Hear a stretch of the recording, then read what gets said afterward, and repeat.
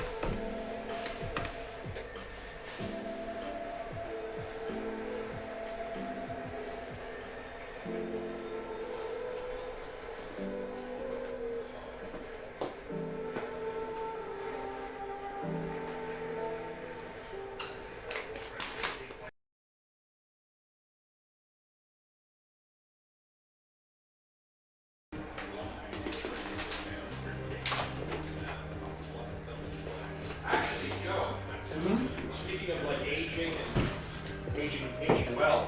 Do you remember a basketball player, Lonnie Cycleton? He was a DJ now. Right, he's like a music producer and a DJ. He's 58 years old. Now listen, the guy, obviously, genetically, was born a winner, right? He was a good-looking guy, you know. Yeah, he speaks 5 languages, has a villa in Mykonos. He's on his second wife. He has like a 3-year-old daughter on his lap while he's like making music in Aspen, like from his cabin in Aspen. The guy's like, I mean, I'm thinking of getting turntables. what are you gonna do with him? You want to be a DJ? Yeah, but I'm only gonna do like. It would be such a. I only do like old music. So, how old is old? Like, if somebody wants you to play Cotton Eye Joe, it's got to be before 65. It's gonna be all Motown and soul and funk. Earth, Wind, and Fire, Cool in the Game. Cool Motown stuff, and just make Motown like.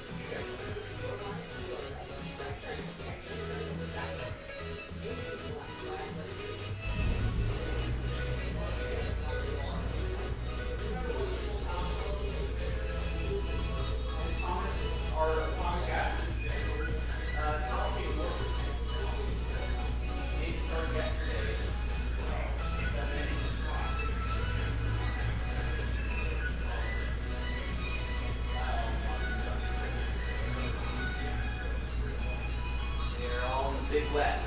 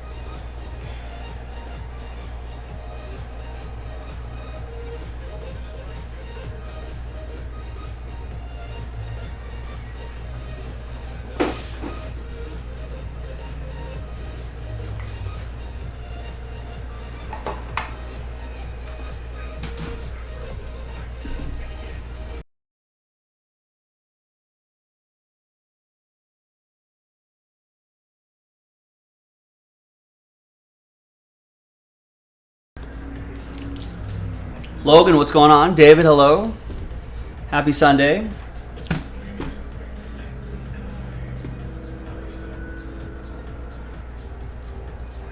Just gathering some mixers together here. We did find more boxes, the same boxes for that football mixer that we did yesterday. So that football mixer is back. And that features a box of Immaculate First off the line, which is pretty nice. So get after that.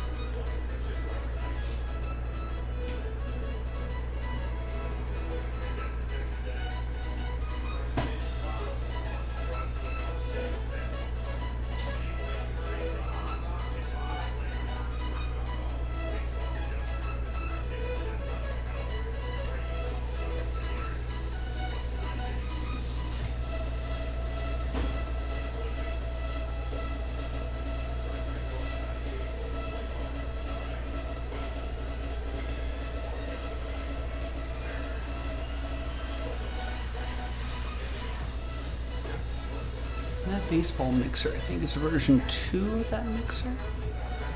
Version 3 of that mixer.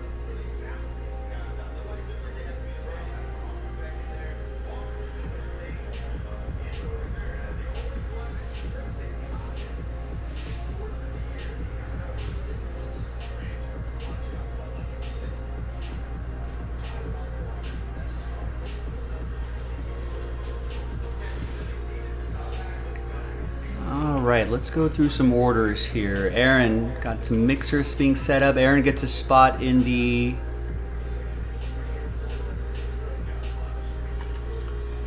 Jumbo 12 filler.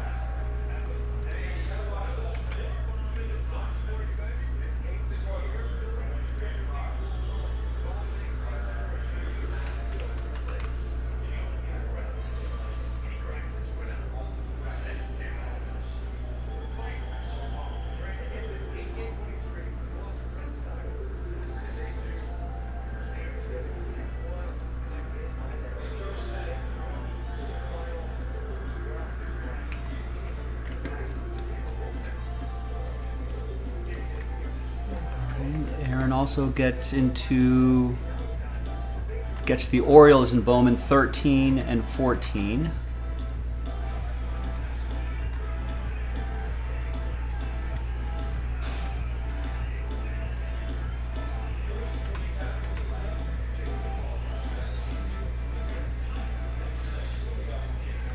We got Brian with 2 in the Hit Parade hockey filler.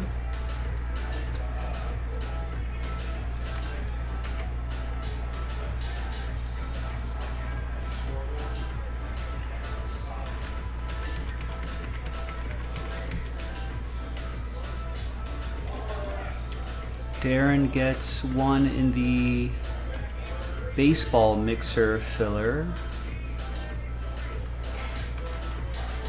It's the Optic Choice box. Gets into the Hit Parade basketball filler.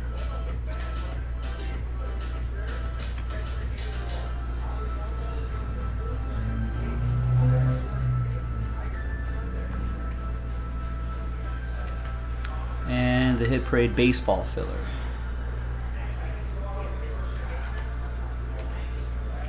Tristan gets a spot in the baseball mixer filler. Gets a spot in the Hit Parade baseball filler. Gets a spot in the Hit Parade hockey filler. And gets a spot in the Hit Parade basketball filler.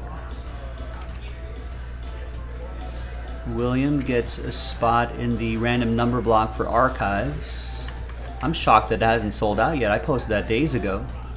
Gets a full spot in Hit Parade basketball. We need some full spotters as well, and then gets a full spot in Hit Parade baseball. Julian gets a spot in the Hit Parade basketball filler, or the Hit Parade basketball straight up, full spot. Tristan gets a full spot in the Out of the Park baseball mixer, and 2 more spots in the Hit Parade baseball filler. Nancy gets a spot in the Hit Parade basketball filler. Eddie gets a spot in the Hit Parade hockey filler. Gets a full spot in Zenith football. That's the second half of that case. And gets a full spot in the Out of the Park baseball mixer. Jason Kirsch with a full spot in Hit Parade baseball. John with a Hit Parade baseball filler spot. Hit Parade basketball filler spot. And Hit Parade hockey filler spot. Kevin with a Hit Parade baseball spot. No, Hit Parade, a baseball mixer spot, that is. James gets a spot in the Jumbo 12 filler, Pick Your Team 12 filler. Chris gets a spot in the Pick Your Team 12 filler. Logan gets 4 spots in the Hit Parade baseball filler. David gets a spot in the Hit Parade basketball filler.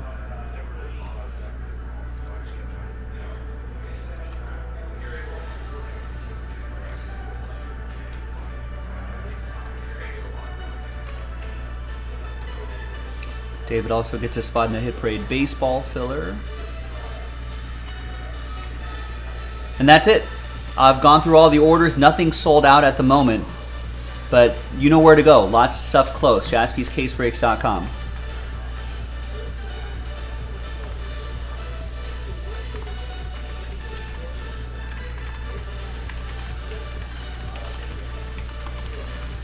And we've got a number of breaks. Well, we got this break down to its last filler.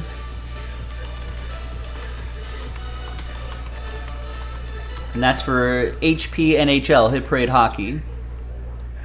They got the baseball mixer playing on a couple fillers. This is the last filler for Pick Your Team 12. And are we giving away 10 spots in that?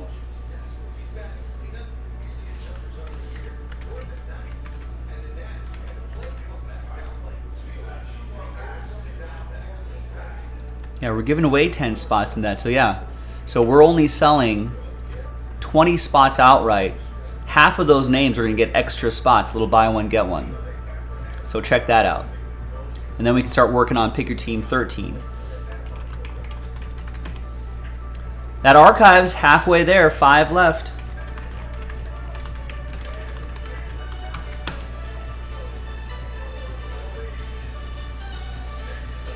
There's Hit Parade Baseball. I love that Revolution Basketball, folks. 11 left in Revo Basketball. And that last filler.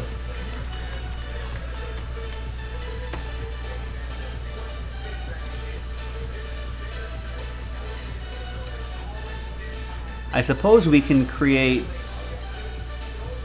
Well, I suppose we could plan on 2 fillers, but for now there's just 1 filler. We'll see how the rest of that goes.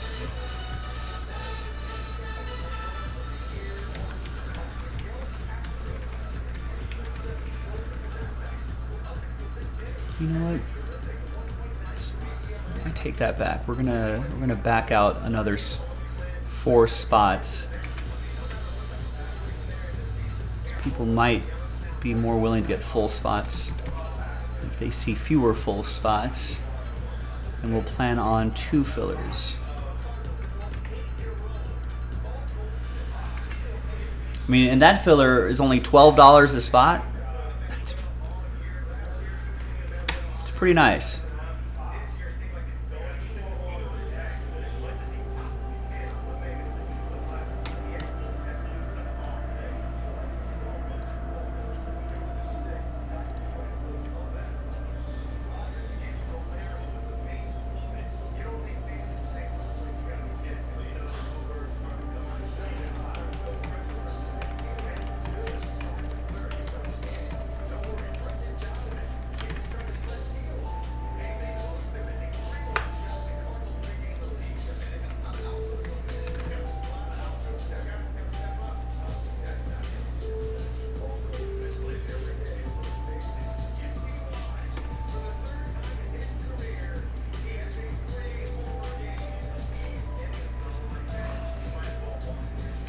So hopefully that'll move things along right there. Contenders Optic Football number 5 is sold out. We just need to move that filler.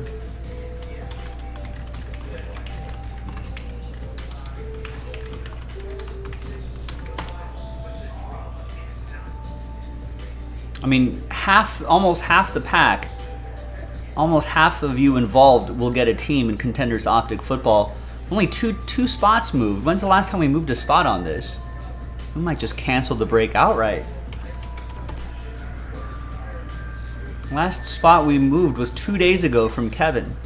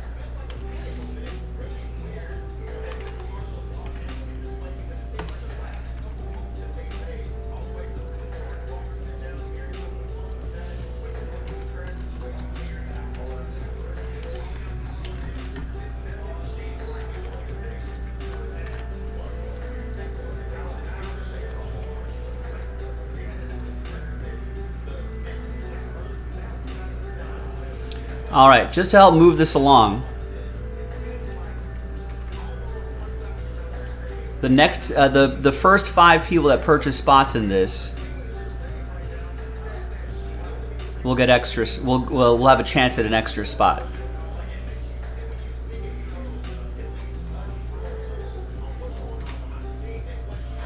That means we just need to fill 3 more spots, and then I'll do a randomizer to give away that spot right there.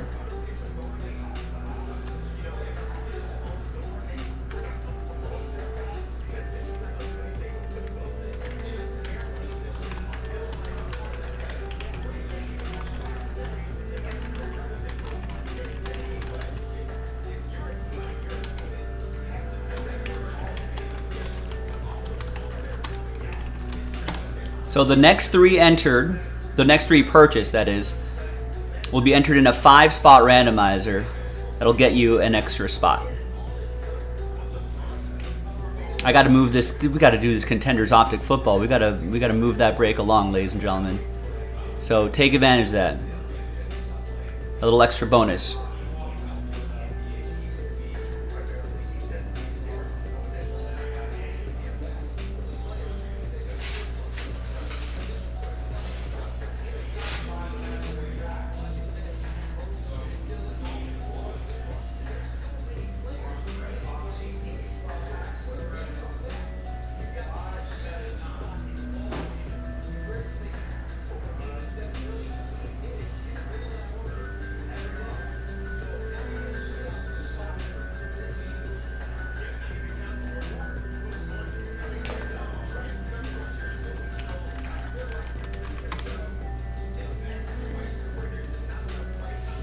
No, is this an ESPN exclusive game? It's not on a local network?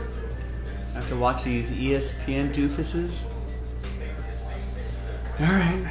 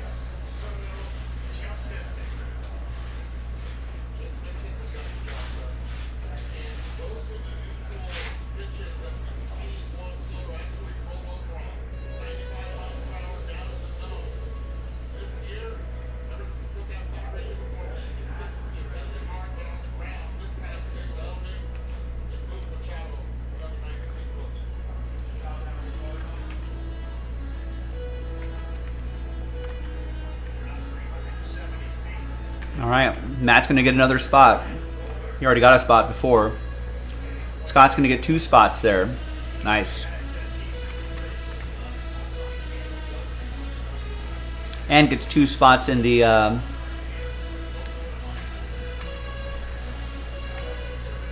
Pick Your Team 12. That'd be a good one to start the day with. Well, it's a little on the quieter side here.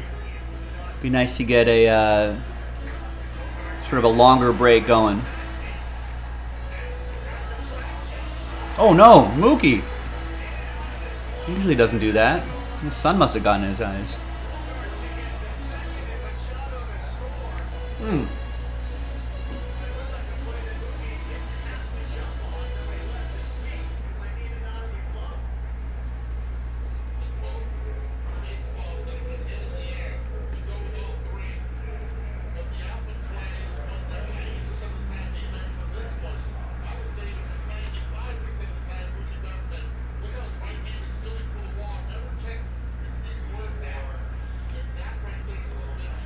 Hi everyone, Joe for JaspysCaseBreaks.com with a little bonus spot giveaway here for the first 5 that purchased spots in 2014 Prism Football Cello Pack number 33. We're trying to fill up that Contenders Optic football. This is the filler we got to do to make this happen. So I'm trying to push it along. So make it happen, ladies and gentlemen. JaspysCaseBreaks.com. All right. So let's see. Extra spot, new dice, new list, name on top. After 7, 5 and a 2, 7 times, we'll get an extra spot. Easy. 1, 2, 3, 4, 5, 6, and 7th and final time. It's going to go to Kevin. Congrats to you, Kevin. An extra spot going your way, little buy one, get one action. Thanks, everybody. Let's get that full. JaspysCaseBreaks.com. Bye-bye.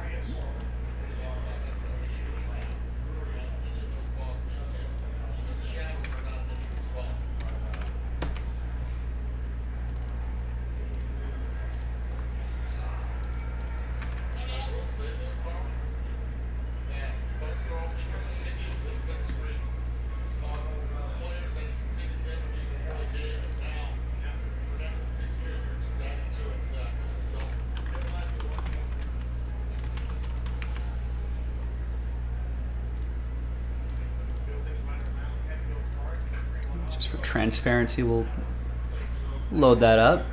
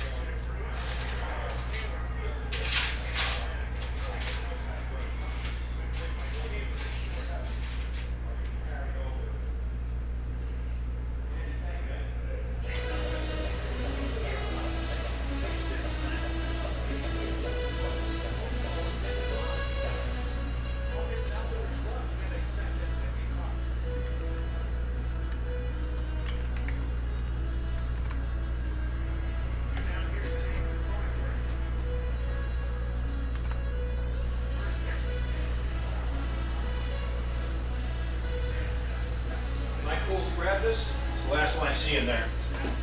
You know off the top of your head? I know he. I think you can, because I grabbed a case for my baseball mixer, and we don't have regular Hit Parade on the website. So yes, you can take it. Thank you. Sell it. Get rid of it. Then we can get more.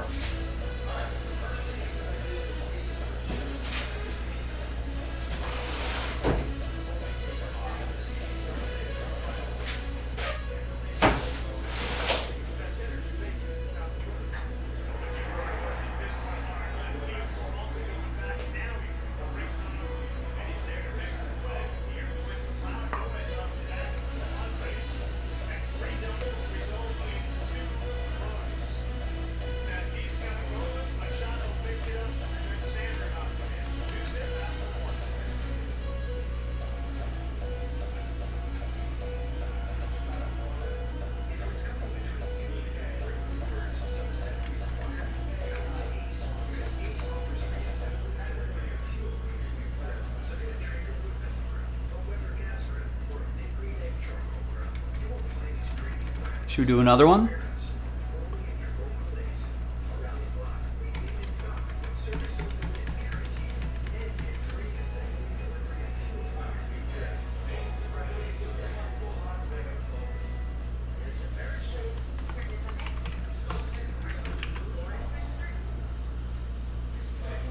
All right, I'm going to pull 2 more out.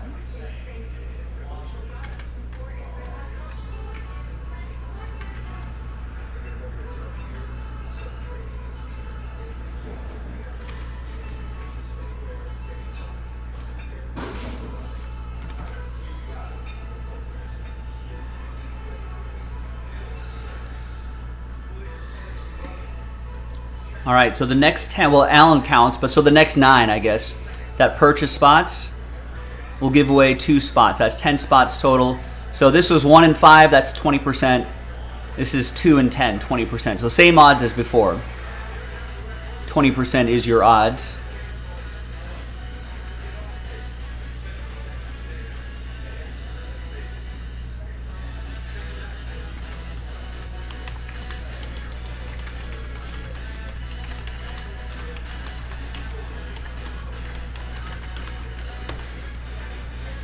So pretty simple. The next 10 spots purchased right here, I'll randomize them. Top 2 will get extra spots in this. And that'll leave us with 14 spots left. And by then, that'll probably get us to Breaksville, hopefully, pretty quickly. That might create the momentum we want. There you go. Scott gets 2 there. Now we got 8 left.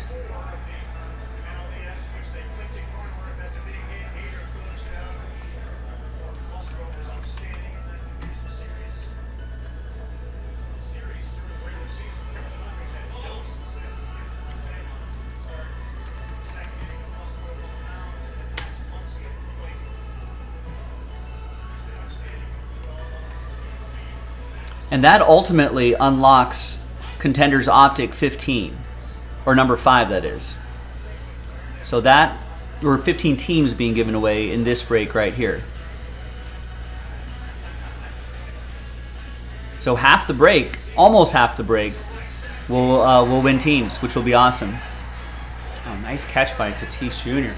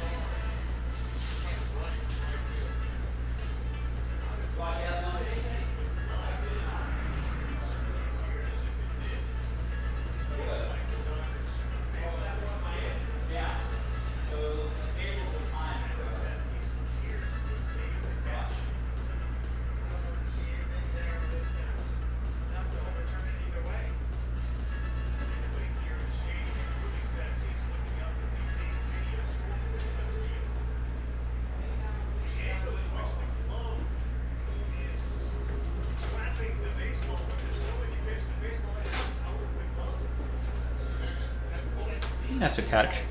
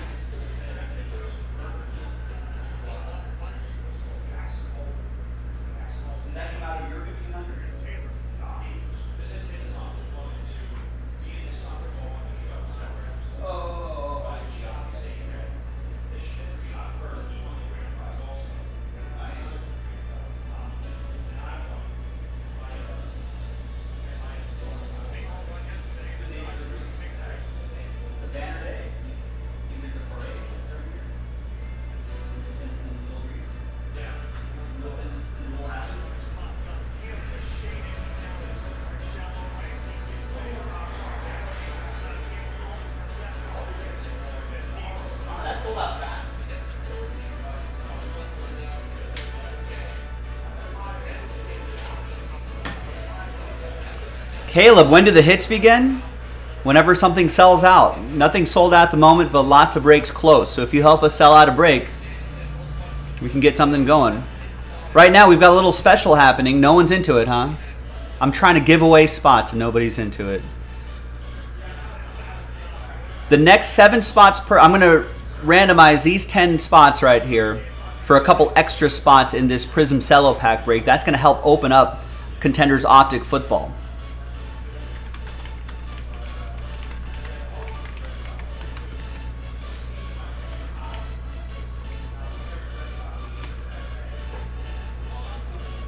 So there's a 2-spot giveaway here, $42.99. If you're one of the first 10 here, we're going to randomize those 10 spots. 2 of you are going to win extra spots. And that should give you some better odds to try to win some teams in Contenders Optic football. I'm trying to give away spots, ladies and gentlemen. Let's do it. Alan and Scott are into it. Once we get 7 more spots sold, we can randomize that group of 10, top 2, extra spots.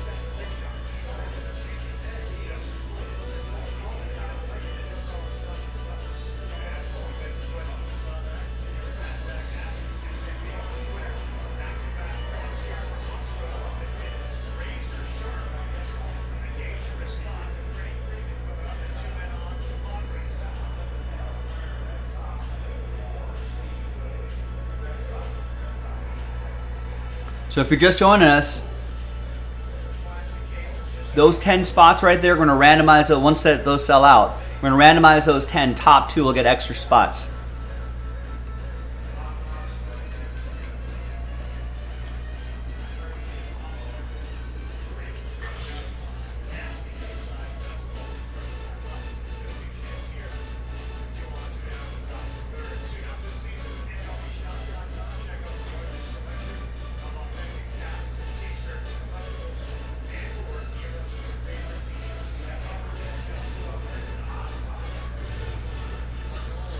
Same answer, Caleb. Whenever it sells out, that's when those hits will happen. So if you can help us buy some spots, we can make it happen.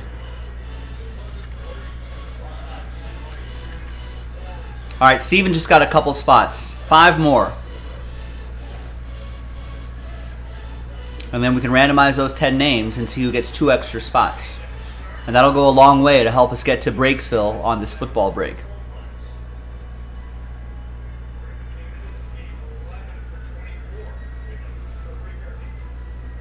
And Caleb, it's the same for the NFL hits, the baseball hits, the hockey hits. Same answer. Every sport, basically we need to get that spots left number down to 0 plus whatever related fillers there are. And as soon as we fill all those spots, then we can get the show on the road, pop open some cases, hopefully pull some really nice hits.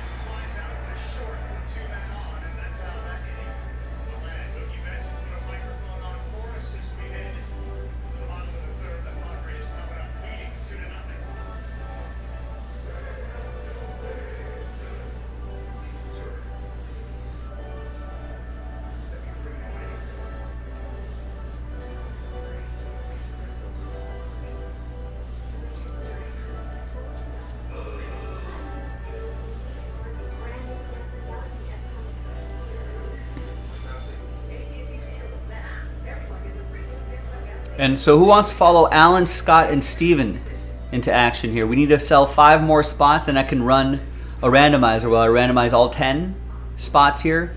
Top 2 will get extra spots. And that's going to help sell out Contenders Optic football. Link is in the chat. Get after it, ladies and gentlemen. Let's do it. And it's the same odds right here. From the first 5, giving away 1 spot, 20% odds, right?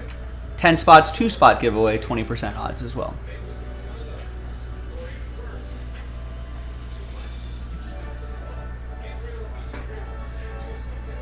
Let's go, folks. Let's sell this out. Let's make this happen.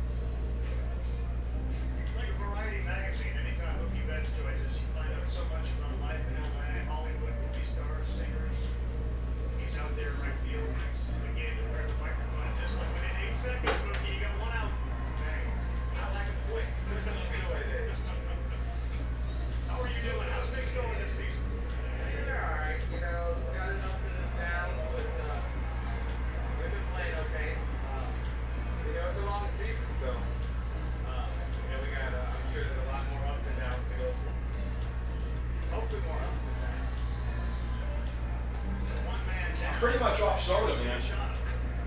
Yeah? I've been buying these, like any flavor I find, I just pick them up. I don't like them, but You know, there's other versions of this too that they might like. what, like other flavors of La Croix or? No. There's different kinds of LaCroix is the only. Also, it's LaCroix. LaCroix, Wisconsin. And Oh, is it? Yeah. And those bastards, like specifically say, we don't want to get all Oh, in that case, we're going La Croix. We're Americans. But yeah, that's why I'm like taking this off. But there, Yeah, that's what I was like, that's like a sparkling water or is that a seltzer? Well, San Pellegrino is like no, blood off. Oh, sorry, not the bottle one, but they so much. Basically, everyone's trying to get on the cold stage, like seltzer beer. Like a seltzer vodka. No, I know, but what I'm saying is like everyone's trying to get on the cold stage. Like everyone makes one, then does one, makes one. Let's not in the bottle one. I don't find them tasty. I just have to eat it. So when I eat something, like if I were to eat something stupid, I can have like half a can. I won't even finish all of it, I don't like it. But it's better than having soda, right? So. That's hard too. I say this. New York and Boston is more hot style for sure. But this one's still a little bit. It's the next one a long way since I've been here, but I'm really love it. Thank you guys.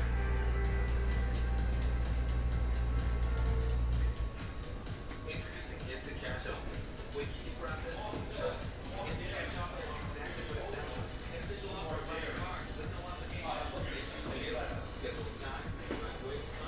What's that? I said I'm off milk too. I moved to oatmeal. Milk. Yeah, I was drinking skim milk since I'm a little kid. So I moved to oat milk. I don't like almond milk. So there's a lot of different flavors and levels of creaminess for oat milk. Yeah. So you actually drink oat milk? I have. I drink it. Some of them are better than others.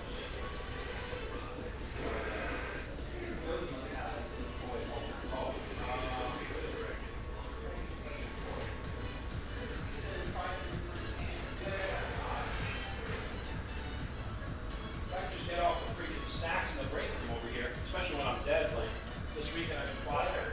Yeah, I actually requested to make time for it.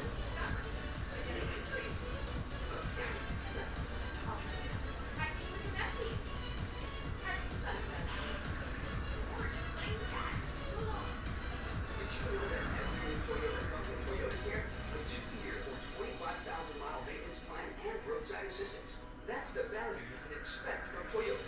Your summer starts here. Toyota, let's go places.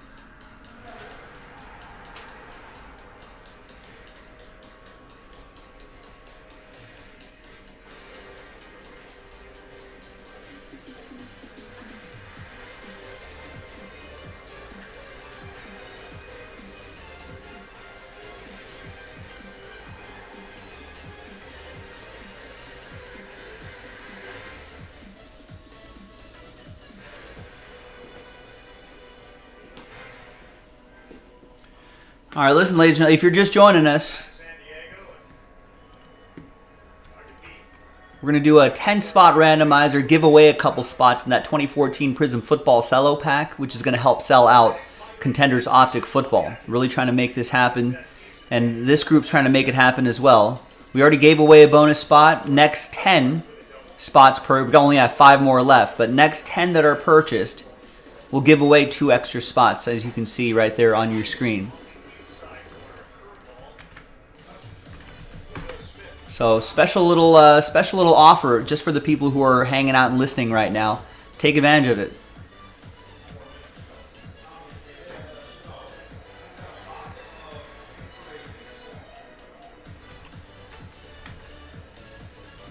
And if we get that little extra help, then I feel like we can get to Breaksville on that Contenders Optic football break sooner rather than later.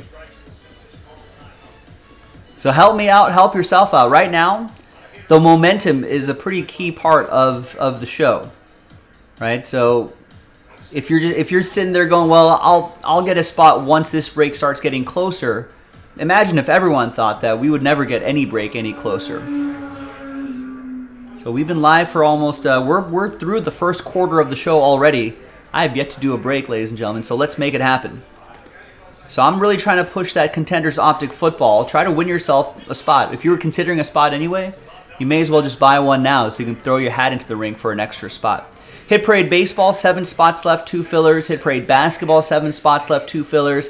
Hit Parade Hockey, no full spots left. That's the last filler.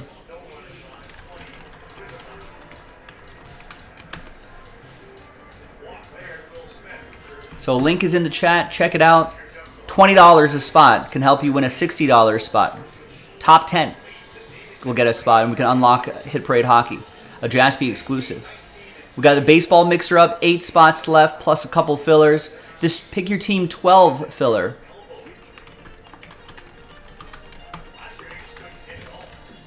Hey, that's our last filler. That's the only filler we got to do for a Pick Your Team. Only 11 spots left, and a chance to win, what, 17 teams? So over half the pack are going to get teams. That's really good odds.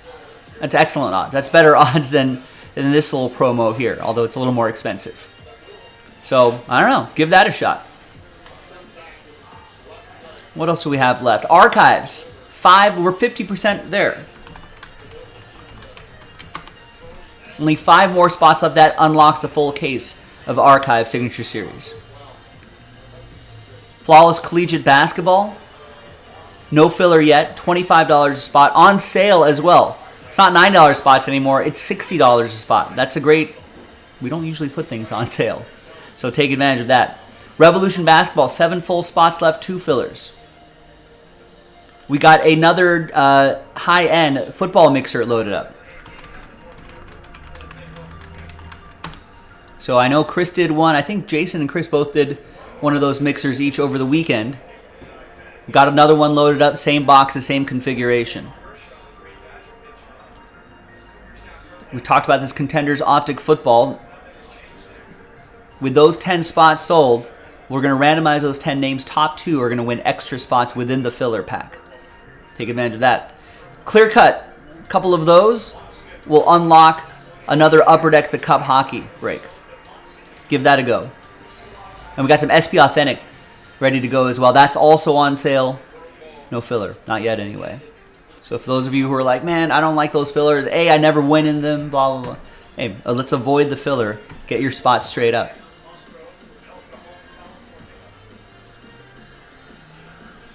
So I've not done a single break today, ladies and gentlemen. Help me out.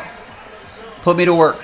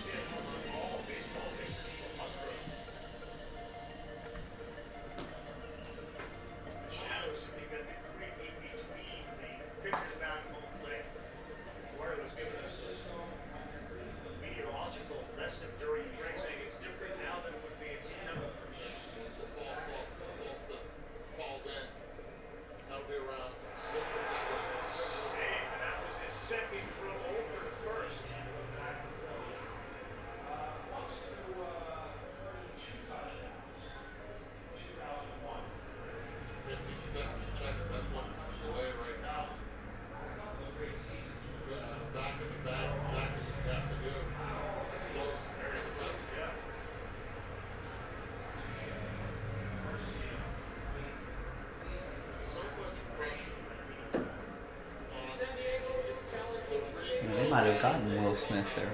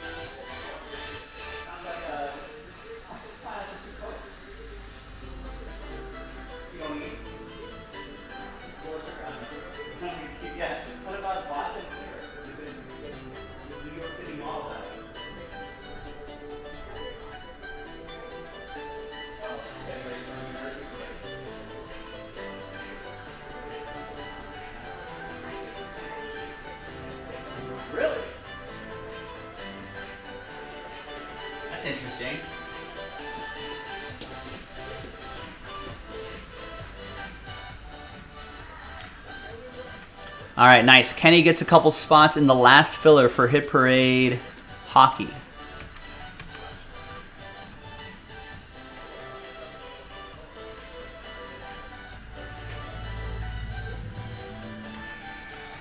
And Andrew, what's going on? Andrew picks up 7 in Hit Parade Baseball. Nice.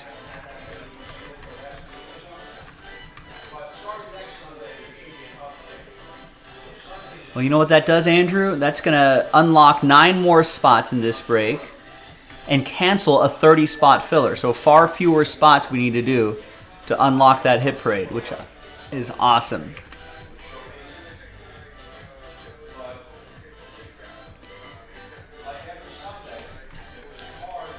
So everyone thank Andrew for making that Hit Parade a little bit easier for us.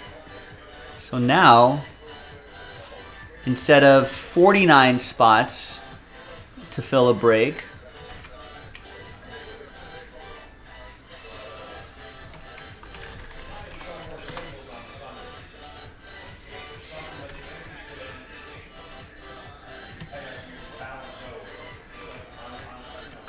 I'm going to have to do 28 total spots. Tampa Rays, what's going on? When is the Bowman mixer I see on the website looking to get into a break tonight? That's up to you, Tampa. Whenever you want it to happen, because we do breaks whenever they sell out. So if you're looking at this thing right here, yeah, help sell it out. We got 8 full spots plus a couple fillers where we're giving away spots. As soon as you help make that happen, as soon as all those spots go down to 0, then we'll make it happen. So you control the when. Just like Andrew controlling the when in this break right here. Boom. He gets the rest of the spots. 5, 6, 7, 8, 9, 10, 11, 12, 13, 14.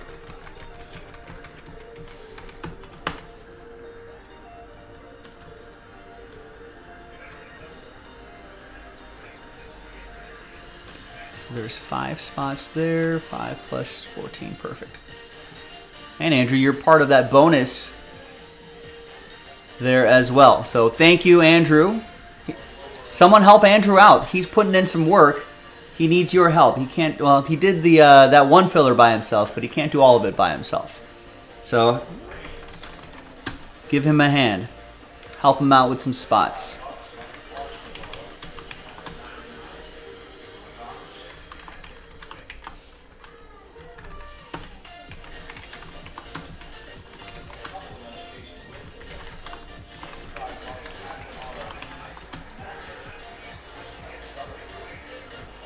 Ooh, good catch.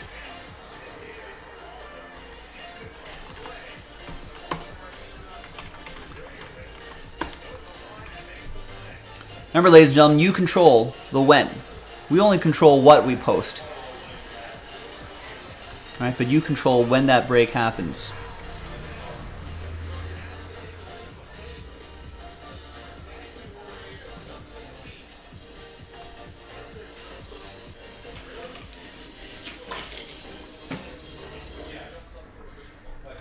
Sunday there should be more, some new individual cards. Hi everyone, Joe for JaspysCaseBreaks.com doing another little bonus spot giveaway here to this group of 10. So big thanks to this group. 2 bonus spots on the line here. Andrew ended up selling out the break, so you're going to see the pack break in the next video. But this is for the giveaway part. Thanks everyone for helping make this happen. Now, let's randomize it. Top 2 after 8 the hard way. 4 and a 4. We'll get 2 extra spots. 1, 2, 3, 4, 5, 6, 7, and 8. And it's going to be Scott and Andrew. A couple extra spots after 8. We got Scott and we got Andrew. All right, there you go. I'll see you in the next video for the break itself. JaspysCaseBreaks.com.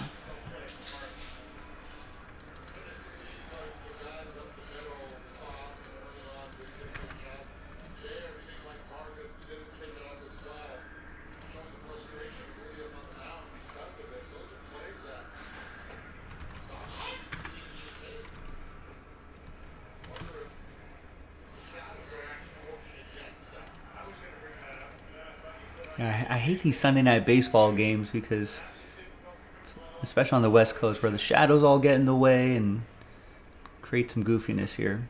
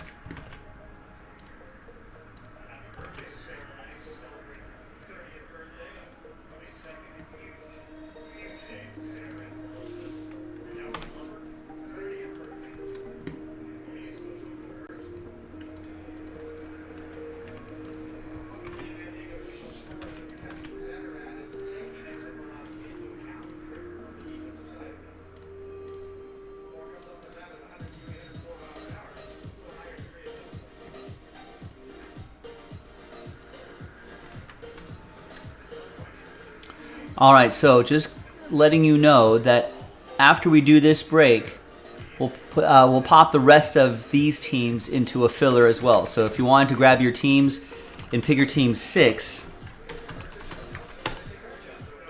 now's the time. All right, let me grab that pack.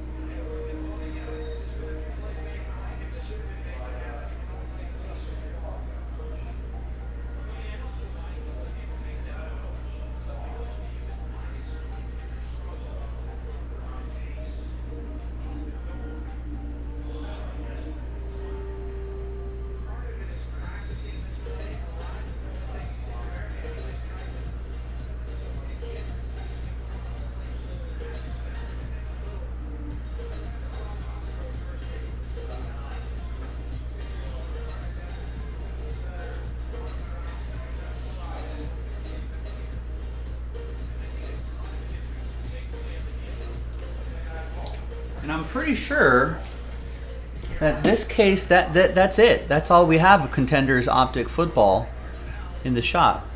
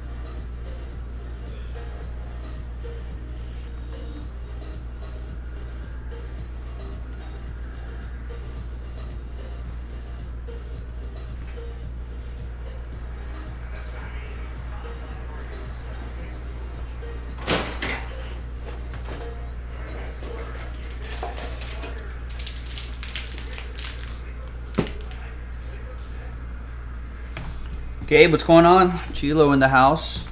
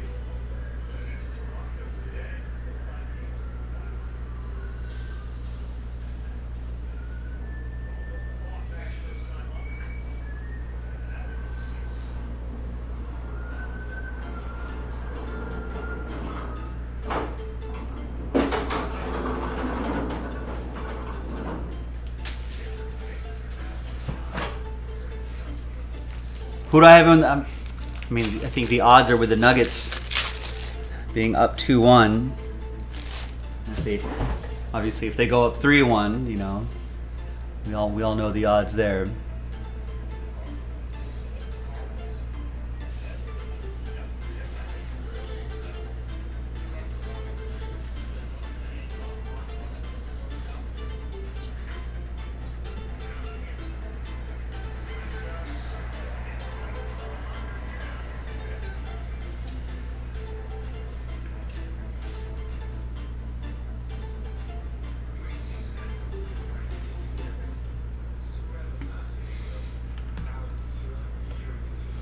Hi everyone, Joe for Jaspy's CaseBreaks.com. Happy Sunday. Coming at you with 2014 Panini Prism Football. Cello Pack break number 33 with 15 Contenders Optic football teams being given away. That's going to unlock Picker Team 5, which is from a fresh case. And we'll do this randomizer for the teams a little bit later. Let's do the break first. Big thanks to this group for making it happen. Appreciate it. And all 32 teams are in. Let's roll it. Let's randomize names and teams. 4 and a 4, 8 the hard way. 1, 2, 3, 4, 5, 6, 7, and 8.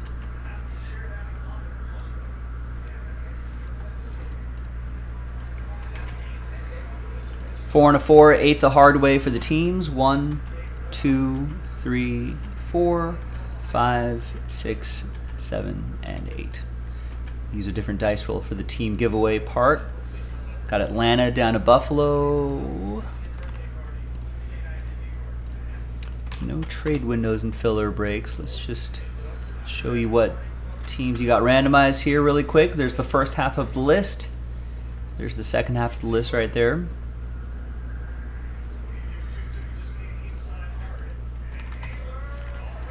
And let's sort by team and let's print and rip.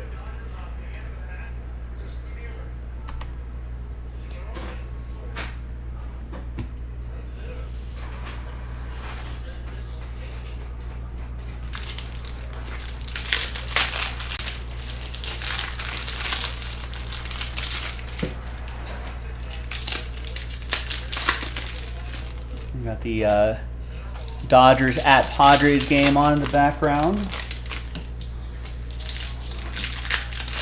on ESPN. It's a Sunday Night Baseball game.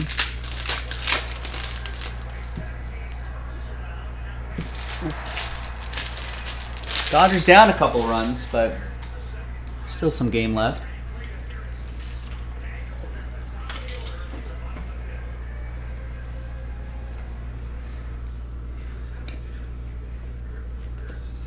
So it's a bit of a blast from the past here. Back when Josh Huff was a rookie. D'Anthony Thomas.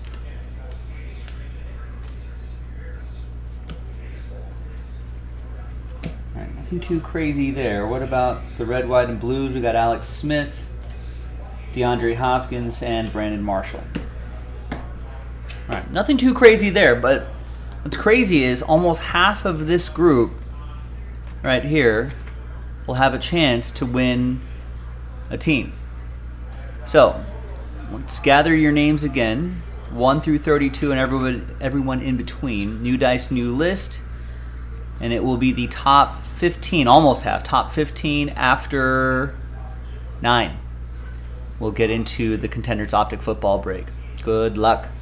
1, 2, 3, 4, 5, and a 4, 6, 7, 8, and good luck, 9th and final time.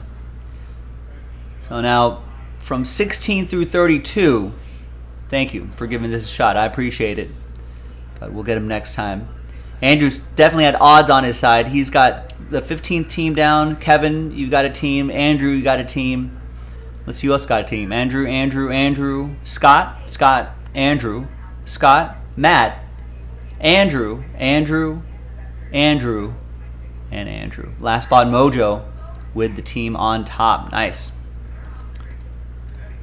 And a bonus spot also coming in handy for Andrew as well.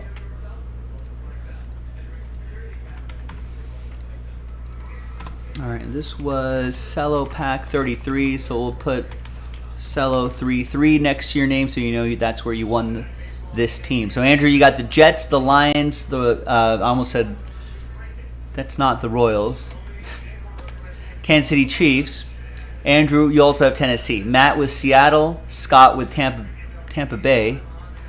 Buccaneers, not Rays.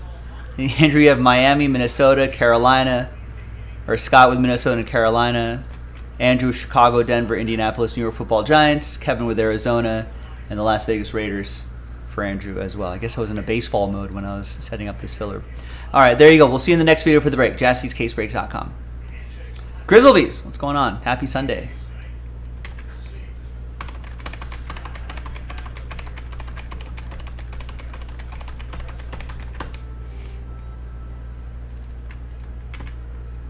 All right, give me a minute here to set up the next spreadsheet, and then we'll go from there.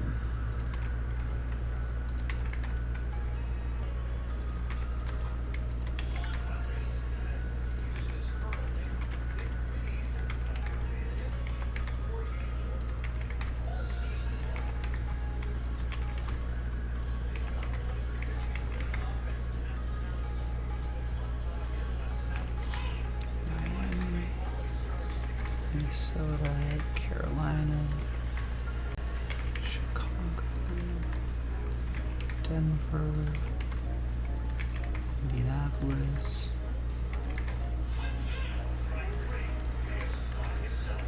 Giants.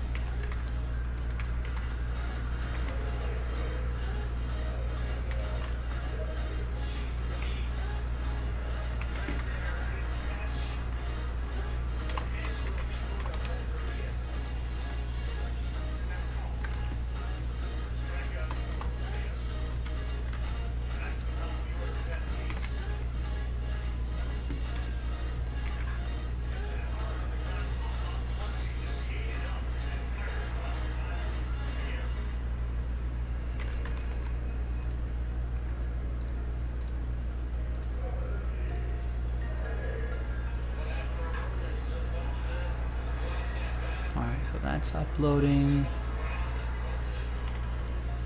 All right, just as a note, as soon as I'm done with Pick Your Team 5, I'm going to put the remaining teams in Pick Your Team 6 into a filler.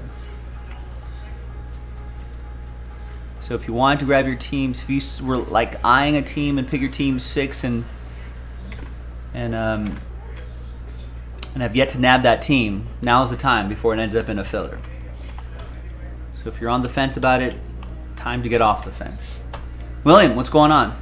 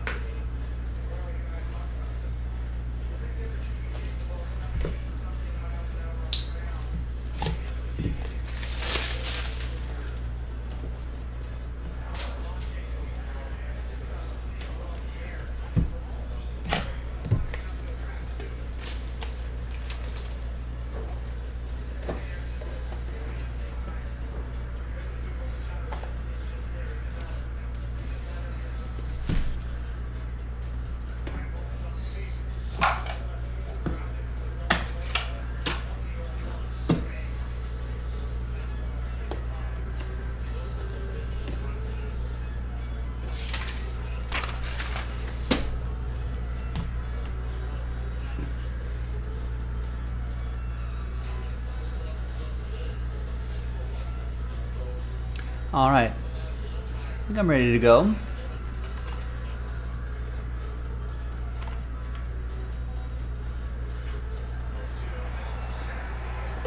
Get there.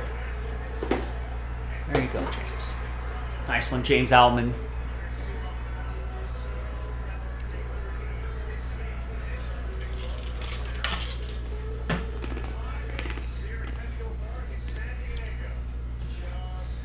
Hi everyone, Joe for JaspysCaseBreaks.com coming at you with 2022 Panini Contenders Optic Football. 10-box half case, pick your team number 5. All cards ship, and pick your team 5, half case from a fresh case. Nice. Big thanks to this group for making it happen. Appreciate it. Here on Sunday the 7th, 2023. If you have cello 33 next to your name, that means you won that spot in that 2014 Panini Prism Football cello pack break. Number 33. Matt, you ended up with last spot Mojo Jaguars. You bought those a little while ago. Appreciate your patience on that, Matt. He got involved in the filler too, so I thank you for that as well. Thanks everybody. Now, just for Contenders Optic fans out there, I know you're out there. This is the last case of Contenders Optic football that we have at the moment.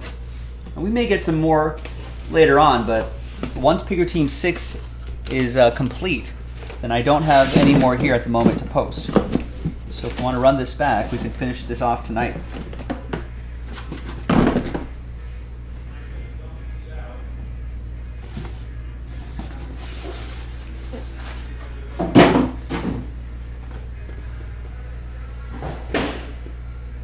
Alright, so you'll see that we've got 5, 10, 15, 20, right? So we got 10 boxes on the left side, 10 boxes on the right side over here. We'll go 1, 2, 3 for the left side, and 4, 5, 6 for the right side on the dice roll. Good luck, boxes. It's going to be 2. So we'll go 2, and these we'll save for break number 6.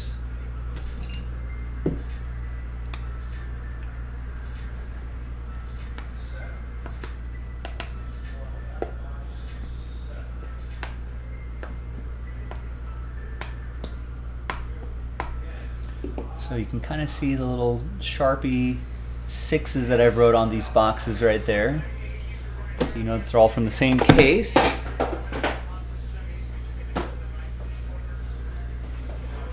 These ones as well. We could run that back tonight if you'd like.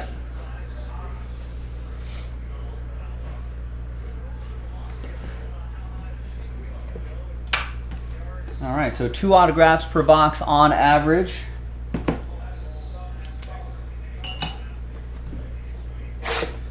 Good luck, everybody. Is Absolute Football coming out soon? I have no idea. I do have a product schedule on my list here, on my bulletin board.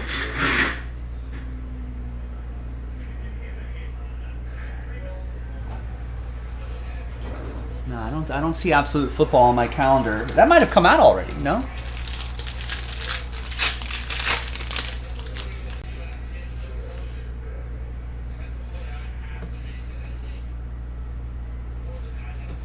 All right, so we got some points here. Winner take all on the points, if there is any more. All right. We got A.J. Brown, 54 out of 99. Got lottery ticket, Cooper Kupp. Got Saquon Barkley. And behind Khalil Shakir is a rookie ticket autograph, Matt Corral.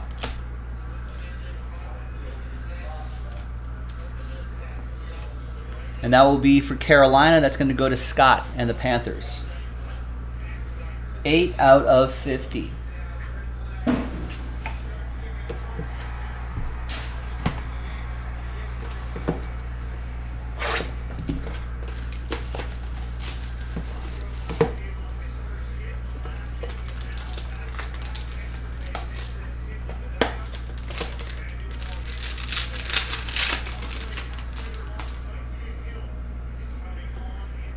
Is that more points? It is, but Winner take all. So 1,800 points is pretty decent, actually. There's Devontae Adams to 175. That's a catch. It's going to go to the Raiders. That'll be for Andrew. On that spot in the filler. We got a die cut Deion Sanders to 75. That's going to be for the ATL. That's going to be for Andrew as well. We got Sam Howell for the Commanders. That's going to be for Andrew.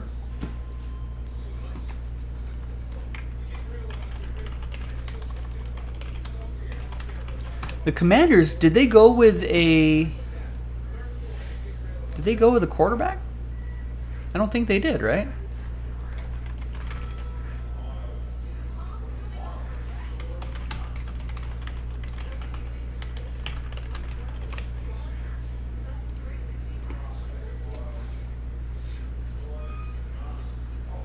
Yeah, they went corner, center, offensive tackle, defensive end, running back, and defensive end.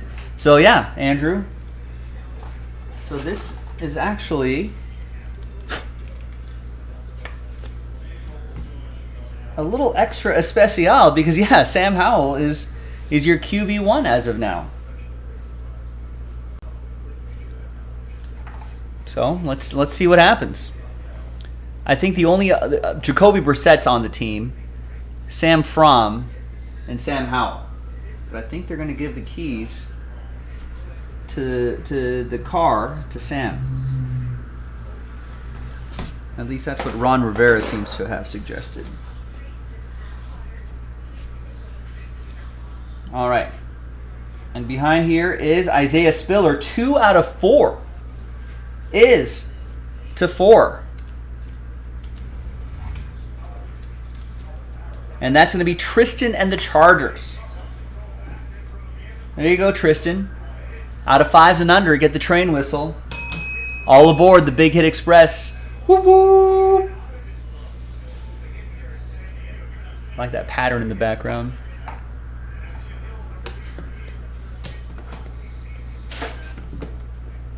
All right, my Dodgers scratching a run back against. They're just down by a run now. Still anyone's game. That's right, Riverboat Ron betting on Howell. Hey, that'd be good for the hobby if we had another quarterback emerge out of here unexpectedly. All right, there's Justin Herbert, 1 out of 30, green pulsar. It's going to be for Tristan and the Chargers. We got a blue die cut. It's going to be to 99, Randy Moss, Minnesota. That'll be for Scott. Got Devonta Smith. And behind Jamison Williams is Tyler Linderbaum. Rookie auto, green pulsar for the Purple Birds. That's going to go to Aaron Billingsley. 6 out of 30. And then Thurman Thomas, nice, 15 out of 50. Legendary signatures. Buffalo! Who's got the Bills? Mickey with the Buffalo Bills. Got the Bills straight up.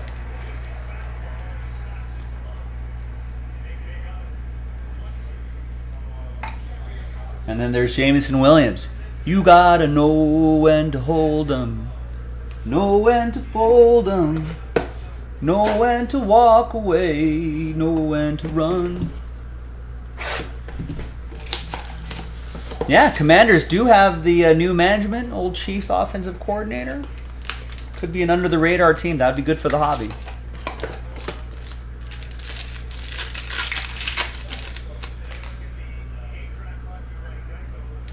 Oh, man, looks like we got more points.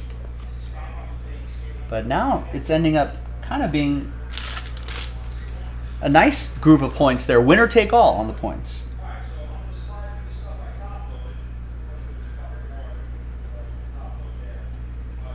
All right, there's Kyle Pitts, 175 for the ATL. It's going to go to Andrew. That's Stephon Diggs, splitting image. That'll be for Buffalo. Got Amon-Ra St. Brown, and we got Sauce Gardner up there. And he's going to reveal a Dameon Pierce, 31 out of 75. Texans, that's going to go to Steve Locke.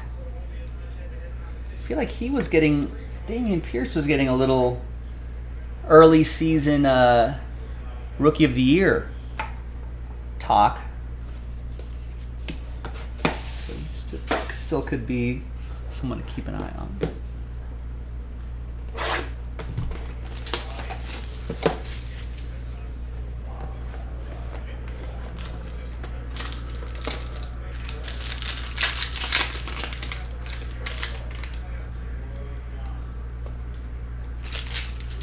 Is that more points? Well, someone's going to get a lot of points. One person's going to get, what, 9 times? 3,600 points? That's actually a decent amount. There's Nick Chubb, 2 out of 2. Nice. That's going to be for Eric. Cleveland, this is for you. And all aboard the Big Hit Express. Woo woo!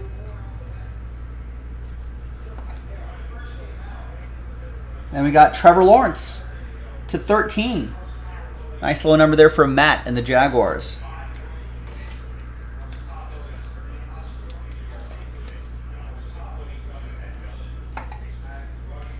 And then we got A.J. Brown. We got Desmond Ridder. And behind Desmond Ridder is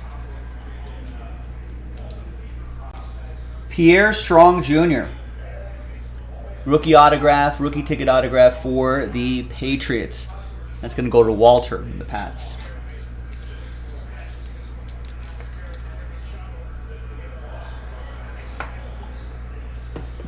All right, we're halfway through this 10-box break. Williams saying 900 points is about $90 on the secondary market. Well, that's winner take all, so that's going to be a good chunk of points for somebody. Usually there's only 1 or 2. 4 is not very common.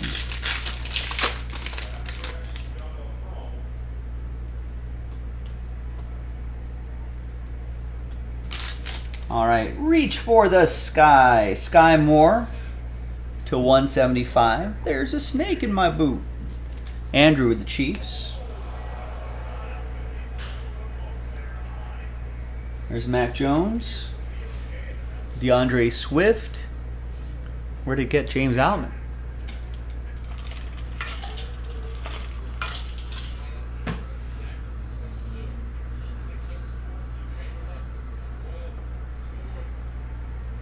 Ooh, right on the shoulder. Could have been the helmet. Here's rookie ticket autograph, Zamir White. Hopefully we'll see a little bit more of Zamir in on the action for my Raiders this year.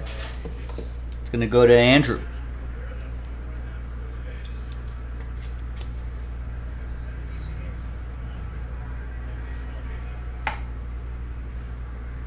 And there's George Pickens. Nice. 2 out of 22. Nice cracked ice autograph for the Steelers. Andrew with Pittsburgh. Nice.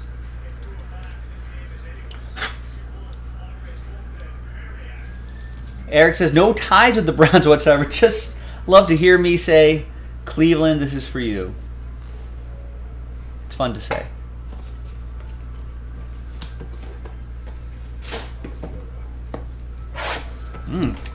Gabe picked up some DeAndre Swift rookies, just in case, at a trade show yesterday. Yeah, there could be some upside there.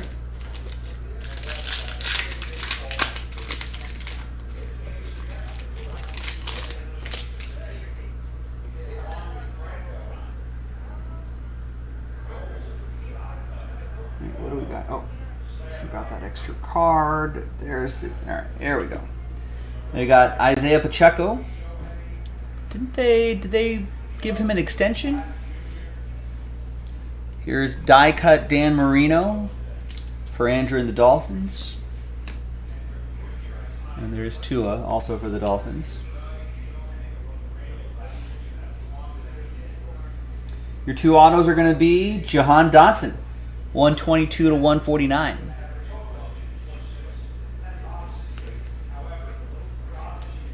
Nice auto there as well. Good use of the canvas. Even got a number inscription right there, Andrew. Not bad. And on this side, Velus Jones Jr. Rookie ticket auto for the Bears. That's also for Andrew.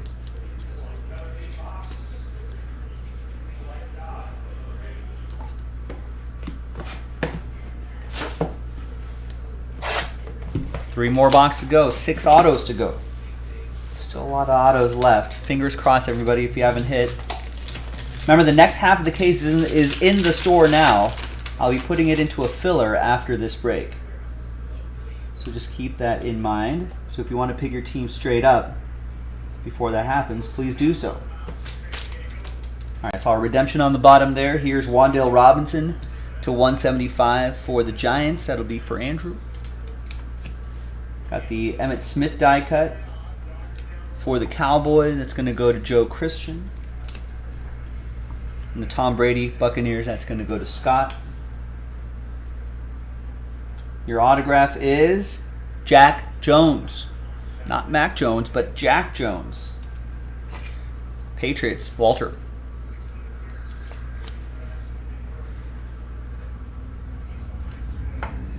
And the redemption, Isaiah Pacheco's going to help us out. It's a all-time Contenders gold. Card 12.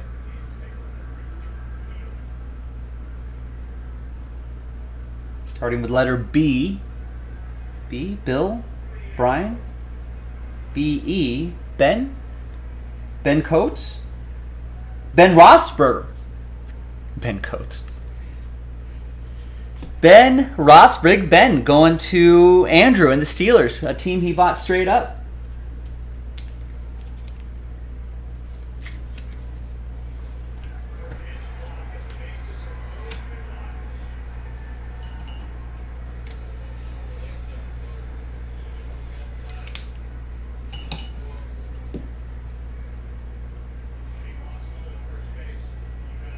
Nice. All right, 2 more to go. I know Ben should be signing his cards. He's retired. What else is he doing? Ooh, Dodgers have the bases loaded, top of the 6th, 2 outs, down by a run. Let's go, David Peralta.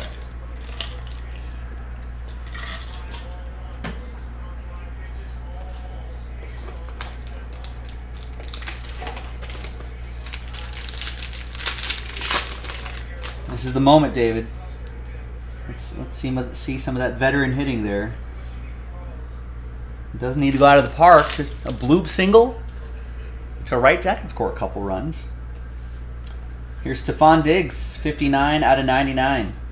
Can you dig it? We got Ahmad Sauce Gardner, 2 out of 10. Yeah, that gold parallel might be to 10.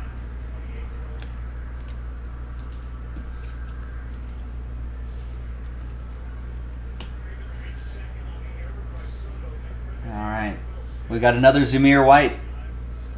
It's got some nice penmanship there for a 2-letter autograph.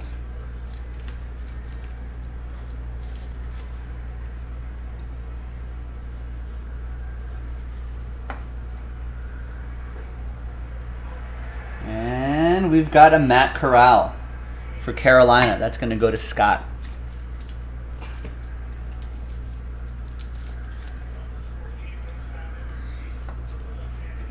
Another Jameson Williams. What do I think about the pitch clock? I love it. Games are shorter. It's a lot faster. It keeps things moving. I think it might be. It's not perfect. They might have to fiddle with it a little bit. I think they usually, if there's any rule change at all, they often do that at the All-Star break, which I think should be plenty of data. But I think some players have said, I think at the beginning of the... Oh, a pop-up? Come on, David.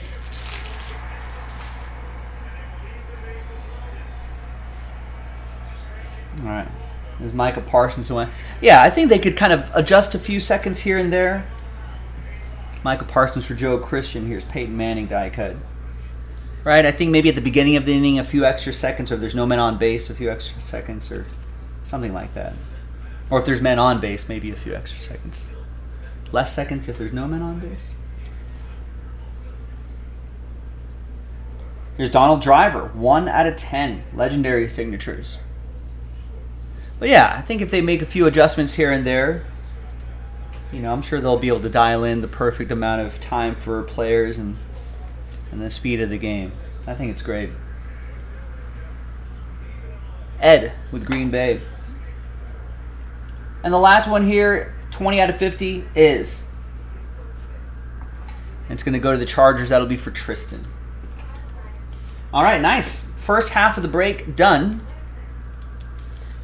Second half in the store right now, jaspyscasebreaks.com.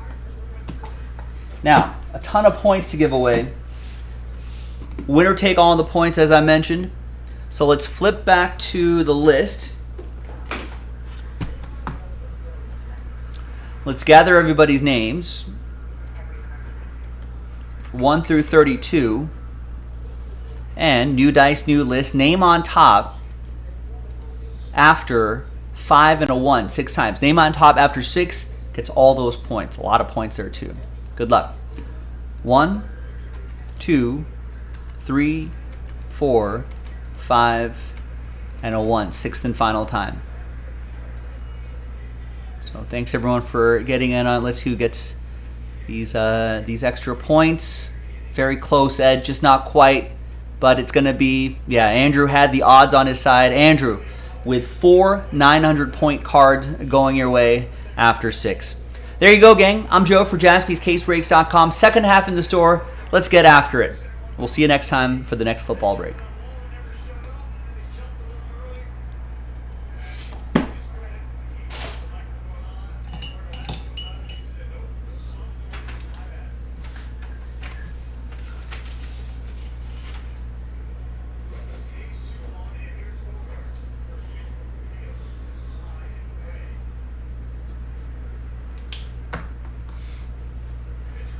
Yeah, I think, Scott, you're right. I think there's just, it's not perfect, but I think there are,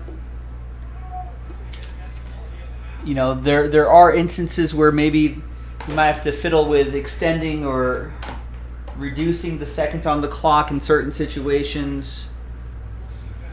That seems to be the general feedback. I read like this article on The Athletic or on ESPN or something like that where things players, you know, loved and hated about. I think most players seem to like the pitch clock as well. It seems to keep things moving along, but the biggest sort of argument seemed to be like, hey, when there's at the beginning of the inning, can we get a few more extra seconds? I feel like they should get more seconds when there's in like certain runner situations or beginning of the inning situations. And if they make some of those tweaks here and there, I'm sure it'll be perfect. Yeah. Clock operator, who's operating the clocks? Is it just some kid or is it the scorer? I don't know how that works, but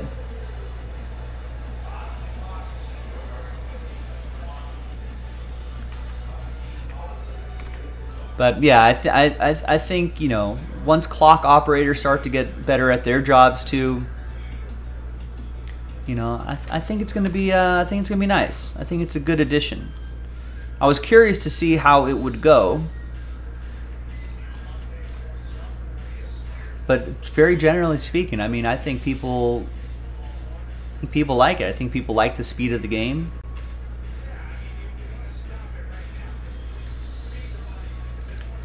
You know, I think broadcasters like it. I think advertisers like it.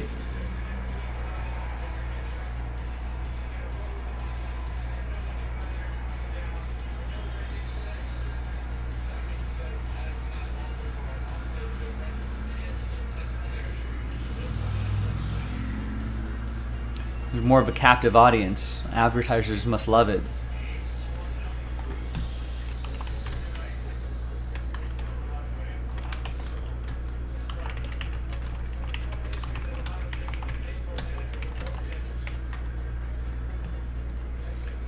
Alright, so that video is uploading. Labels are being printed out.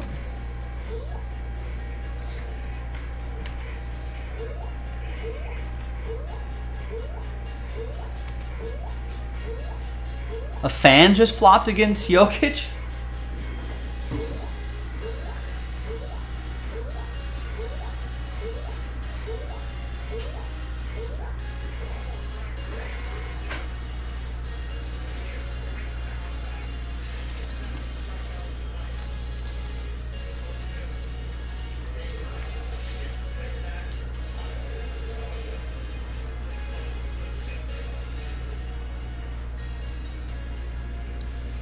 Flip between these games.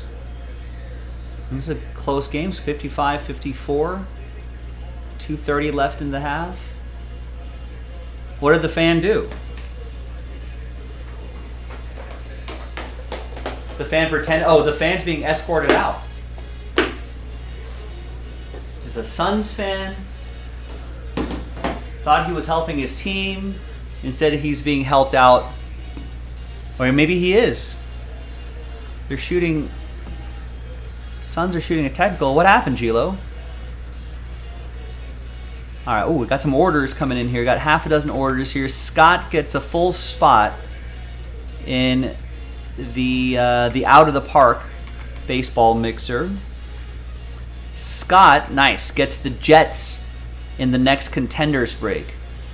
Which, if we do a filler, that's going to help the filler get a lot cheaper. That's one of the bigger teams off the board. Thank you, Scott. Nice. Andrew picks up a few teams in Contenders Optic 6. That's the only Contenders Optic we have in the store thus far. Until we get more, but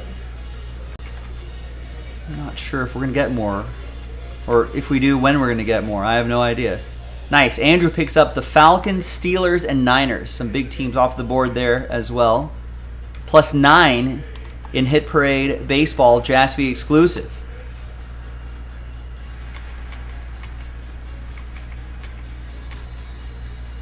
So now that just leaves the filler left. Thank you, Andrew. Good luck. And Paul gets a spot in the last filler for Hit Parade Baseball. Tristan gets 2 spots in Hit Parade Baseball. Petra gets a spot in Hit Parade Baseball filler.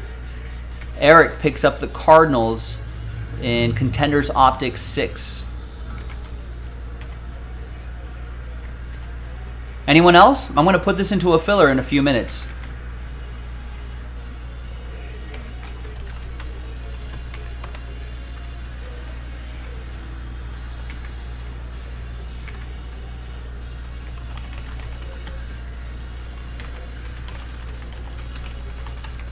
So last chance to get your teams in Contenders Optic Football, which will be that same 2014 pack. And 15 left in that filler. Andrew's got a ton of full spots. Someone help him out. Let's kill that filler. That's the last filler for Hit Parade Baseball. Link is in the chat. 15 spots left.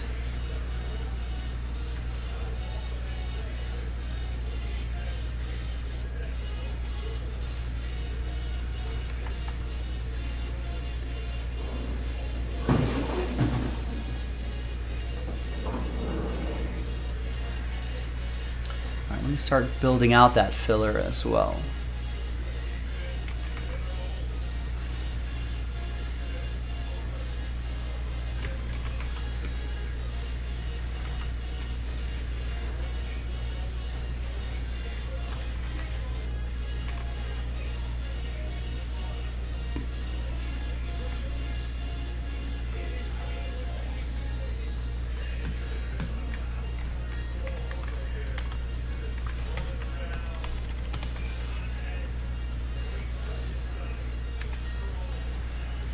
Nice. Hurry, Alan, before it ends up in a filler. I'm pricing it out right now.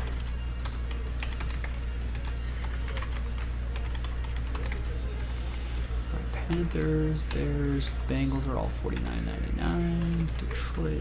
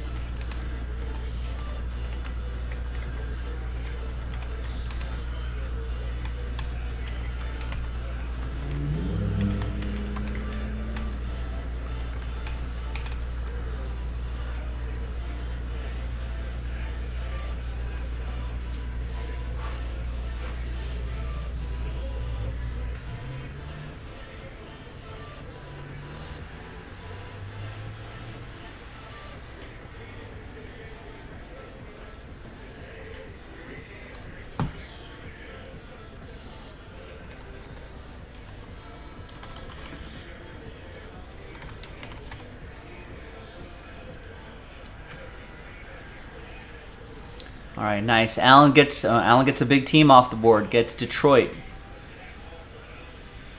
So Allen, you have last spot. Mojo, and you have the nice fuzzy feeling, that warm fuzzy feeling of knowing that you made the filler cheaper for everybody.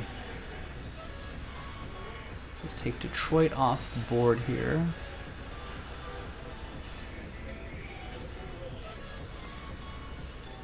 Let's price out this filler here.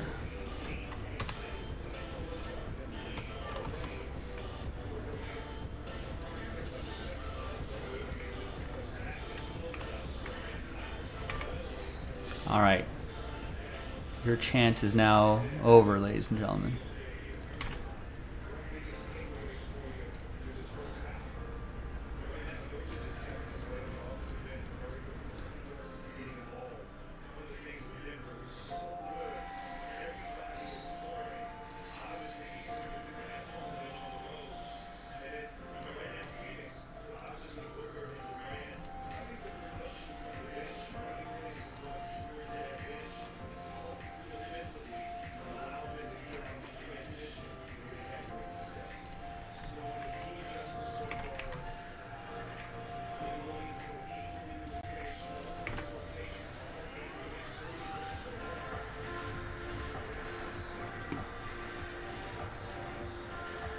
So it'll be a 11-team giveaway. Sunday Optic 6. That'll be cello pack number 34.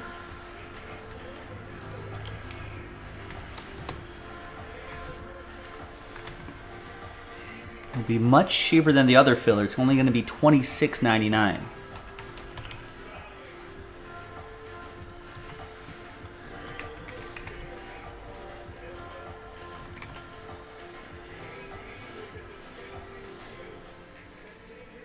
All right, so that's a close game between Denver and Phoenix. Dodgers at Padres.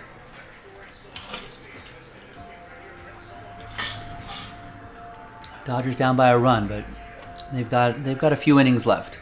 Try to make up that run. They just have to prevent some runs here.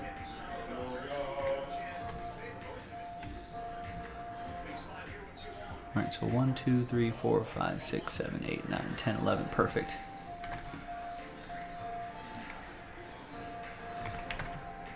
Let me change the description there. Top 11 teams.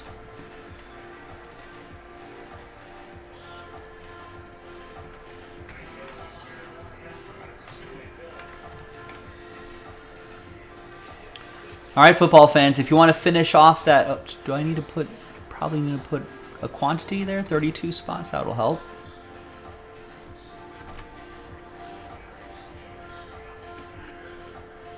All right, so that's the second half of the case that we just popped open. It's only $26.99 a spot. And that's going to help knock out the second half of Contenders. And the other thing is that that's the last of Contenders Optic Football that we'll have for a little bit.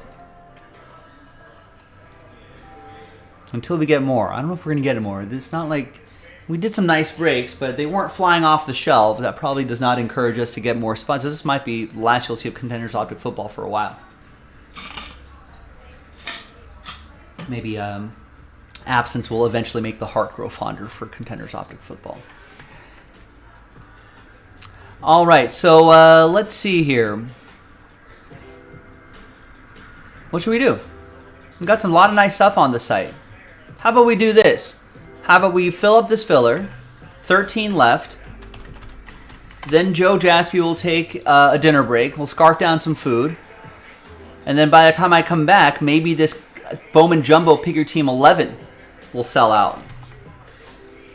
Pick Your Team 12 will sell out with 11 spots left, and Spago is right. Maybe this $20 spot filler will sell out too.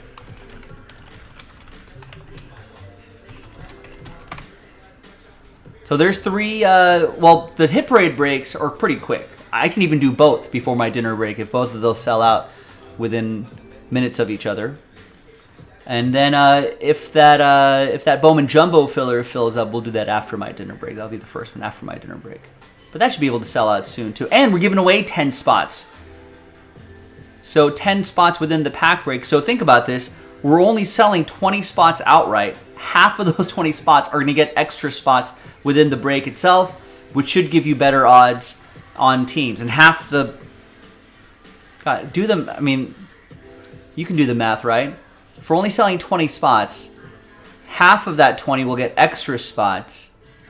And then half of that 30 spot break, more than half will get teams and pick your team 12. Think about it.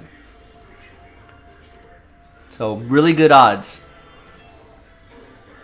It's too much math, but I feel like a lot of people are going to get into Jumbo 12 for a fraction of the price.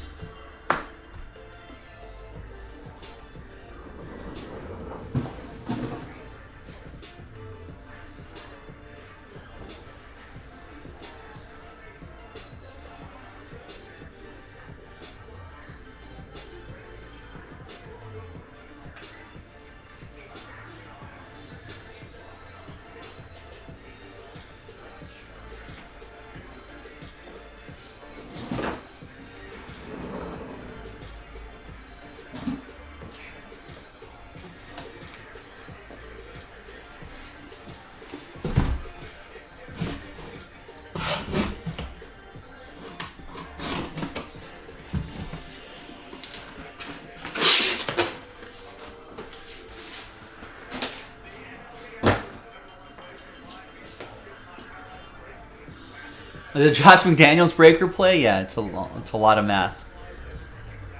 All right, Matt gets a spot in the last filler for Hit Parade Hockey. He gets a filler for Contenders Optic 6.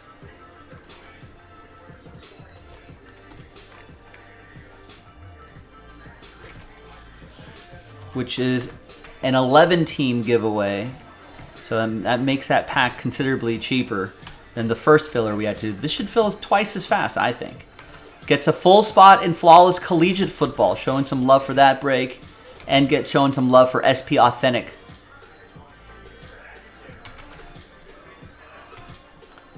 Thank you, Matt. Brian picks up a spot in the Pick Your Team 12, Jumbo 12 filler. Thank you, Brian. All right, who's next? Eugene gets 3 in the Hit Parade baseball filler.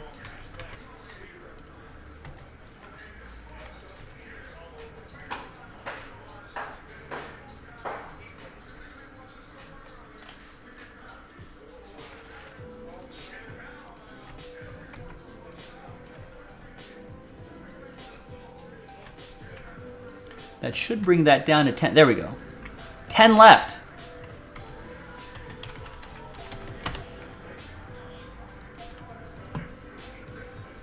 So let's get this done. I'm getting a little hungry. I want to do this before my dinner break.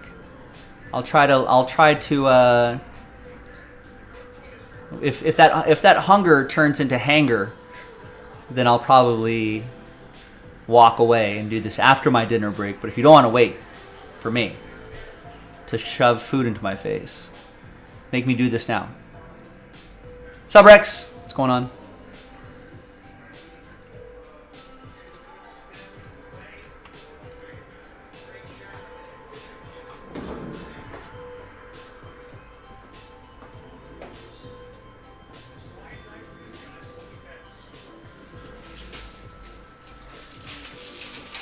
This is the filler pack.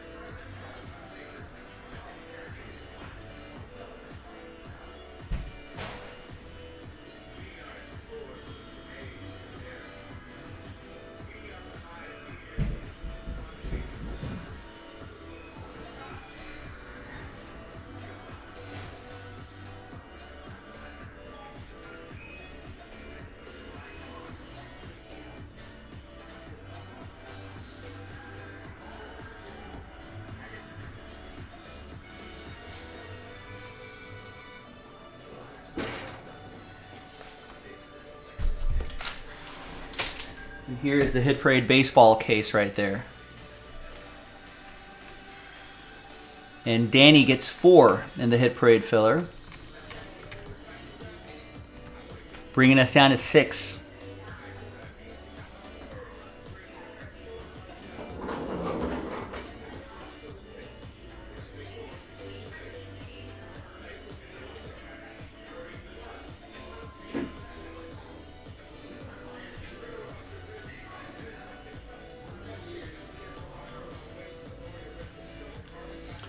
What do you mean about that with the Cardinals into Contreras? Seems like their manager owners are panicking, throwing him on. Are they throwing him under the bus? If they're throwing under the bus, I'm not getting that vibe. I am getting a panicky vibe though. That team on paper is too good to be where they're at. They shouldn't panic.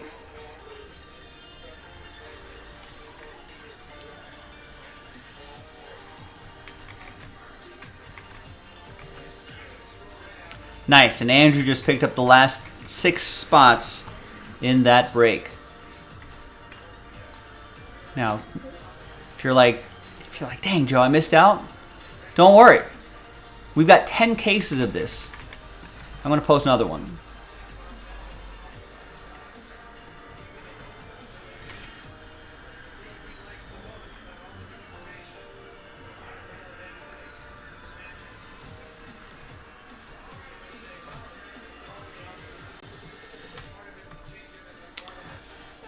They're saying they're working, but I mean, see that, if they specifically said that, that's kind of on them. They knew what they were getting with Wilson Contreras. Not that he's a bad defensive catcher, but when you go from Hall of Fame level catcher, if you're used to that for like however long Yachty was there, 15 plus years or whatever,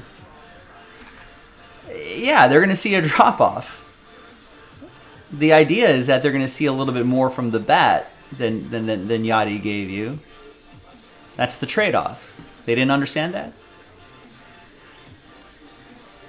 They're the one that paid him. They're the one that saw him a dozen times a year for the last however 2016, 2015 or whatever. They didn't see that? That's kind of on them. Well, yeah, and that's the other thing. Any catcher is going to be a worse defensive catcher than Yadier or Molina.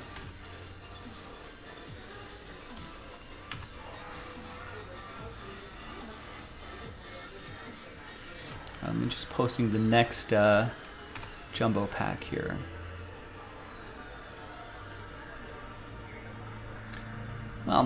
He's not a 3-time All-Star because of his catching, though.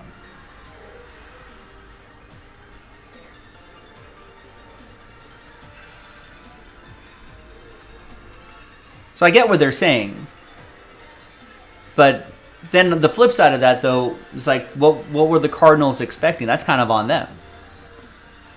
It's not like they shouldn't have been blindsided by his defensive deficiencies, especially compared to one of the greatest defensive catchers in the history of baseball. So,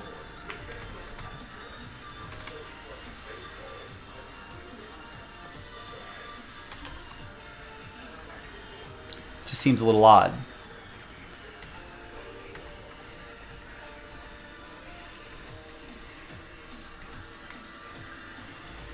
Why aren't the spots showing up here?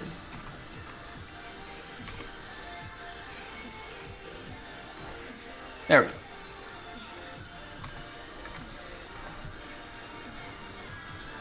Well, they're not releasing him. I mean, they're still using him as a DH, which is where his strengths are, with the bat. But if they're going to make that big of a change, and they were looking for more defense out of their catcher, they got the wrong guy.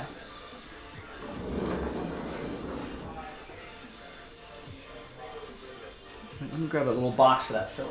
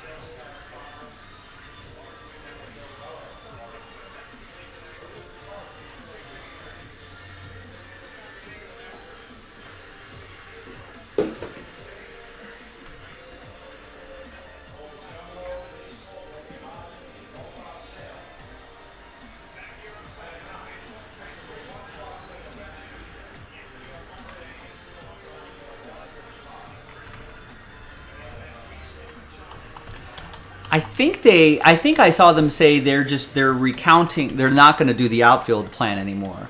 It just sounds like, I don't know if it's so much as an indictment on. I'm not sure if it's as much of an indictment on Wilson Contreras as it is maybe they're just panicking. They're just trying to like generate. They're just trying to figure something out.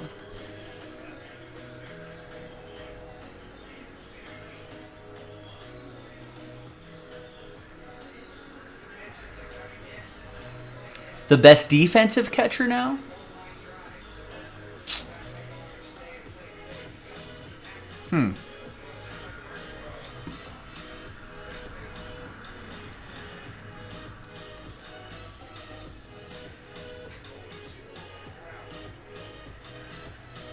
That's a good question. Who do you think is the best defensive catcher right now?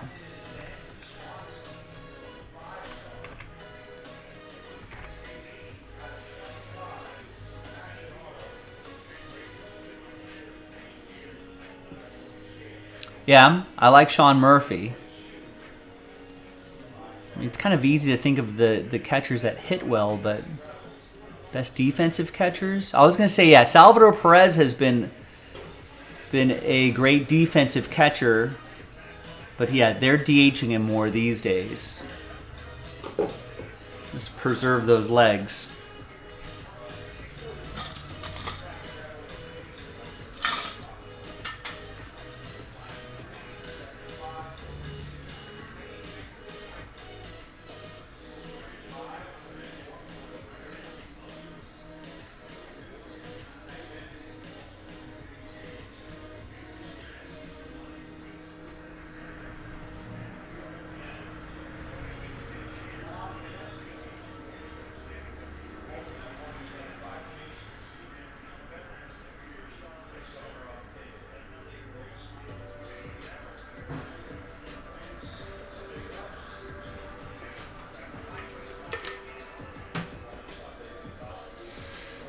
Trevino, maybe, yeah.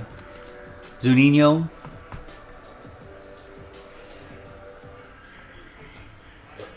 Hi, everyone. Joe for Jaspy's CaseBreaks.com coming at you with the last filler for Hit Parade Baseball, that Jaspy exclusive Hit Parade Baseball product coming up in the next video. First, we're going to do this Topps Chrome Jumbo break, and then we'll give away those 9 spots. Big thanks to this group for making it happen. Appreciate it. There are the teams right there. Let's roll it. Let's randomize names and teams, 3 and a 4, 7 times each. Different dice roll for the giveaway. Part 1, 2, 3, 4, 5, 6, and 7.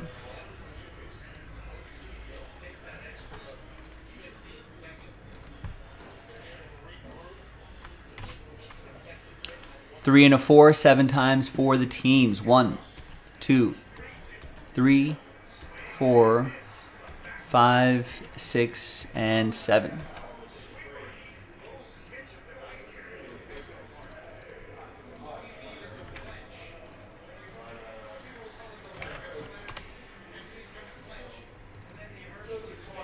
All right, there's the first half of the list right there. And then there's the second half of the list right over here.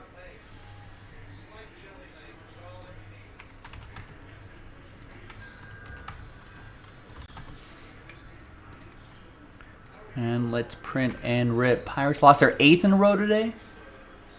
Oh. This is why we talk about why seasons are, why we talk about it's early, it's early, it's early. That's why.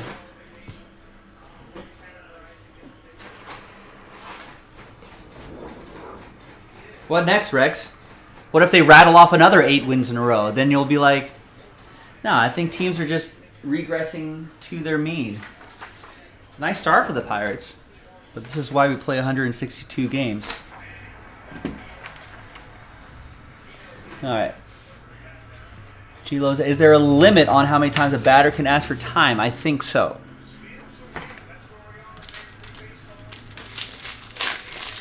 Otherwise, yeah, they'd be like you, G-Lo. You just keep calling time.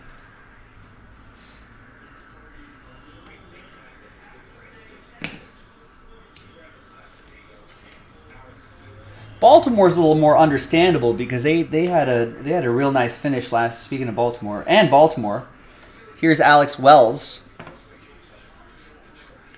going to Andrew and the Orioles last spot mojo. Baltimore is a little more understandable because they were a slightly above 500 team last year. A lot of young players, that have like this guy with with 3-4 seasons under their belt now.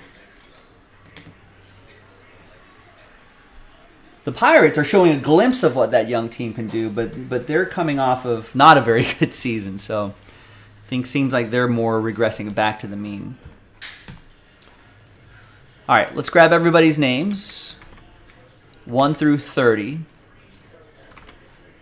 Second dice roll, it's going to be 7, another 7, 3 and a 4, and that's going to be top 9 after 7. Good luck. 1, 2, 3, 4, 5, 6, and 7. So it's going to be top 9 after 7. So that means from 10 on down. Oh, Eugene, sorry, man. 2 spots very close, but just not quite. So 10 through 30, sad times. But top 9, you're in the next break, the Jaspy's Hit Parade break. Andrew, you're in. So is Darren, Paul, Eugene, you got in. Tristan, John, Danny, Logan, and Tristan again. We'll see the top 9 in the next video. JaspysCaseBreaks.com. Bye-bye.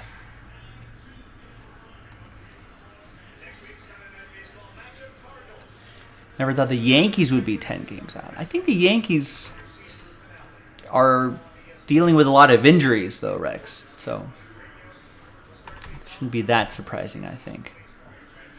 Considering I think Giancarlo Stanton's been out for a while. Aaron Judge was on an IL stint. I feel like they lost a couple pitchers, started a couple rotation guys. Get down, get down. Go. Let's go, Will Smith. This is it. This is your moment, Dodgers. Top of the 8th.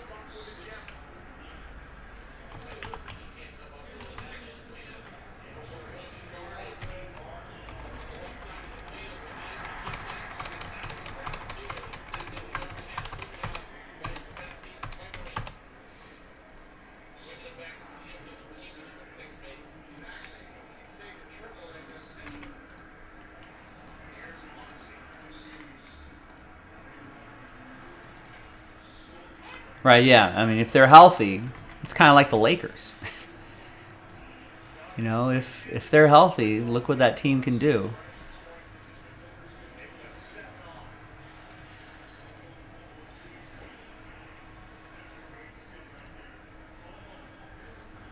Let's go, Max.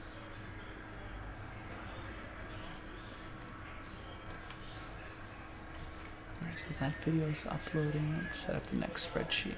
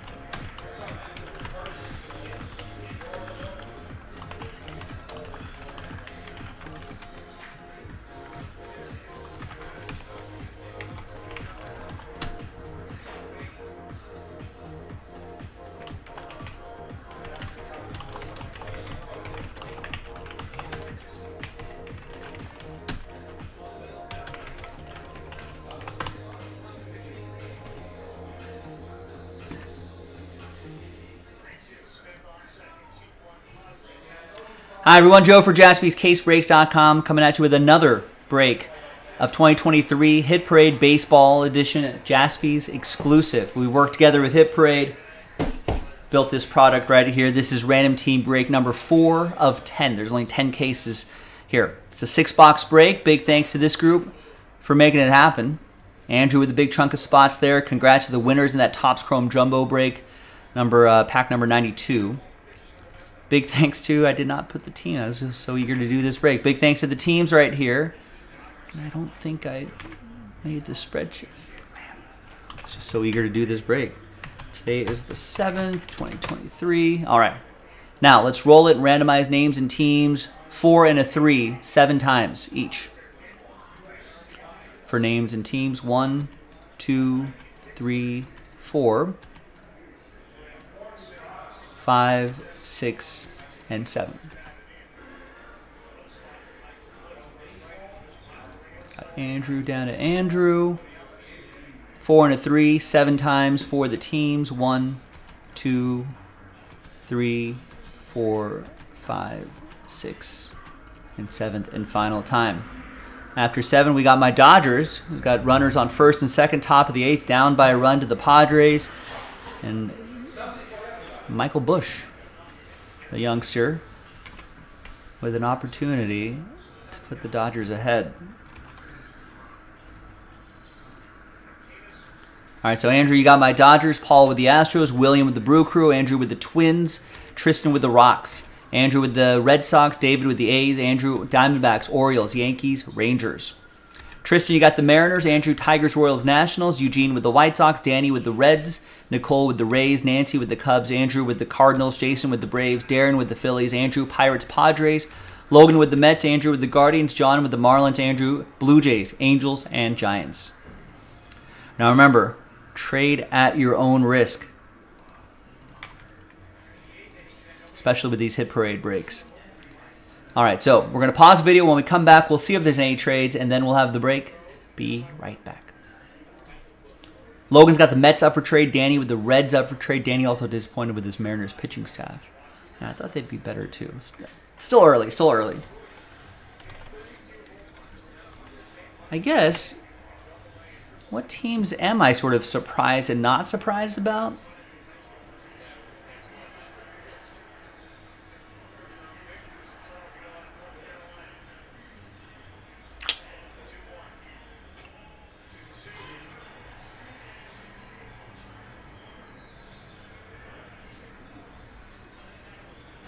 I guess I'm a little surprised that the Angels have 19 wins at this stage of the season.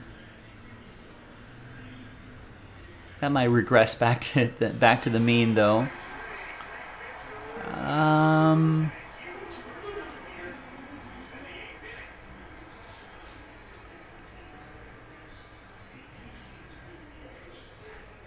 guess the Mets at 17 and 18.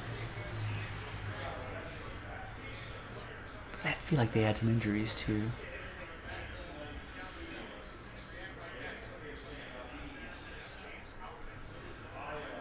I suppose at this stage, the Pirates jumping out to 20 wins and then losing 8 in a row, as Rex pointed out, I feel like that's not too surprising.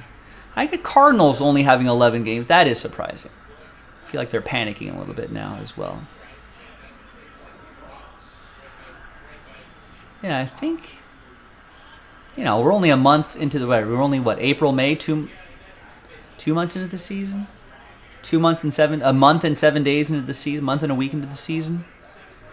I feel like nothing's too surprising to me at this point.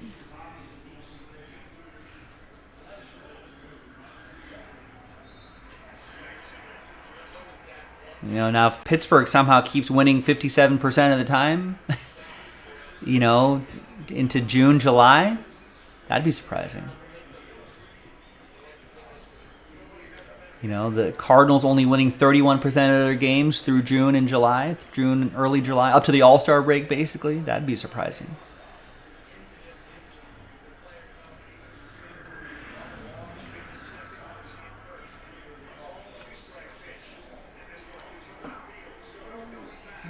he's going to get that. And he tag? Can you tag? Smith's going to tag. No one's going to tag. Come on, James Outman.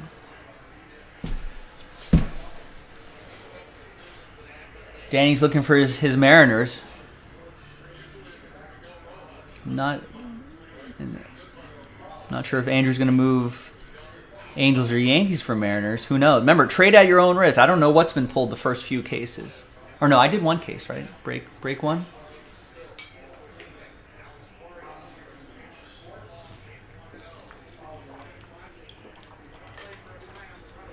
Let's go, Miguel Vargas. Rip one down the left field line. Score a couple here.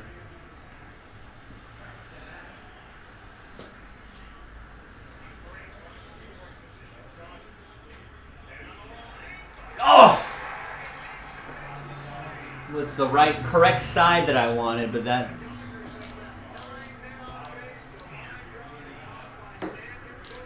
Andrew Bogart's going up the ladder.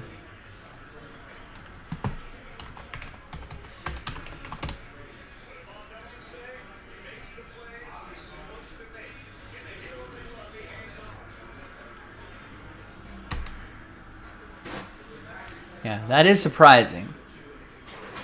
What would be even more surprising, though, is if that continued through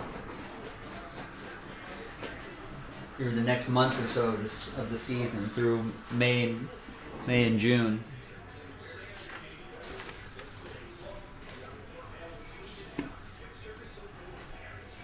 All right, welcome back, everybody. No deals were done. Some trade chatter, but in the end, no deals done here on a Sunday. Big thanks to everyone for getting in on the action. I appreciate it. Let's see what we got here. Good luck. There it is. The Hit Parade Jaspy collaboration, MLB YouTube edition. Randomly grabbed a case. Turns out it was case 10 of 10.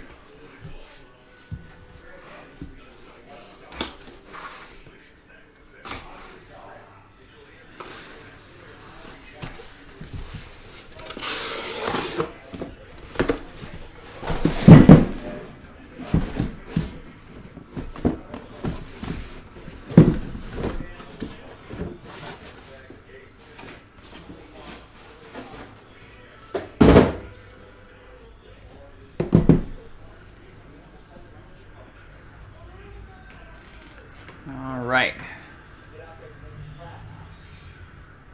Let's see what we got here.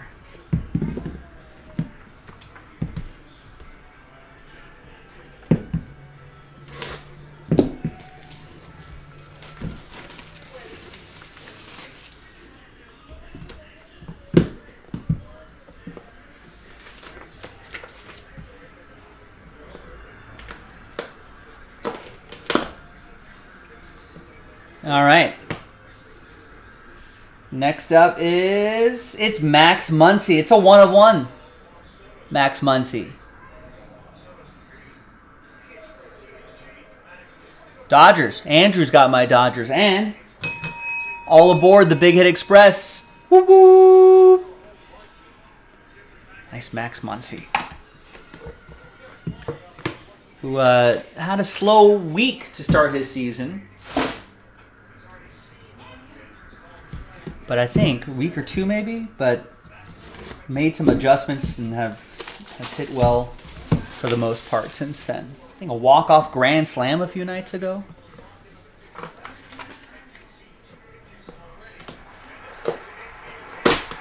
All right. Next up is Albert Pujols, MVP signatures. Cardinals, that's for Andrew. That's 1 out of 5. Andrew.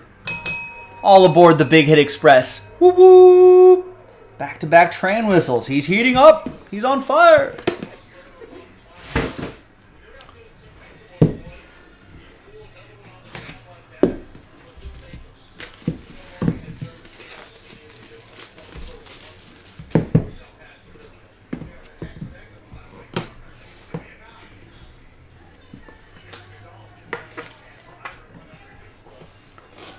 All right, we got a graded card here.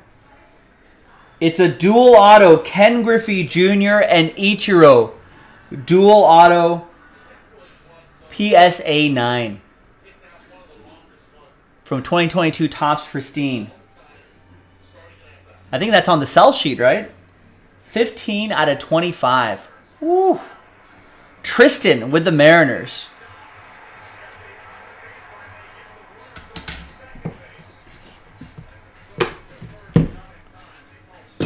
Nice one, Tristan. I think Tristan was trying to trade the Mariners for the Yankees or the Angels, I want to say. But tried to trade, couldn't trade Mojo. Danny's saying that card sold for $1,200. Not bad. Not bad, Tristan. Thanks for getting in. He won that spot in the filler, too. Another graded card. It's Yordan Alvarez, PSA 8. From Panini, the National VIP box. 8 out of 10. Astros. That's going to be for Paul. Paul also won that spot in the filler. All right, couple more to go. Good luck, everybody.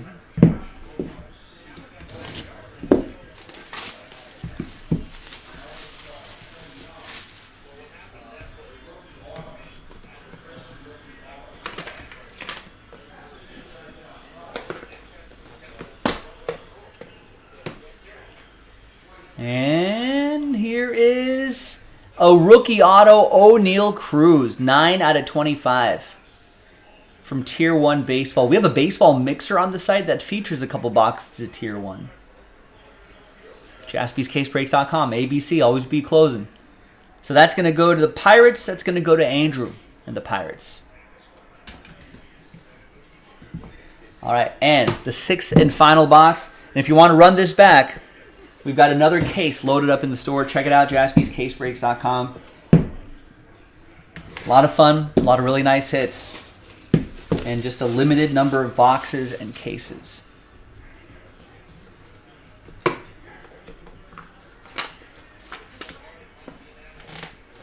All right, final one is going to be... It's going to be a Wander Franco rookie autograph for the Tampa Bay Rays. Nice. That's going to be for Nicole, who got a spot straight up, got randomized the Rays, and gets the Wander Franco Bowman Ascensions autograph, 22 out of 100. Nice. This hit parade keeping it 100, ladies and gentlemen. Thanks for getting in, everybody. Really appreciate it. This is one of those high-risk, high-reward kind of breaks. So only 6 hits per case. But we've got another case loaded up. Give it a shot. JaspysCaseBreaks.com. I'm Joe. I'll see you next time for the next one. Bye-bye. All right.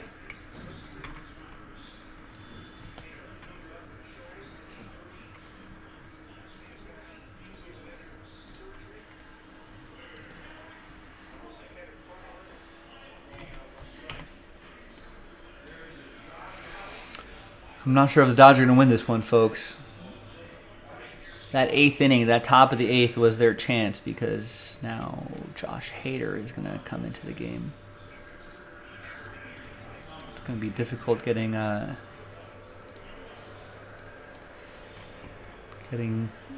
run, let alone 2, to win this game.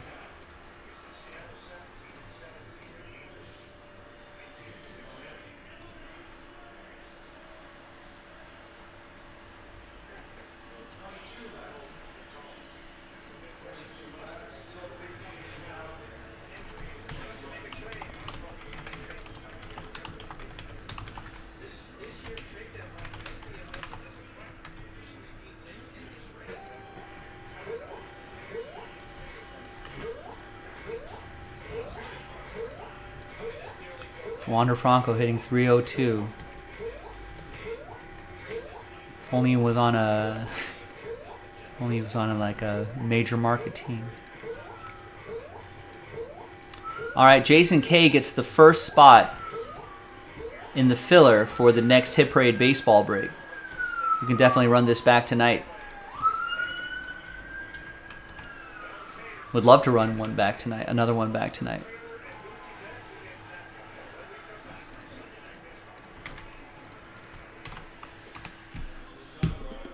All right, what can we do when we come back from my little dinner break here? It's not going to be very long. Maybe that baseball break, that pick your team break. Remember, we're giving away 10 spots, so think about the math this out. We're only selling 20 spots outright, right? We're giving away 10, so half of those 20 spots, right, are going to get extra spots, right? And then 17 teams are being given away. That's over half of the break. It's going to get teams and pick your team 12.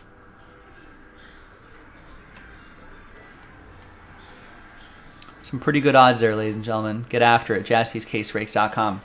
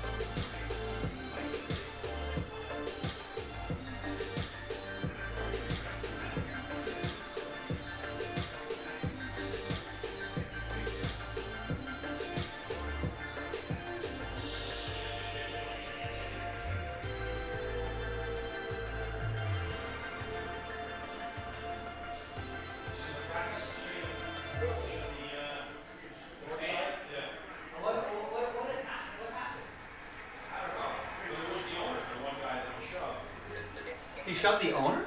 That was the owner.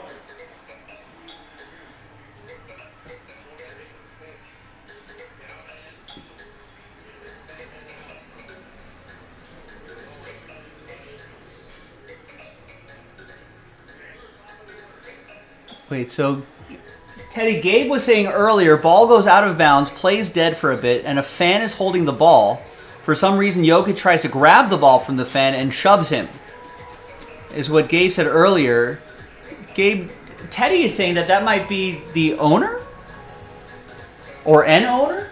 Whose owner? The new Suns owner? New Suns owner? Damn it. Taylor almost taking top Taylor beat.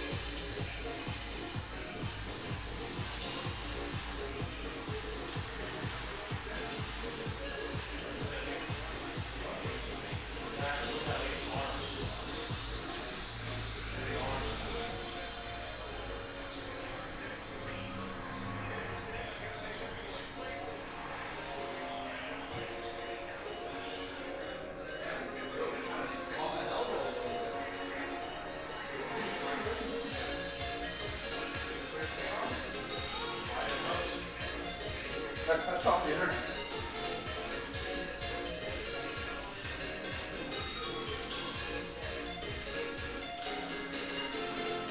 So that's what happened already? Yeah. But I switched the plug from the one that connected to my plate to another one.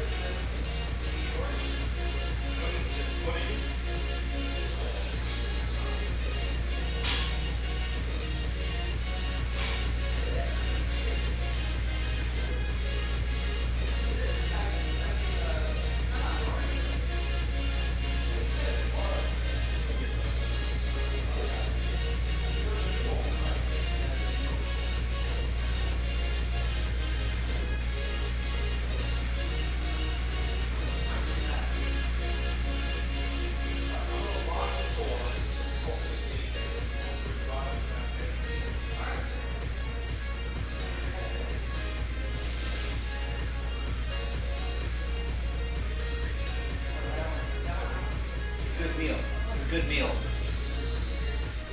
That was a good meal. Man.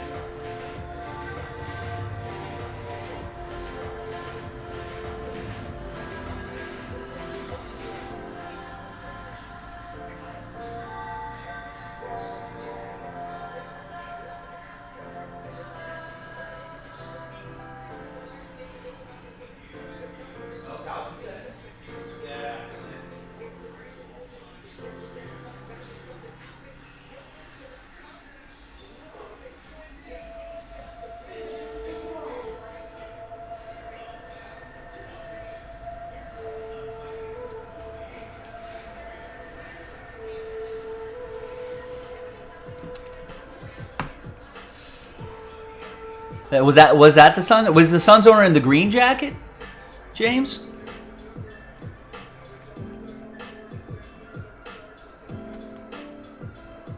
Yep, Mookie Betts. Dodgers with the win. James Outman with the exclamation point. Barry picks up a full spot in the baseball mixer. Matt gets a spot in the Bowman jumbo filler.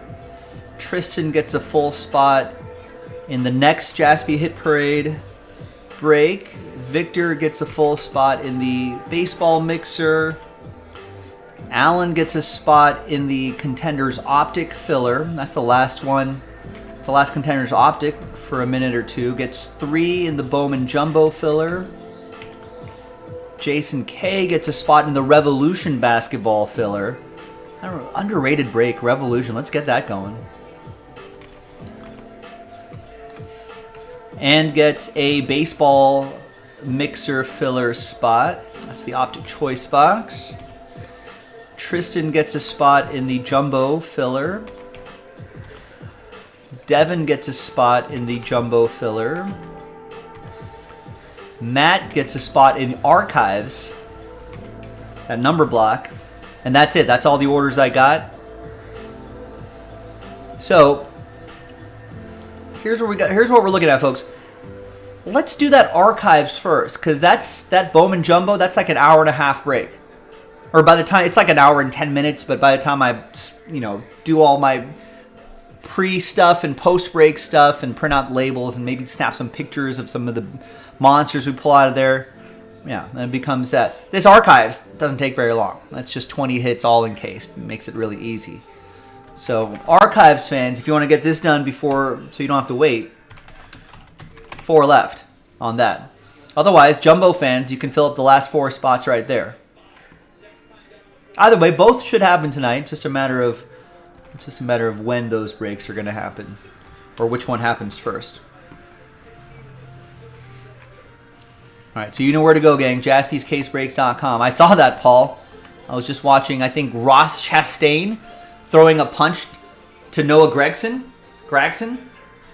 Not sure what happened there, but I'm getting a little rowdy. No rowdy. Did everyone watch the F1 race? Now that it's not international, it was at a reasonable time. Suns tying up the series.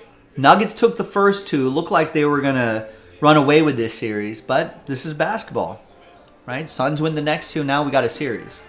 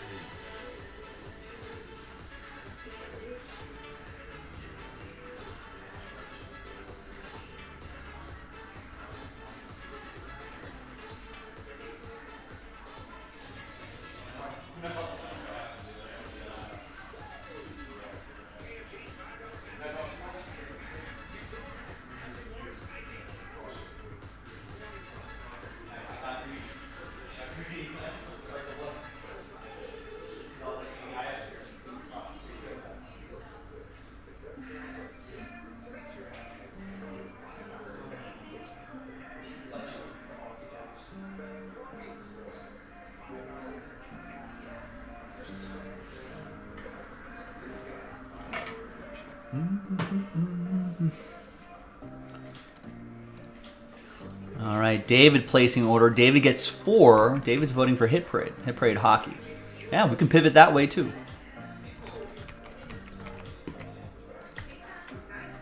So that Hit Parade hockey filler is now down to 15. Bowman Jumbo filler down to 4. Archives filler down to 4. So we got some breaks that are close. They're going to happen tonight. It's just a matter of what order are they going to happen. That's up to you. You decide that. You decide that by grabbing spots in some breaks. So help me out, help yourself out. Let's make it happen.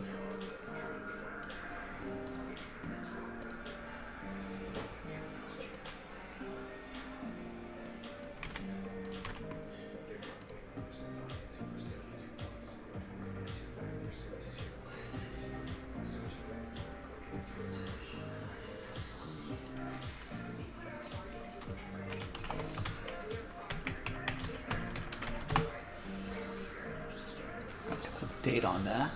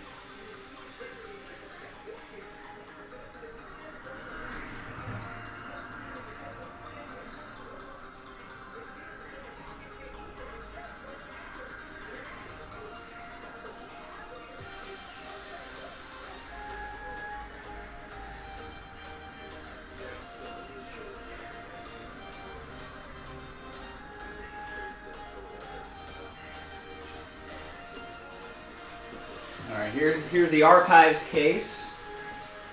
Is this all the archives we have? No, there's gotta be more. Do we sell all those archives? Do we sell all those archives, folks?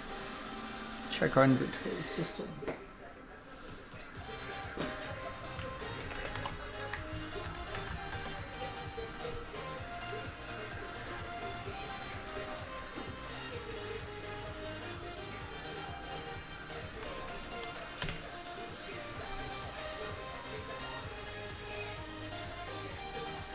It says we have more. I don't know where those are. No, I think that's the last case.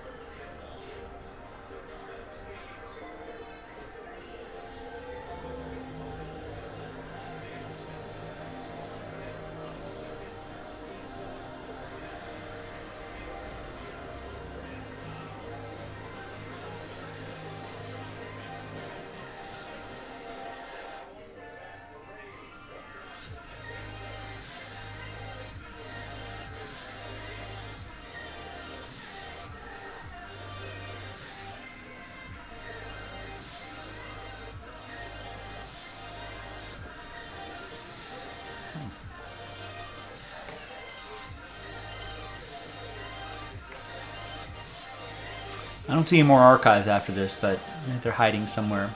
So this might be it for now. So that's the filler for archives. I know the sticker price seems to be like a lot, but it's featuring 20 teams, including some of the most expensive teams up there as well. So well over half the break, what, 3/4 of the break, 2/3 of the break is actually all in this random number block format. And then we got 4 left in the last filler for Jumbo Picker Team 12. So those are the 2 things that are pretty close to filling. And that Hit Parade filler pack,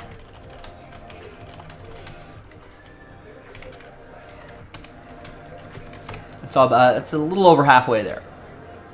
So we got a few breaks that are right on the cusp of being broken. So let's break some breaks. Put me to work, ladies and gentlemen. Matt gets a full spot in the baseball mixer. The baseball mixer, it's got 5 spots left, and we're planning on 4 spots left, and we're planning on a couple fillers. Although if those 4 spots sell out pretty quickly, I could put 10 spots back in, cancel a filler, and make that filler on the site the last filler. So we can pivot to whatever helps the break move a little more quickly.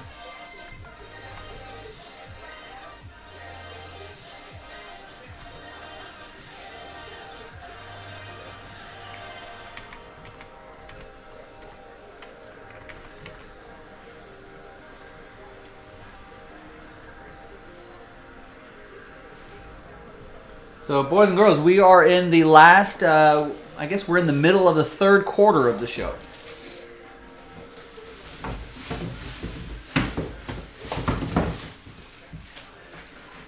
You know, time could slip by rather quickly. All of a sudden, we'll be facing the 4th quarter of the show in about an hour.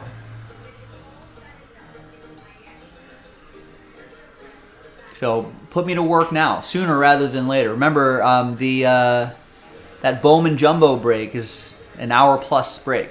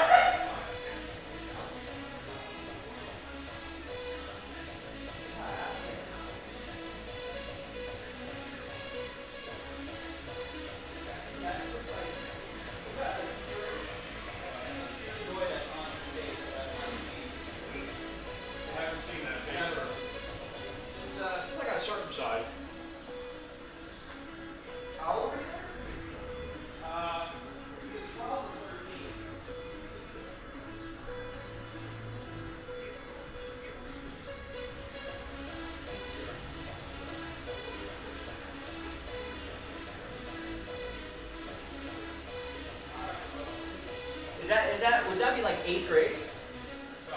Were you 7th grade? So hold on, I need more storage. You ever do the mock process?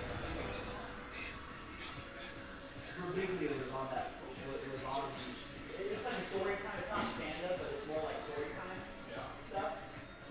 She came up with a well-crafted story around that. I think that would be a good one for the mock podcast. It would be like they'll show up at like bars and people would sign up and they'll get seats. You know, and then it'll be like luck one time or love or you know, it'll be like very people will sign up and they'll tell like 10 minutes stories. So obviously you go, you know the team before you go. Yeah. You do that in your life? I think they have, but I haven't heard that. I remember you the podcast. Yeah. I thought you were too nervous to tell a story. Yeah. You can't read it. But it's also not standard. I mean, the idea is having a person go up there and tell a story about it. I mean, one of my best stories is when I went to shop in the ghetto, and the guy was wearing a double-breasted purple suit, and he asked me, I was 19, and he asked me if I had any kids. No, I don't have kids. Exactly what he said. So, a purple double-breasted suit. About 6 days later, I found out I brought my breakfast.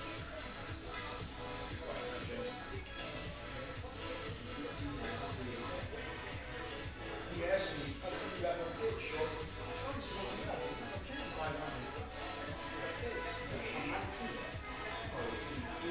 Maybe I'm fine, maybe I should just be on this week.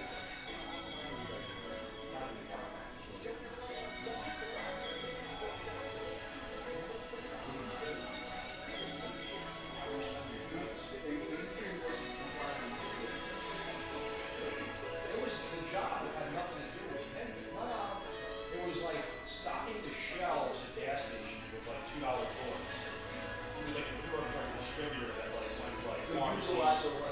You go to gas stations and pharmacies and you put all these generic toys on the shelves. And not that sure. Right. Did all the places already have an area designated? I don't know, I didn't think that long. This is a downtown office.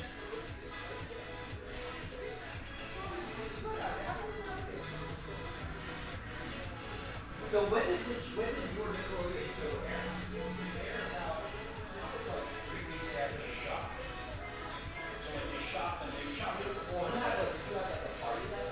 we did it with my grandparents' house. My uncle, Okay, did you buy presents and stuff? it was just him. My uncle, who worked in the office, printed out the graduation ceremony, you don't have any stuff on the side. That was on the wall, you know. Do that. Yeah, like,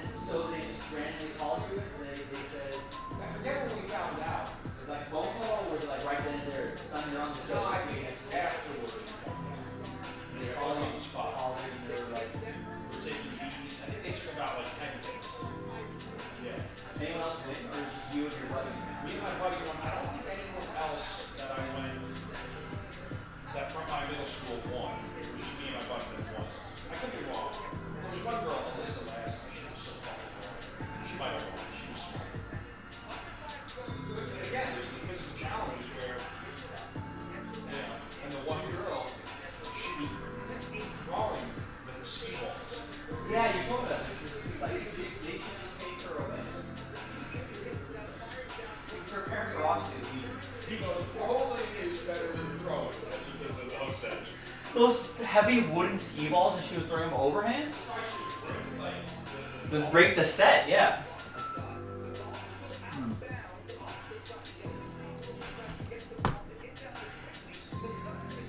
All right, James gets a spot in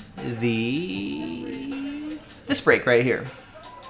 So that one, these two breaks are close to getting knocked out. If we wait too long, yeah, if time slips into the future a little too much.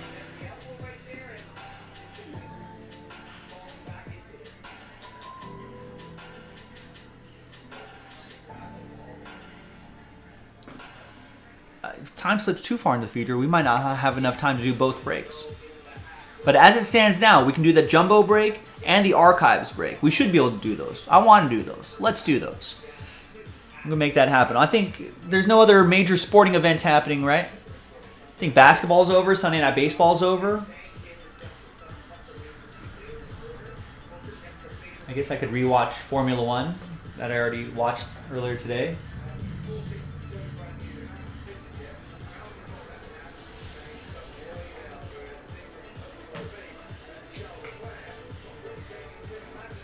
I brought the case of archives. I suppose I should bring that case of... I need to get a monster box too. I suppose I should get all that.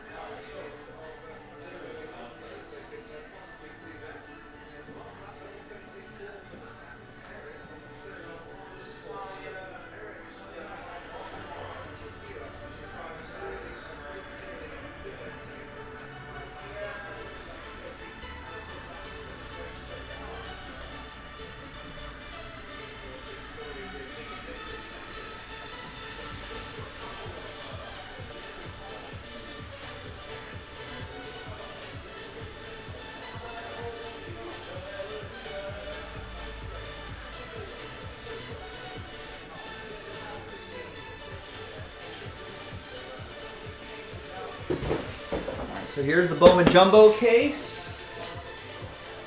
Put it on my desk back here. That's ready to go. What's the filler? A jumbo pack.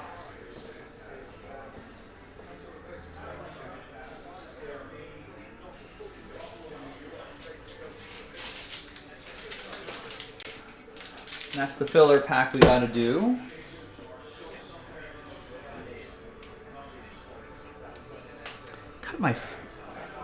Got a really weird paper cut. I put some liquid Band-Aid on. I don't know if you can see it, but I was doing some spring cleaning and then I had a box that made these nice parallel line slices in my fingers right there. It's kind of an awkward and annoying spot, ladies and gentlemen. But hopefully that liquid Band-Aid will keep that cut in check. Heal that baby up.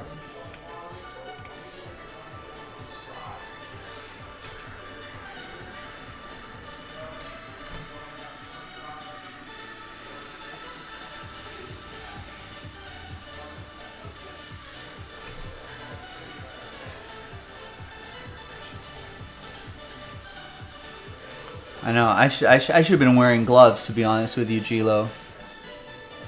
You know, these hands, these are precious hands. I had a Band-Aid on it before, but every time I wash my hands, it's like it's hard to keep the Band-Aid intact. You know, it's life. It's how life goes.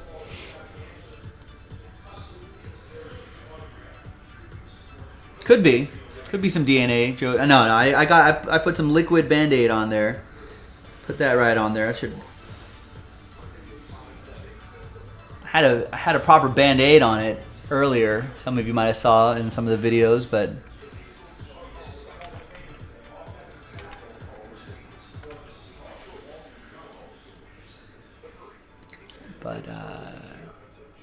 Every time I wash my hands, as a frequent hand washer, that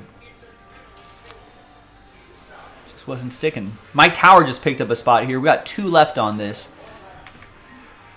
By the way, Archives fans, much shorter break if you want to get that going first. But it's a first to fill, first to break rule here.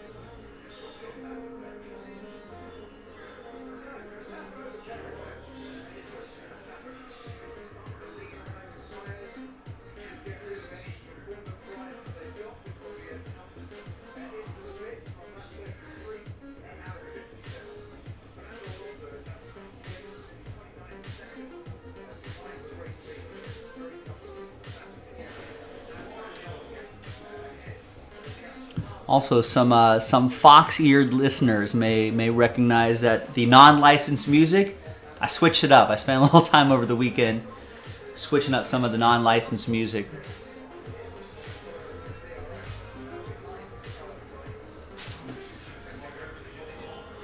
So some slightly different non-licensed tunes.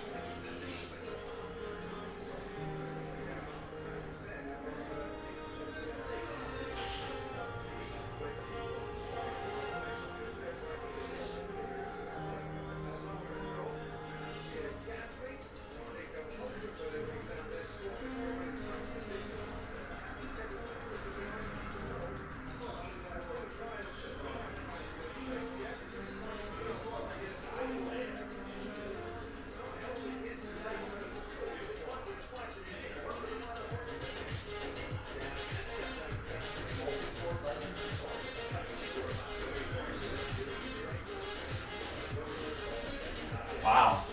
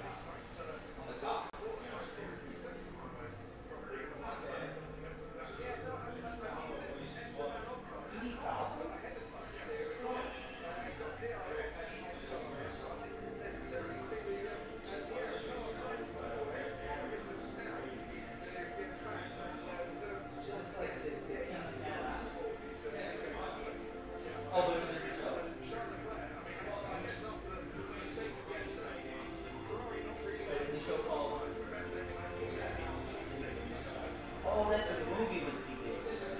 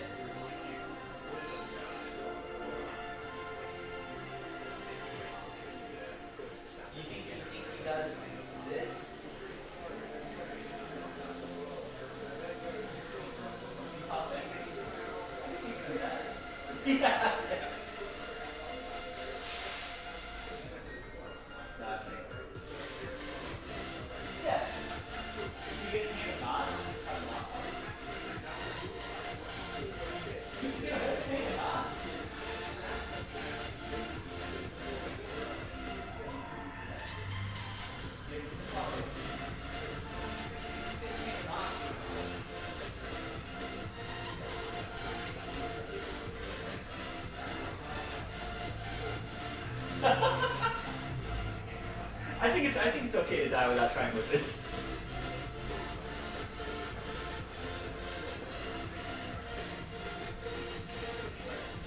Gang, I'm ready to go.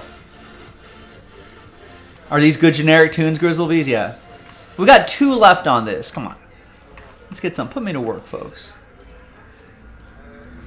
I'm ready to go.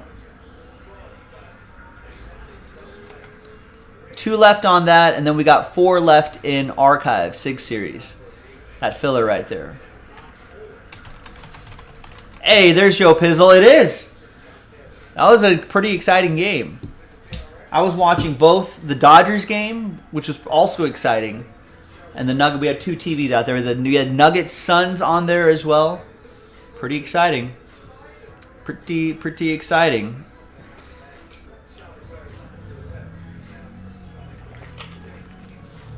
I liked I like Jokic putting an elbow into the owner.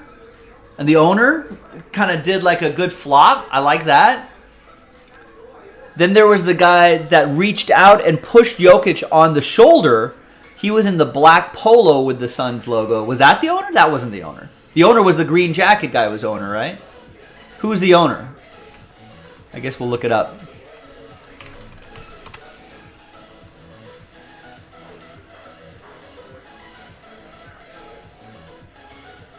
Is that Matt Ishiba? Blue shirt? Right. He was holding the ball. Jokic went to grab the ball. Green jacket guy comes up. And Jokic kind of puts a... didn't... But also Jokic is a giant man. Puts a forearm into him. He goes like this. Then there's black polo shirt guy. And that might be this guy. Black polo shirt guy. Is green shirt guy the owner? Who is the owner?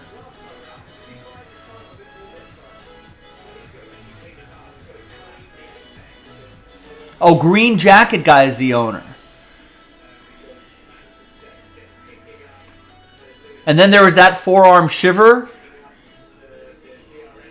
Green jacket guy is the owner. Got it.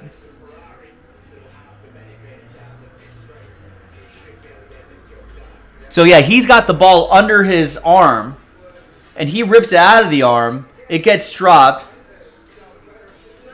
Then he gets a foot. Then I feel like black polo shirt guy right there. I think he got escorted off, right, Joe?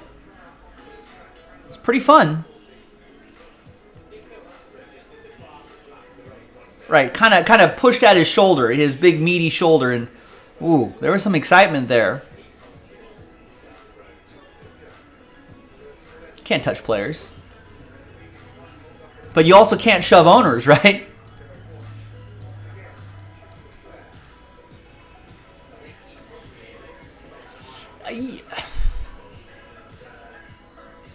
I hope not.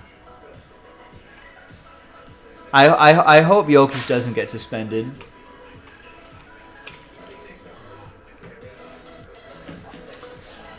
I think you just give him because like I don't know, it's the playoffs, you know what I mean? To take Jokic out of the series like that, give him a huge fine. I'd give him whatever the largest amount you could fine a player for something like that. You fine him the maximum allowed in the collective bargaining agreement, right? But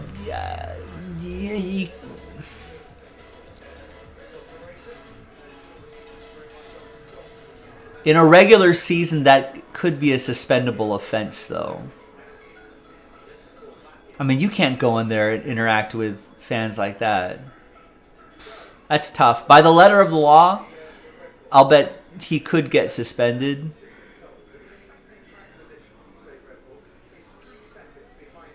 But yeah, well, that's exactly. You don't want to hear excuses, right? Well, we didn't have Jokic. That's why you guys won Game 5 or whatever. And then you're like, all right, then you have to put up with that all series long. Like, you want to keep your players in the best positions possible. What's the better scuffle, this or NASCAR? The NASCAR scuffle was pretty good. Because I think there was actual punches. So I think... can you actually... Well, I'll have to look this up later. But there were some words exchanged here. And actual punches got thrown. Yeah, see, there was an actual punch thrown. So I feel like that's the better scuffle. But it's also NASCAR. I mean, I like NASCAR, but I think the Jokic incident will definitely get a little more traction.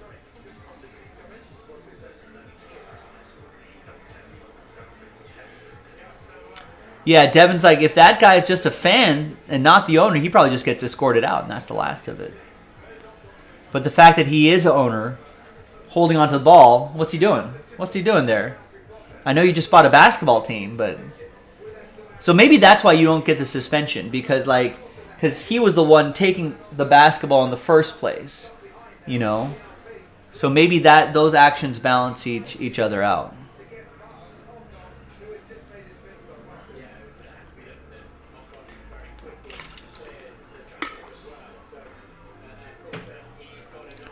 At what point do you decide to set an example, Rex is saying? In what? I mean, I don't know. If there was more than just that, I guess. If there was actual like, if someone swiped at somebody, you know, then maybe.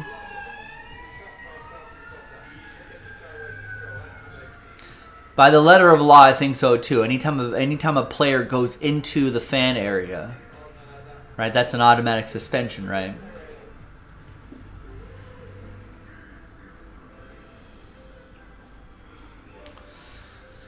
But does history come into play? You know, some may argue that Dylan Brooks was unfairly, or Draymond Green was unfairly suspended for whatever, you know.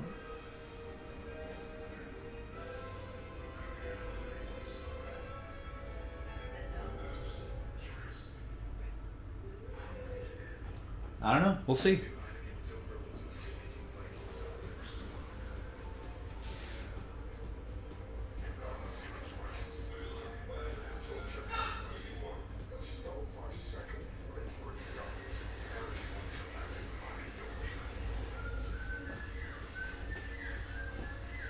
I need another box for this filler. I'll be right back. 2 left in that Bowman draft filler, by the way.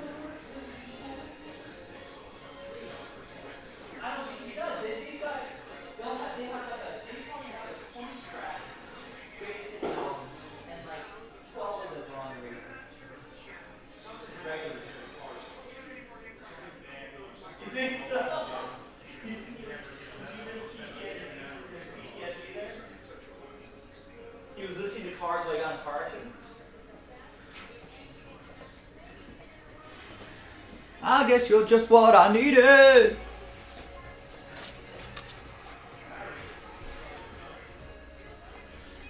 Finamara, yeah. I mean, technically, yeah.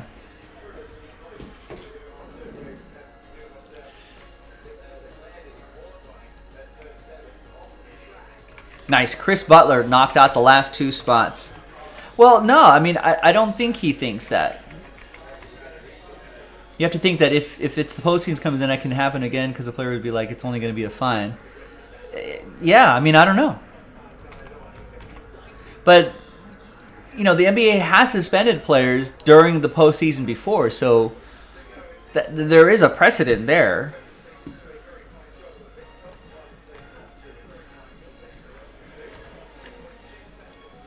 You know, so an example has been set. But will they put that precedent to? It'll be interesting to see.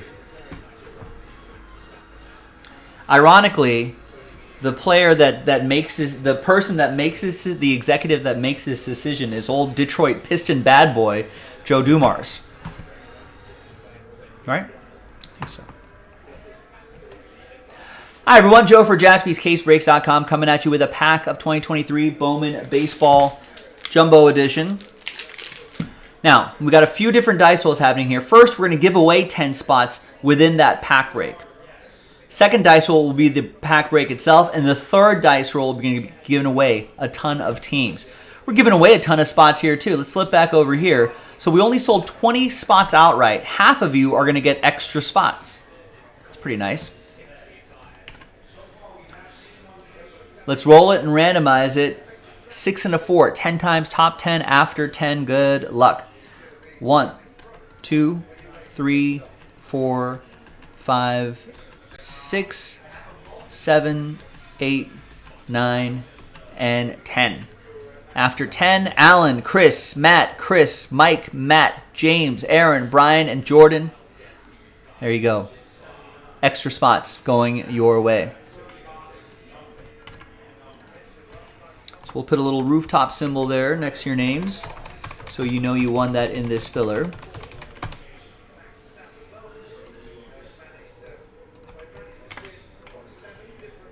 All right, now the next dice roll is going to be for the break.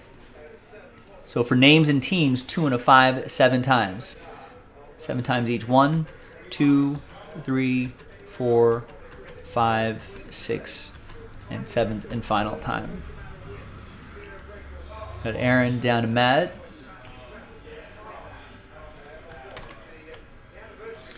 Two and a 5, 7 times for the teams.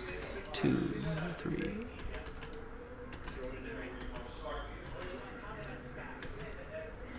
We got Colorado down to Kansas City. Joe Pizzle saying Matt Ashibia? 6th man of the year. I mean, if he gets Jokic suspended, I mean that's got to be stuff of legends. It's great as a new owner. You want to do that. You want to endear yourself to the fans. Here's the first half of the list right here. I might have done the same thing, Joe and Diego. There's the second half list right there.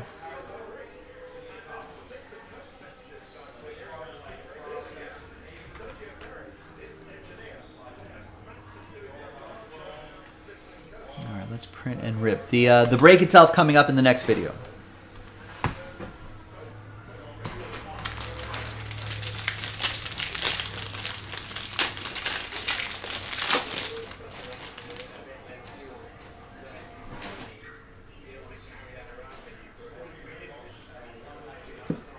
Did we get an auto? Wow. That's a nice autograph. 113 out of 150. Blue Lunar autograph. Termar Johnson. A big prospect for the Pirates. Chris Butler with the extra spot that he won. Getting the 4th overall pick. He was in Bowman draft. That's where his firsts were, but still nice.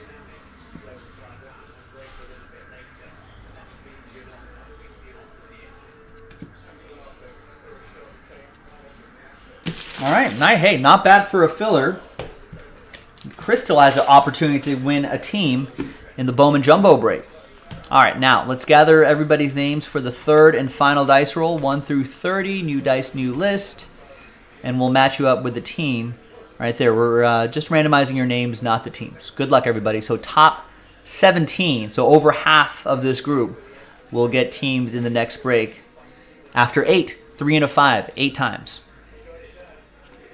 1, 2, 3, 4, 5, 6, 7, and 8th and final time. 3 and a 5, 8 times. So it's the top 17, so that's going to be a lot. So, well, first off, my condolences, my apologies. 8 through 30. Sad times, but we'll get them next time. Thanks for trying. Top 17, you're happy because you got teams. James, you got a team. So does Alan, 2 teams. Matt, Chris, James again, and Aaron, you got teams. Alan, you got a team. So does Jordan, Jason, Brian, Brian again, James again, Tristan, Aaron Billingsley, Mike Tower, and Jordan Cohen. That extra spot coming in handy, Jordan. So there's the top 17 right there after 8. And these are the teams you're matched up with.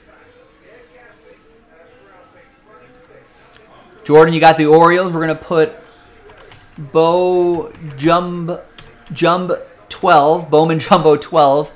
We're going to abbreviate that next to your name so you know you won that.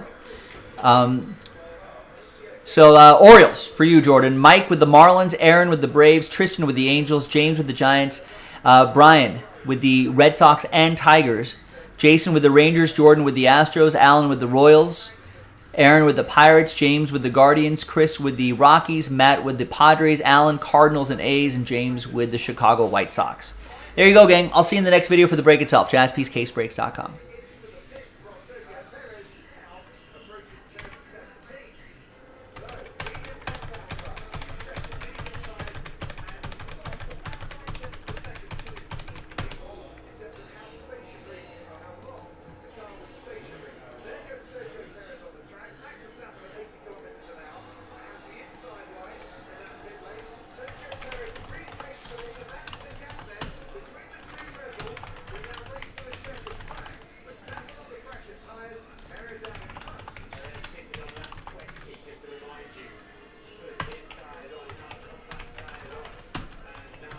Yeah, that's right. Vita Blue, R.I.P.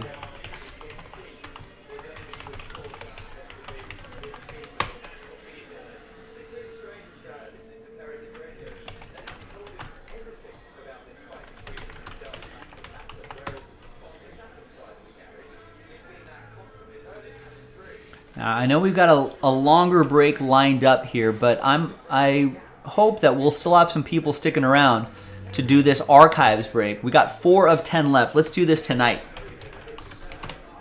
It's been on the site for a little bit. We got to get it going. Let's get it done.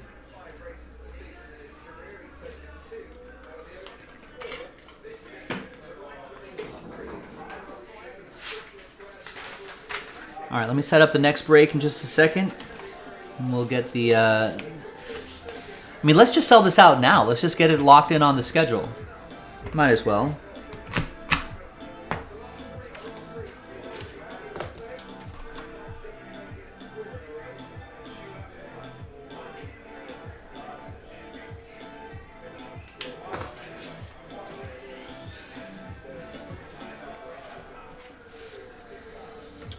Oh, why not? I mean, we can do Hit Parade too. Why not both? We got time for it.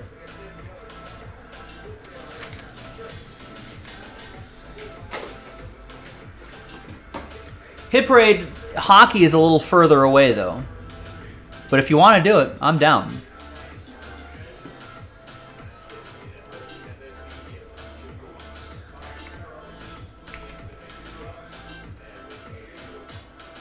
But we got time for both.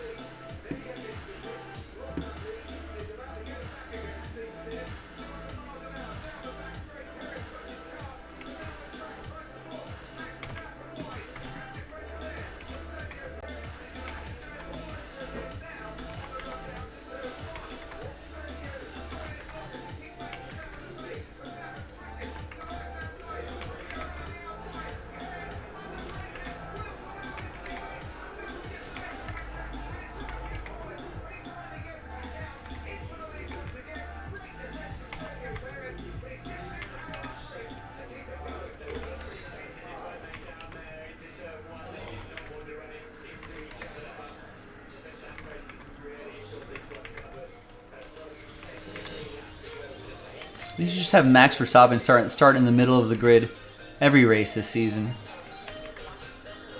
Makes it a little more exciting. And you see more overtakes.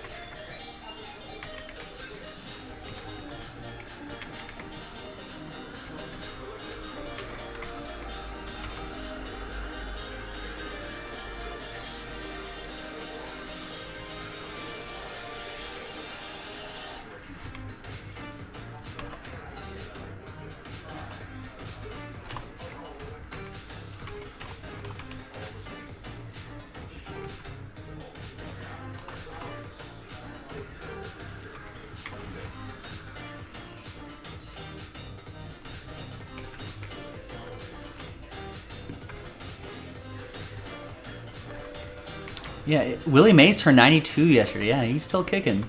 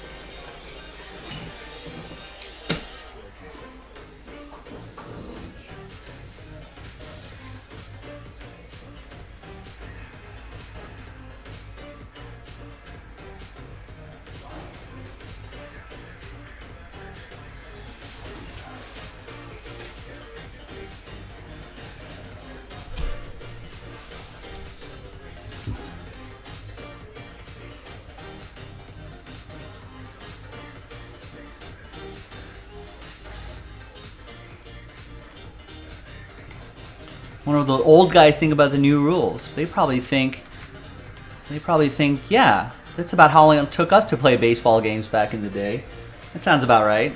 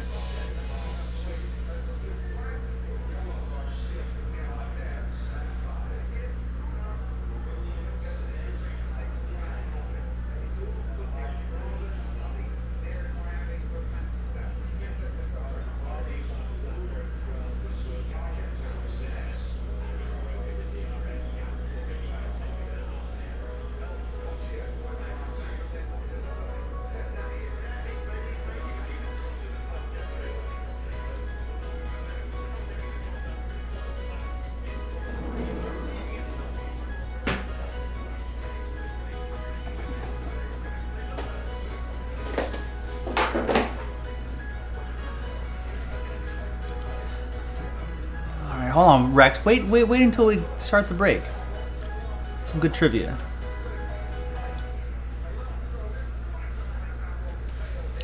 Hi everyone, Joe for JaspysCaseBreaks.com. Happy Sunday. We're coming at you with a case of 2023 Bowman Baseball Jumbo Edition 8-box Pick Your Team number 12. All cards ship except for paper vet and paper non-first prospects. Everything else ships. Very big thanks to this group for making it happen. Thanks for spending a bit of your Sunday night with me as well.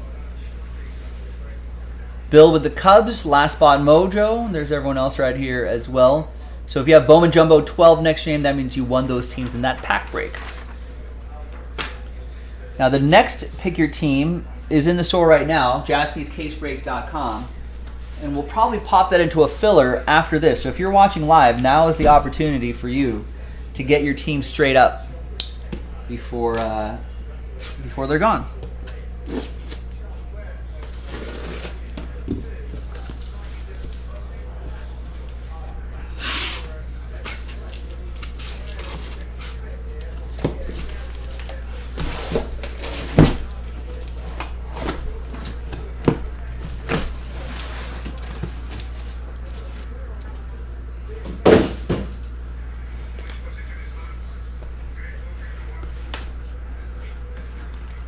All right, good luck, everybody.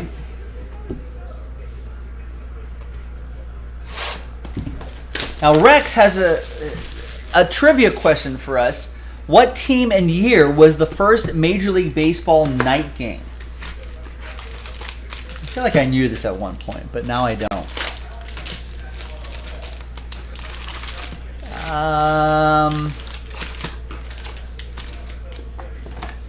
I guess you're asking what home team was it, right? Who had lights first?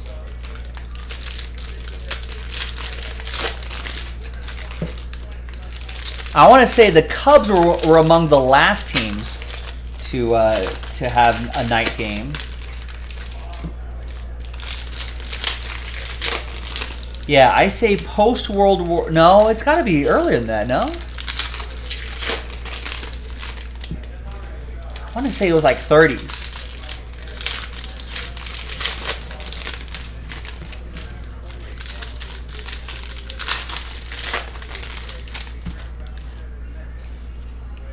And it was either a very popular team or a not popular team who needed to get butts in seats during night games.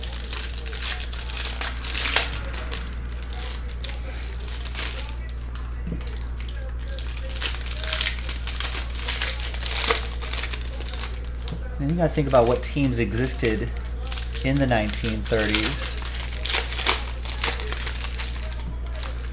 I say, got to be an East Coast team. I don't think it was Fenway. One of the first teams in Major League Baseball history? The Reds?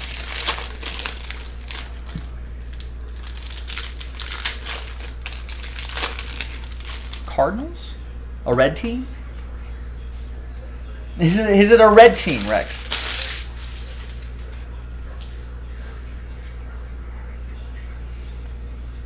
All right, so I'm going to breeze through this paper as quickly as possible. We'll stop for some of the top tier guys that we want to take. Though here's Carlos Jorge for the Reds, 394 out of 499.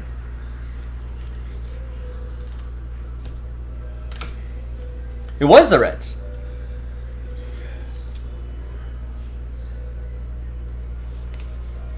And we'll do an autograph recap at the end too. I say, so it's Reds 1939.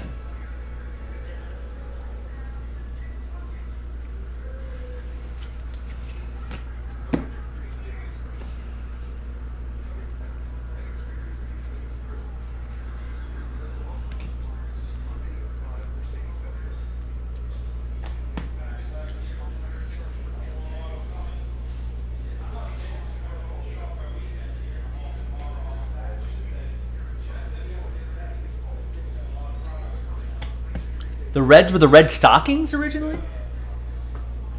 I guess they were. And what about the Red, and Red Sox were just Red Sox? The Cincinnati Reds beat the Philadelphia Phillies 2-1 on May 24, 1935 in Major League Baseball's first ever night game, courtesy of the recently installed lights at Crosley Field in Cincinnati. There you go.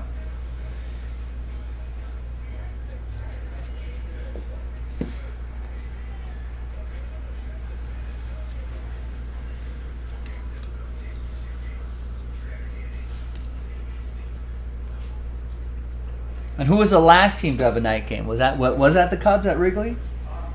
I don't think they installed lights until much later. And here's Shea Whitcomb. Astros, that's for Jordan, who won that team in the filler.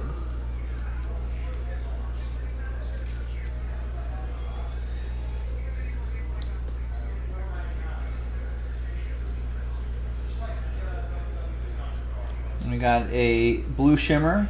Joshua Baez, that's to 150.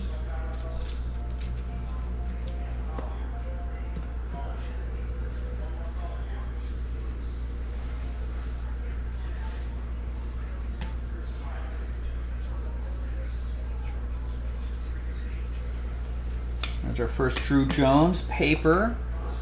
Drew Jones, Spencer Jones, Justin Crawford. Who else? Edward Julian, Cam Collier are among the key youngsters. But listen, that's just for now. It's really worth kind of holding on to all these guys and seeing if they turn into anything in the future. Like Andrew Painter, 91 out of 150. There's Cam Collier, Justin Crawford. And a purple paper Gavin Cross, 48 out of 199. The 9th overall pick. Gilo is a Royals fan. What can you tell us about Gavin Cross? You have any additional information on him? Yeah, the Cubs in 1988, first night game. I can't believe it was just day games all the time for the Cubs up until the late 80s.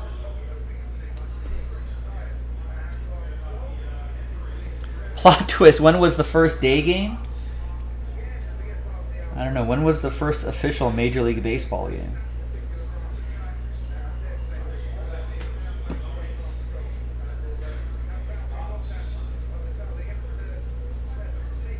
$1890 something?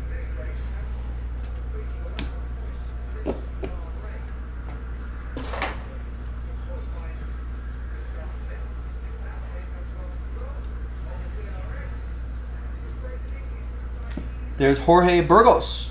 Cleveland, this is for you. James with the Cleveland Guardians.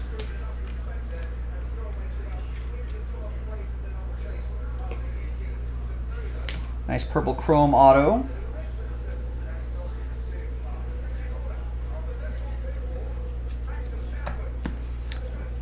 Gavin Cross's top end looked good in spring training. All right, for whatever that's worth. It's good to hear. Might be a future teammate of this guy right here, Bobby Witt Jr.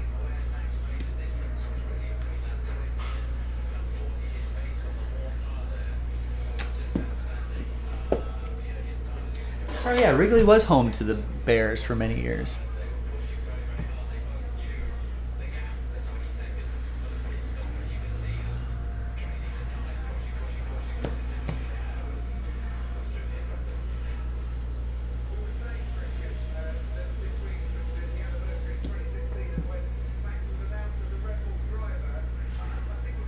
We got Juan Brito, Aqua Lunar parallel, 84 out of 125. You can see the craters of the moon up there. Rockies, that's for Chris. Won that spot in the filler.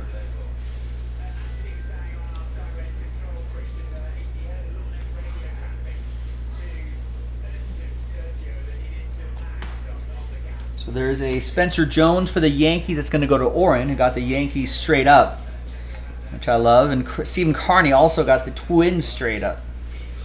You will find some numbered cards of these guys, maybe some autos. All right, so So there's our first 3 autographs. Here's a Justin Crawford for Neil and the Phillies. Onwards.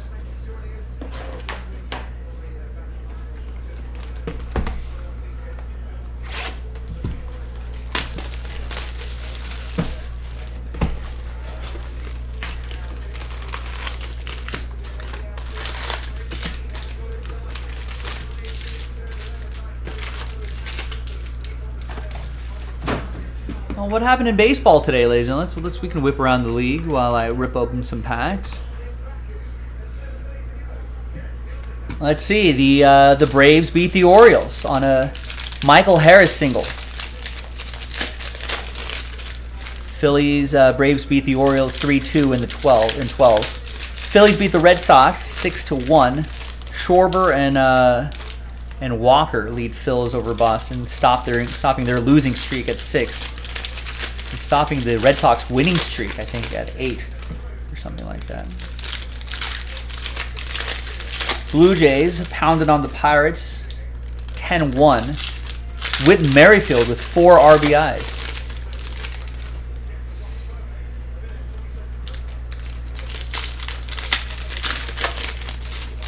And the Mets fall to under 500 as Doyle lifts the Rockies to a 13-6 win. Doyle.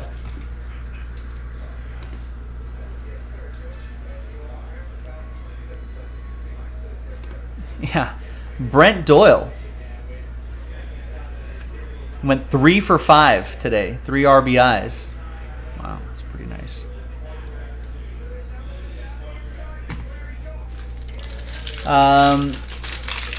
Garrett Cole wastes a 6-run lead. Rays beat the Yankees 8-7 in 10 innings. Salvador Perez homers and Royals avoid a sweep in a 5-1 win over the A's. The Cardinals waking up a little bit. Goldschmidt, 3 home runs. Cardinals in an 8-game streak and beat the Tigers 12-6. I think I saw somewhere that all 3 of Paul Goldschmidt's home runs were like well over 400 feet. Cardinals beat the Tigers 12-6. In 14 innings, Marlins beat the Cubs 5-4. Brewers beat the Giants 7-3, ending their 6-game losing streak. Rangers beat up on the Angels 16-8. Taveras and Garcia powering the Rangers. White Sox beat the Reds 17-4. White Sox scored 11 runs in the second. Wow. Hanser Alberto, former Dodger, I think, 4 hits, career high 4 RBIs. Mariners beat the Astros 3-1. Nationals beat the Diamondbacks 9-8. Meneses homer in the 9th. And the Dodgers in an exciting one. Mookie Betts hit a game-tying home run in the 9th, and then James Outman with a 3-run jack a little bit later on to give the Dodgers the win. Eventually, 2-run jack. James Outman, is that? We have an early Rookie of the Year, NL Rookie of the Year possibility there, James Outman.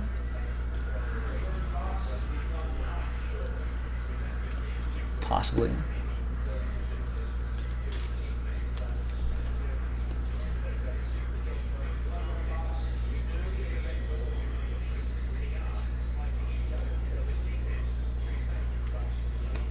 And here is Fraley Encarnacion, Gold Shimmer, 33 out of 50 for the Red Sox. It's going to be for Brian, won the Red Sox in the filler. Thought that the Mets pitching staff would be better. I think they were counting on some older pitchers to come through, right? Although it's not like if keeping Jacob deGrom would have helped either. Oh, Joe-specific trivia, all right. Shoot. There's Jackson Holiday to 250. Purple Chrome for the Orioles. That'll be for Jordan. Holiday.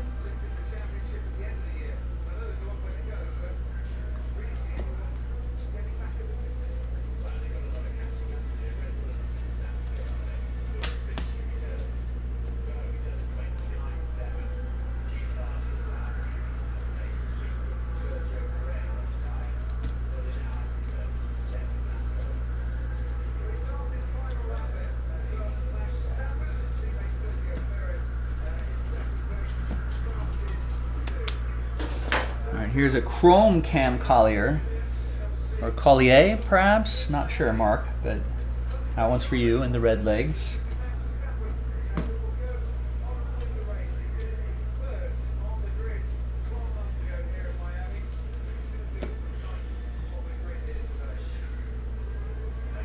And we got a sky blue paper to 499 Ronald Acuna Jr. That's for Aaron and the Atlanta Braves.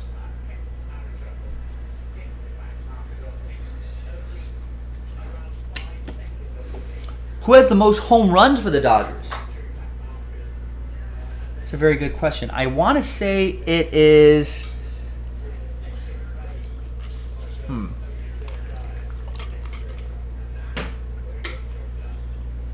either Duke Snyder or Eric Karros.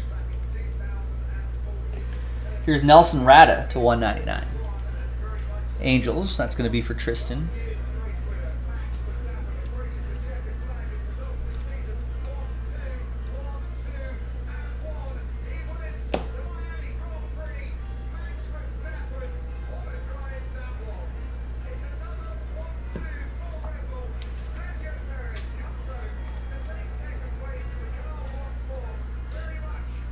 Paper Cam Collier.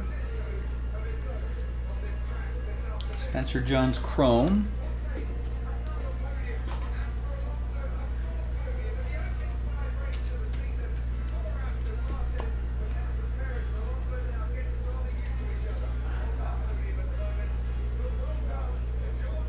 So we'll save a James Outman for the Dodgers. And there's a Tim Tawa. Oh, Gil Hodges would be my other guess. It is Duke Snyder, 389. And then Eric Karros, maybe? Is he third on that list? Maybe 280 something, 290 something? Michael Golder with the Diamondbacks gets the Tim Tawa. And Mark Bissett with the James Outman rookie card.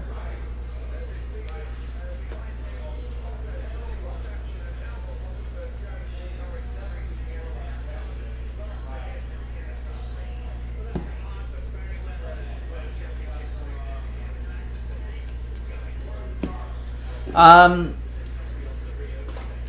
like to know. Hey, everyone, look up your team, your favorite team. Who's their home run leader? Like for Rex is a Cubs fan. Rex, who's the Cubs home run leader? I don't know.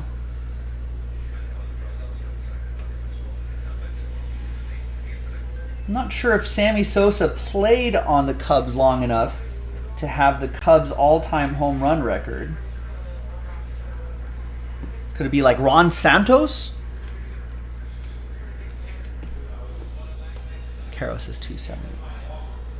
Could it be... yeah, I don't know. Who would have the all-time Cubs home run record? I don't know. Who else is in the chat? Gabe was in the chat. Gilo is a Royals fan. Who's the all-time home run record holder for the Kansas City Royals? Here's Abel Bastidas to 399, lime paper for the Tigers. That's going to be for Brian Heyman.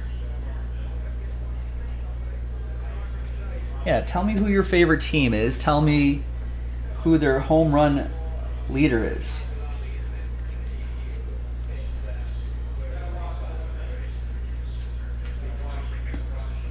Is it Sosa?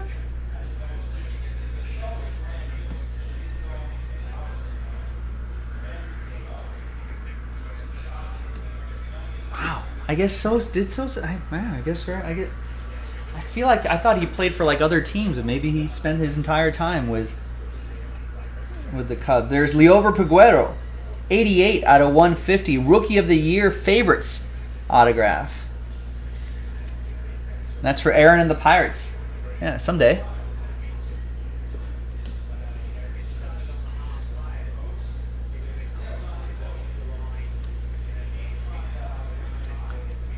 Easy notes. Is it Ryan Braun for the Brewers?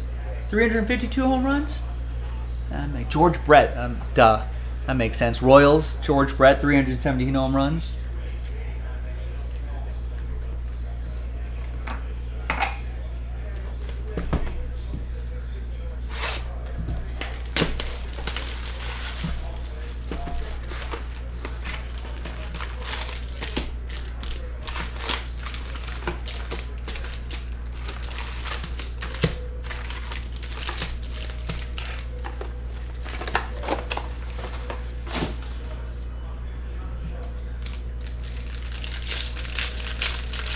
Wow. And then Salvador Perez is second.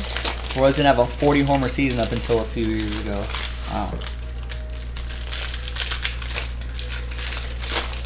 You would have figured someone in the... Yeah, no, I guess maybe not. I was going to say, there probably had to be someone in the mid-90s to early 2000s that got like, I don't know, that knocked out a 250 or 300 home runs career with the Royals. But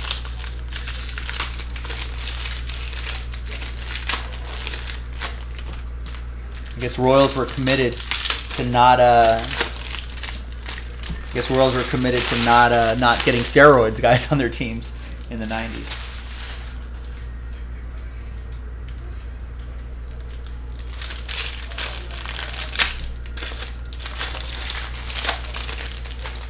I guess you're right. I guess in my head Sosa didn't play that long with the Cubs, but I guess he did 13 seasons. Royals Park is big. That didn't affect George Brett though.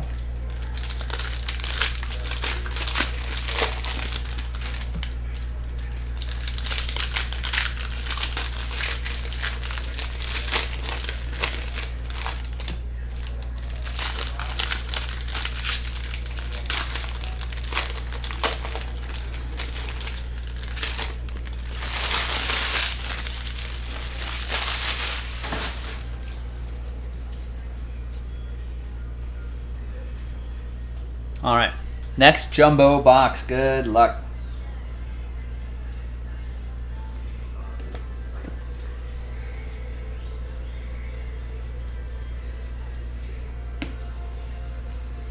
Just Shilo, Rex, an easy note in the chat, huh? No one else wants to hang out?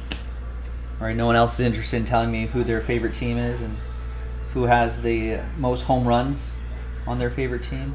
Here's Jorge Ruiz. Who do you think has the most home runs on the Angels?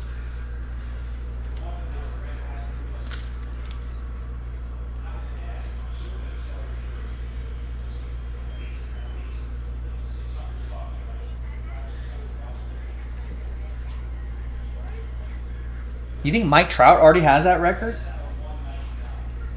I'm trying to think of other home run hitters on the Angels that were with the Angels long enough to have the team record. Yeah, it might be Trout already. It might be Trout already. I was going to say Reggie Jackson too, but I don't think he played for the Angels long enough to amass any kind of home run record.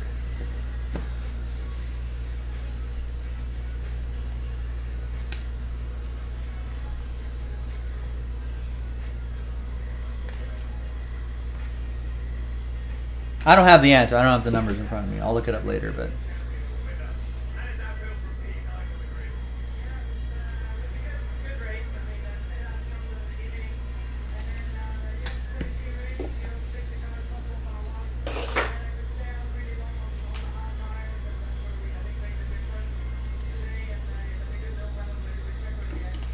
We got Myro Shendrick Martinez, purple lunar to 199. That'll be for Mark and the Dodgers. It is Trout with three. He already has 350 home runs.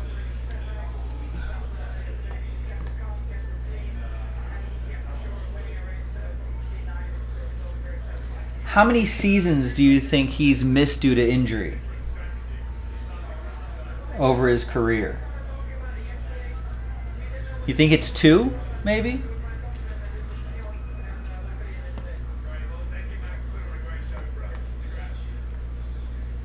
I mean, that's possibly another 100 home runs between 2 seasons, right?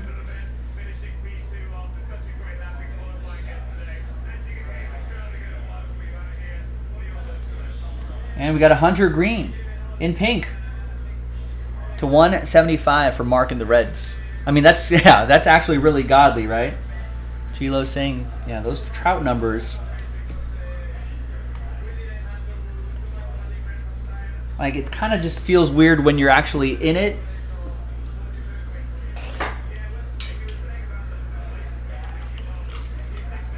And you don't really notice. Excuse me. It's getting a little cold here now.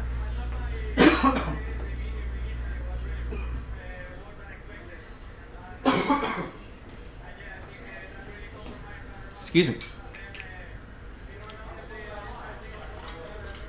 Sort of like I don't know, how do I describe it?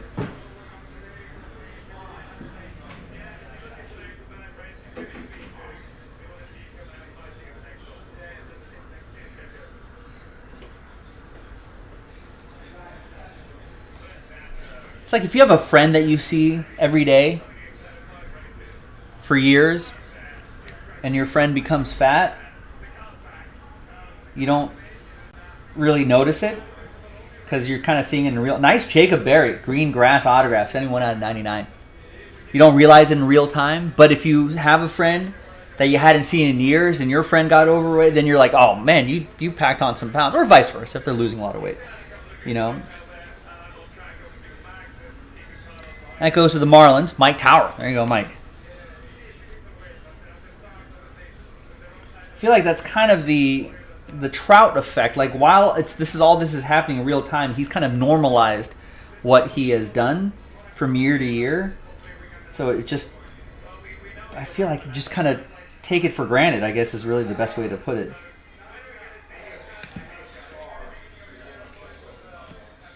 But then when you step back a little bit, especially wait till he starts hitting milestones, when it's like fastest player to hit this many home runs, fastest player to do this, fastest player to do that. So,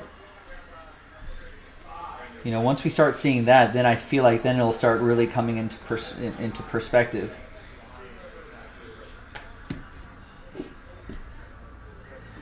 Correct. Yeah. Exactly. It's like kids too. You won't, if you don't see your friend's kids for a while, or a relative or something that hasn't seen you know, the kids in a year or two, you know, they grow up fast.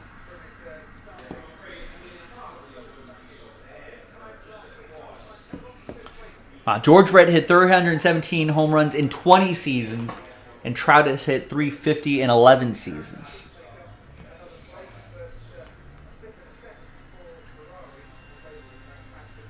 If you back out a couple injury-plagued seasons and you fill them with home runs for Mike Trout, it's like, you know, that guy might make a serious run at the all-time home run title.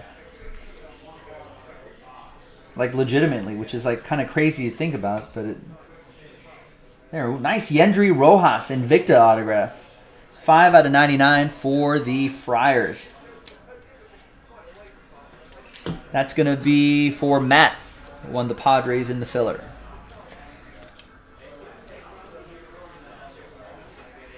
Get some of the wrinkles out of that penny sleeve there.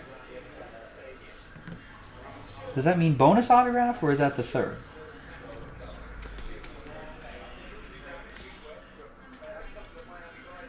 We got Jorge Burgos to 199, purple lunar for the Guardians. That's for James.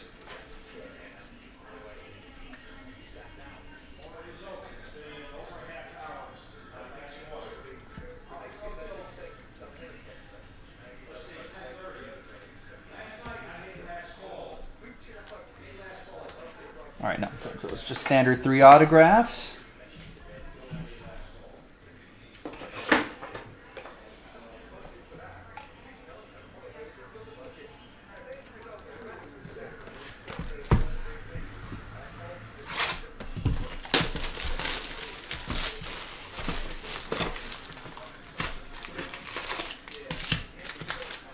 What about pitchers? Who has the most wins on your favorite team? I'm trying to think who has the most wins on the Dodgers.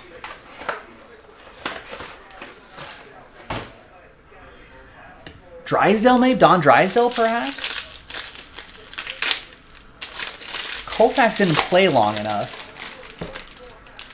I think even Kershaw's still behind on wins.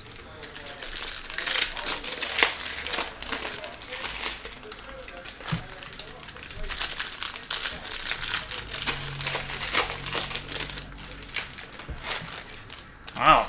Tonight when Rex walked into work, it was officially your 23rd anniversary with Kroger. Imagine how many cases of product you stocked in that time.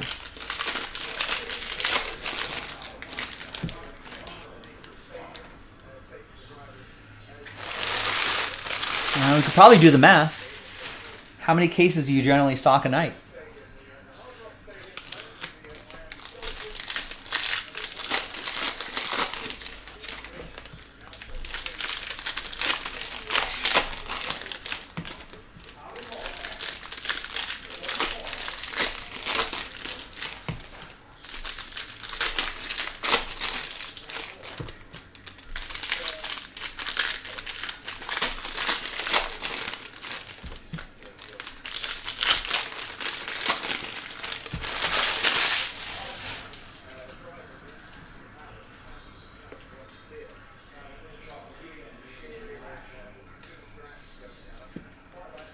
Oh, this one's numbered to 125. Jackson Holiday, nice.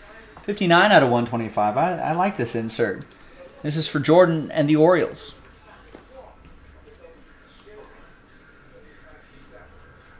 We got a Matt Mervis, made his debut recently to 499. That's for Bill Macy and the Cubs. Last spot mojo. Let's see if we can find some of his ink in here somewhere.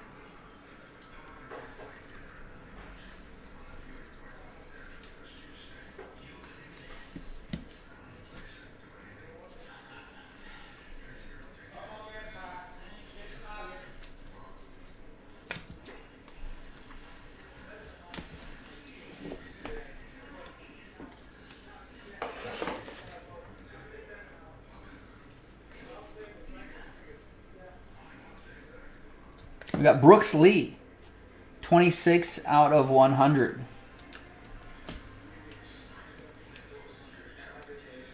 Wonder how many guys with the last name Dunn have the name Brooks. Like the old country group, Brooks and Dunn.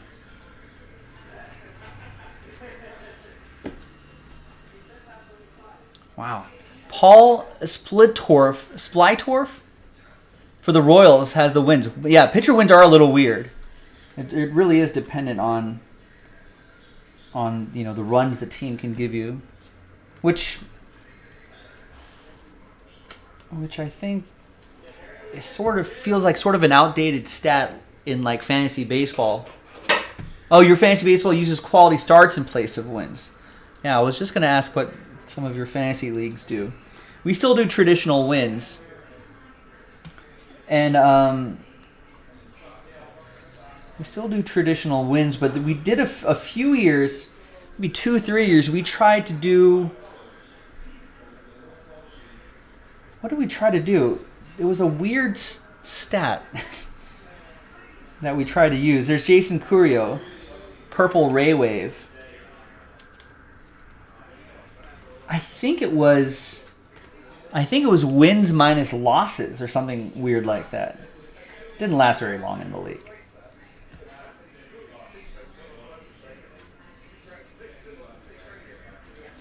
So it was like weird because then it was like, people would end up with like,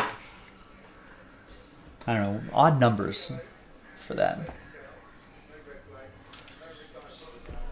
I think the idea was to punish pitchers who may get an extraordinary amount of run support and vice versa. Brock Jones, the Brock Lobster going to the Rays. Oren.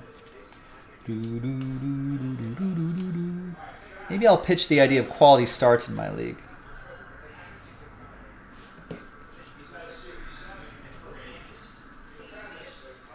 Yeah, like for example, Josiah Gray, former Dodger prospect who I have in my fantasy teams with the Nationals now, has been for a few years. He's kind of having a breakout season, but I think he's like 1-5 or something like that. So if you just use wins losses, like a lot of casuals will do, they'll be like, well, he sucks. He's like, well, actually, he doesn't.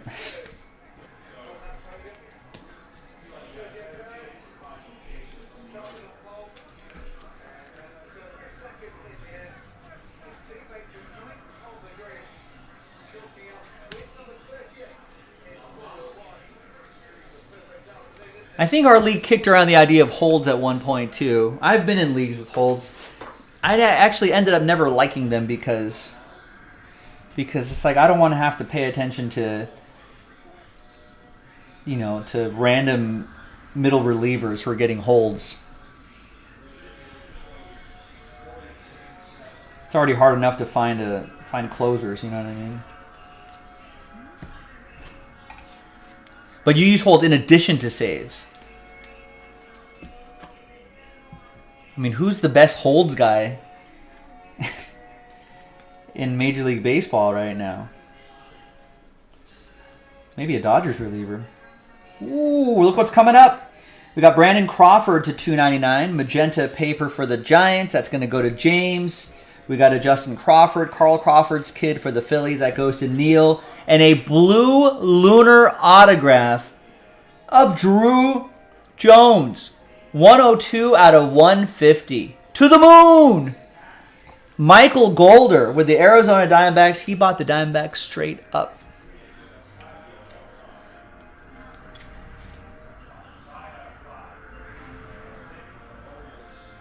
That is nice.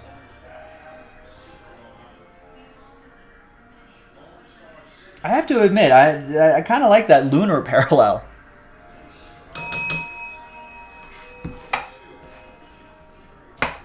All right, those are our 3 autographs. Let's see what else we have here at the end. And then we'll get into the second half of this case. So Marcelo Myers, speckled, $2.99 for Brian and the Red Sox.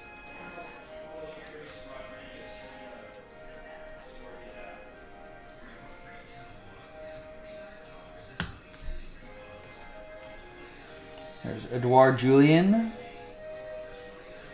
And the Netherlands national anthem, real long.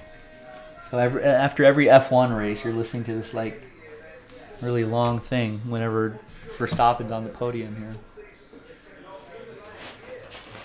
here. All right, 4 boxes down, 4 boxes to go. Having Darvish 1 year on the Cubs, had a ton of Ks, but just offense couldn't get him runs. Yeah.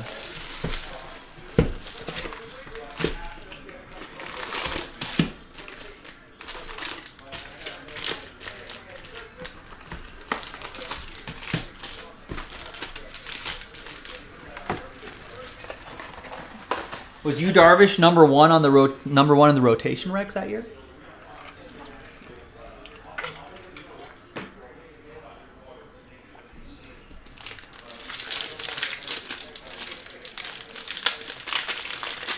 Sneaking in a middle reliever at the end of the week can squeak by a win. See, that's, I don't know. Isn't that kind of BS though, Gilo? Are you feeling good about the fact that you got some random dude who got 2 holds at the end of the week, has you win the week? You feel good about that? You can sleep at night as a self-respecting fantasy baseball manager?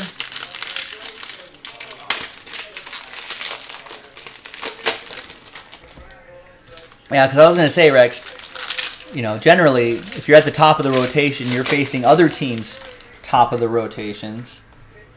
And so your players are facing the better pitchers. I know Kershaw ran into that a lot in some years. The guys just couldn't score runs for Clayton Kershaw.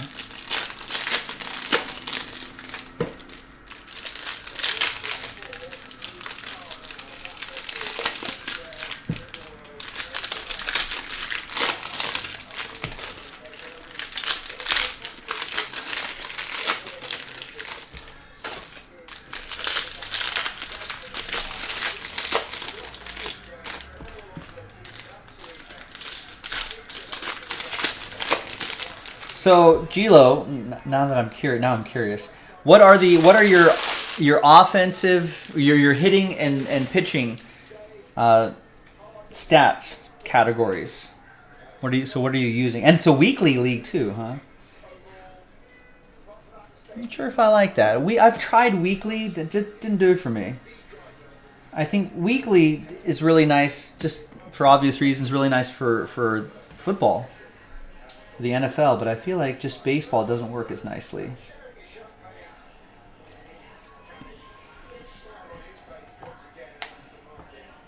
But I think a lot of people still must be in weekly leagues, because I'll look at like fantasy baseball, you know, I'll see fantasy baseball, read articles or podcasts, and they'll still talk about pitchers who have 2 starts in a week for weekly leagues. So I guess people must be doing it. There's Blaze Jordan to 125. Aqua Shimmer, 48 out of 125. Got another Cam Collier. And a Drew Jones. Cam Collier going to Mark. Drew Jones going to Michael. Everything is default except for quality starts and holds. I don't remember what holds replaced.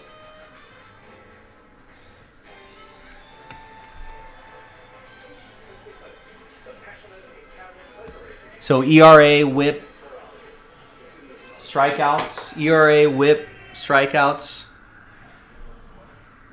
Quality starts, saves, holds.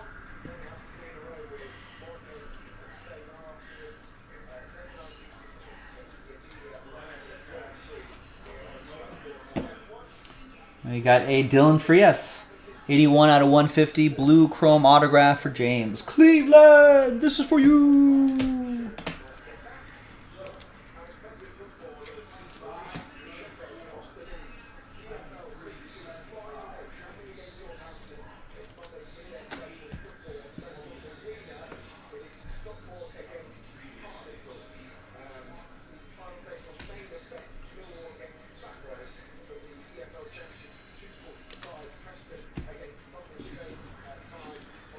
And hitting is average, runs, RBIs, stolen bases.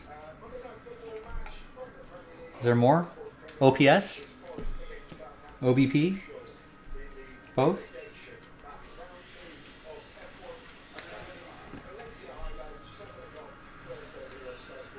Nice. Another lunar, Edouard Julian. Those lunars aren't numbered.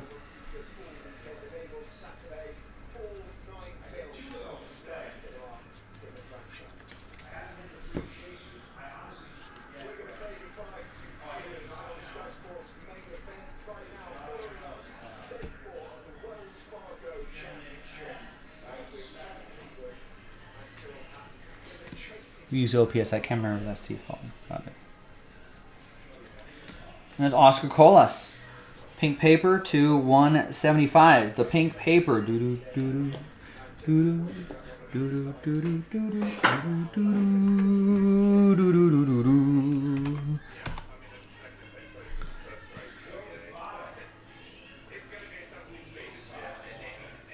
What do I use here? I'll look at that when I'm ripping open the next box. Let's finish this.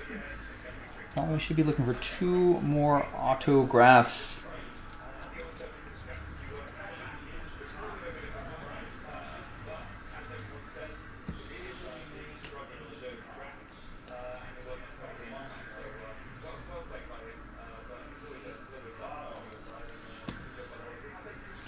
We got Damon Keith, Dodgers autograph for Mark Bissett.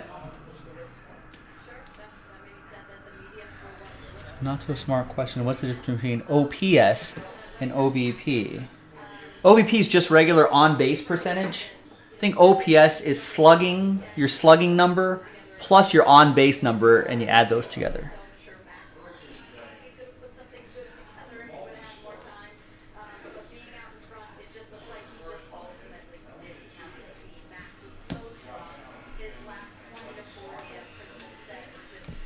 Just kind of a quick overview way of seeing how a player does. So, for example, all right, Giancarlo Stanton's lifetime OPS is 890. I think anywhere between, like, I guess 700 to, is it 700, would you say? I don't know. What does everyone think? 700 is pretty elite. I mean, 1,000 is elite level. Just power and ability to get on base. 890 is really good. Lifetime for Giancarlo Stanton. All right, Salvador Perez, 764. That's pretty good for a catcher.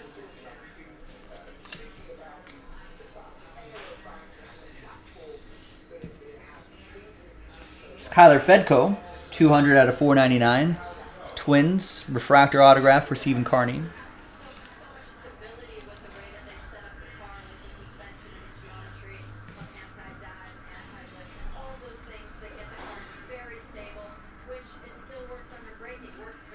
We got a green grass, William Bergola, 64 out of 99.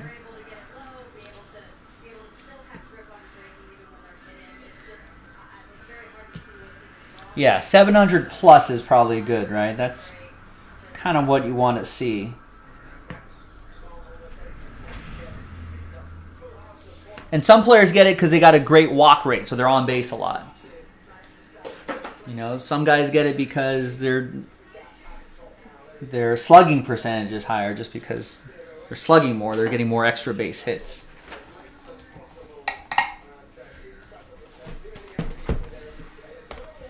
Yeah, I like OPS. It's a nice, complete kind of overview sort of stat. Rewards, you know, especially in fantasy baseball, rewards kind of like guys who walk plus the doubles, triples guys, but maybe not necessarily home run guys. So my 16-team keeper auction league, a lot of smart baseball guys in this group. We use batting average. I need to work on that. I am not even middle of the pack on batting average. Home runs, I'm second place on home runs. OPS, I'm at 752. The leader is 806. I need to do work on that. We have a runs produced category, which I think is runs scored plus RBIs minus home runs. I don't know why we do that. It's a fine stat, but I think the idea was we didn't want to use just straight runs and RBIs, because that's kind of I guess sort of old-fashioned stats, but I think runs produced is runs plus RBIs and backs out home runs.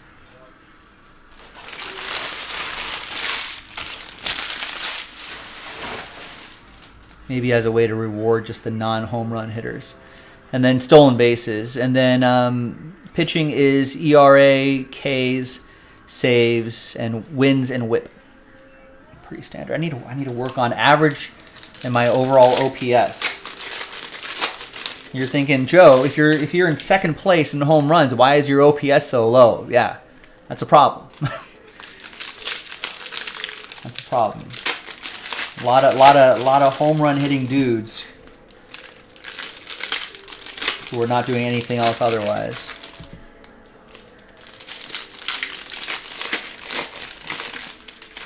I need that OPS, Sheila.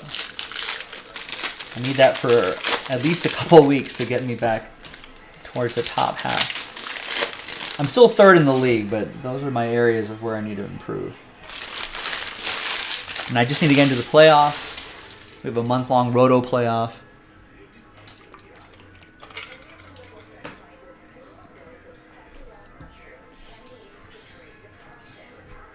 All right, next box, good luck. We got Ryan Clifford, Houston Astros. That'll be for Jordan.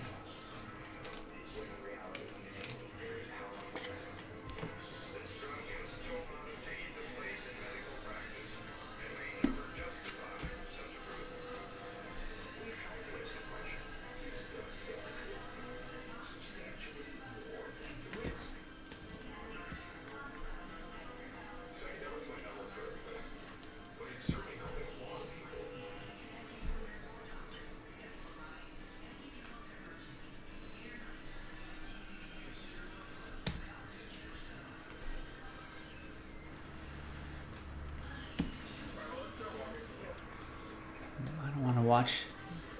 There's a mushrooms documentary. I want to watch that later. I'll watch some golf, even though I watched a lot of that today.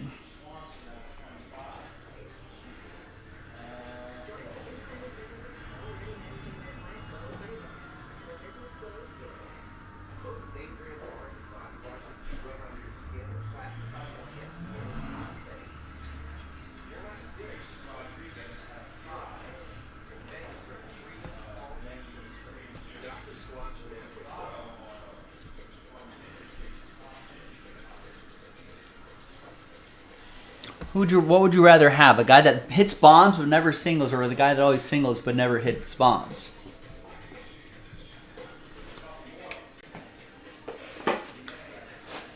I mean, if it's just one guy, I'd rather have a guy that hits singles all day long. And they can always find a couple of guys that can hit bombs. I mean, that's sort of an odd question because it's like it's as if I can only have one player, one type of player. So bets to 175.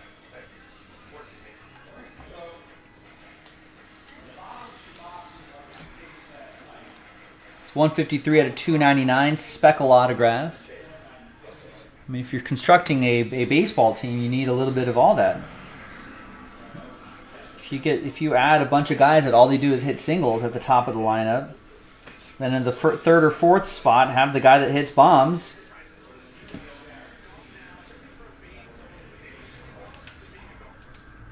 There's Ronnie Simon to 499 for the Rays. That'll be for Oren. Yeah, otherwise you end up like Gilo's Royal, singles and never bombs. World Series motto. I guess that could work too.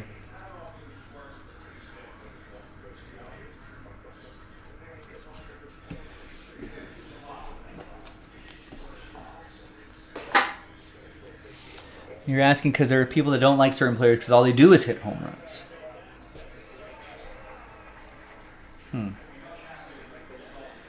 That's sort of a weird take for those people. Why would that matter? I mean, if your entire team was like that, then I guess that's a problem. You know, I mean, you got to have a better balanced team. Oh, like Schwarber, it's all or nothing with it. I mean, what do they want? What do they want everyone to be? They want everyone to be 300 hitters and hit a modest amount of home runs. They just want just a perfectly balanced player. Otherwise, they won't be happy. Dernish Valdez to 499. It's an odd argument, isn't it?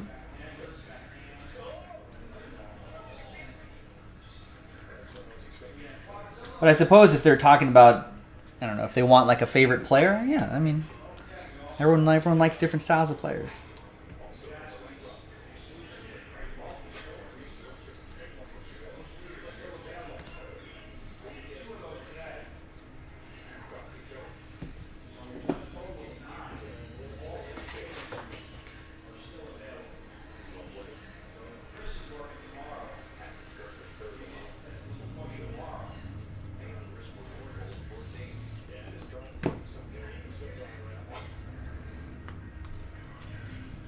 I mean, I don't mind Kyle Schwarber. Everyone needs could use a Kyle Schwarber type player. Here's 3 out of 399 Lava, Daniel Guilarte for the Brew Crew. That'll be for Nick and the Brewers.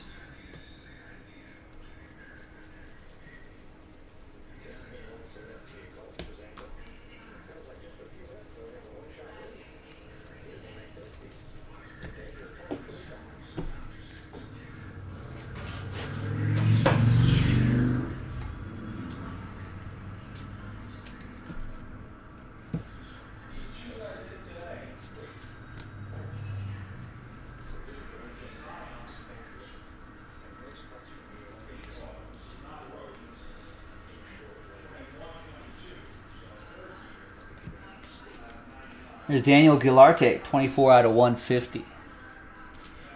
Blue paper for the Brewers. That'll be for Nick.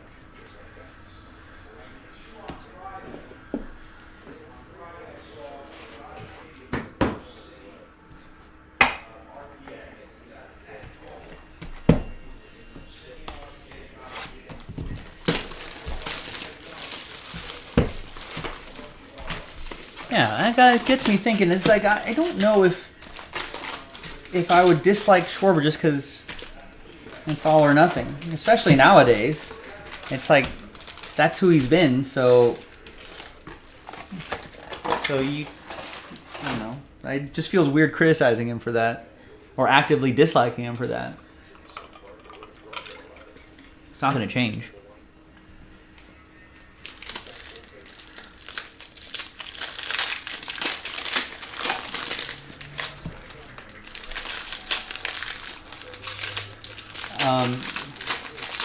I don't know. I don't know if if I break it down like that, what do I admire in my players, and the players that I tend to like?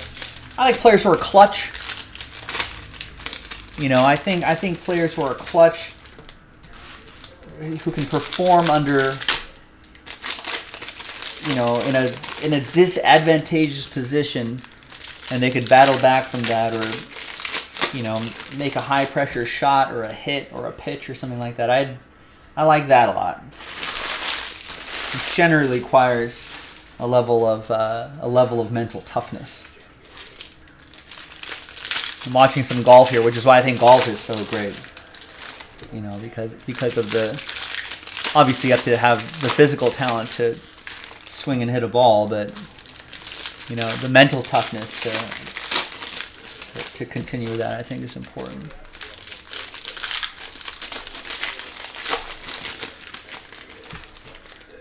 It'd be interesting if the Cardinals explore Contreras in the outfield, and it works.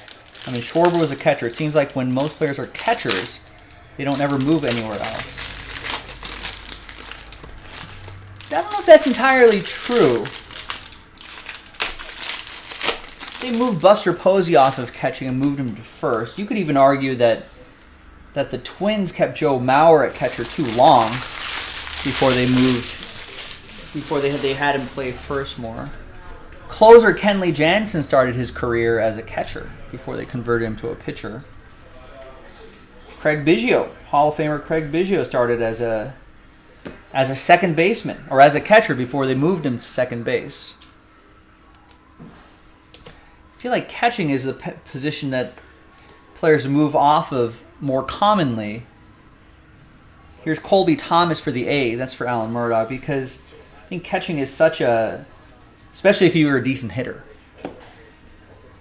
You know, catching is such a physically grueling position that oftentimes you're moving those guys off of catching whenever you can.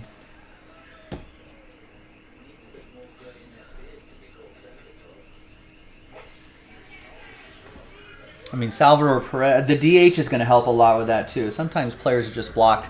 Some catchers just blocked by other players in other positions. But the DH, the universal DH, I think is going to help a lot of catchers be able to slide into a DH spot. There's Wilson Contreras. Preserve their legs.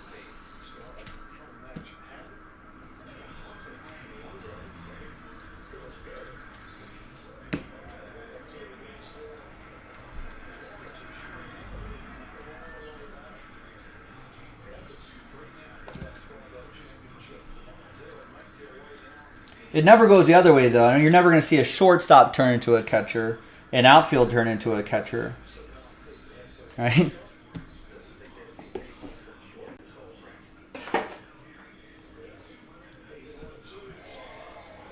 What's making some angry, the Cardinals, they have 3 catchers on the roster now?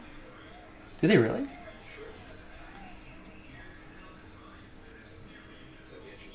There's Vaughn Brown.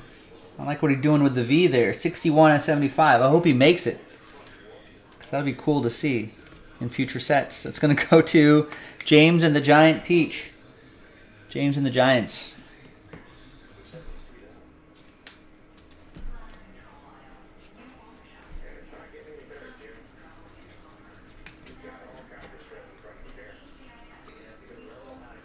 There's Michelle Dason to $4.99 for Jordan and the Orioles.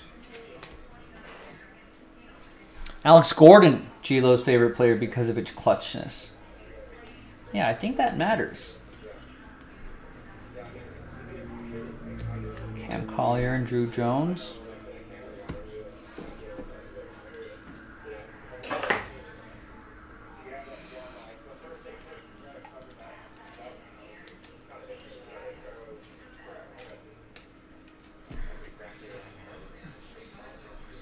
I mean, I don't think, is Neisner supposed to be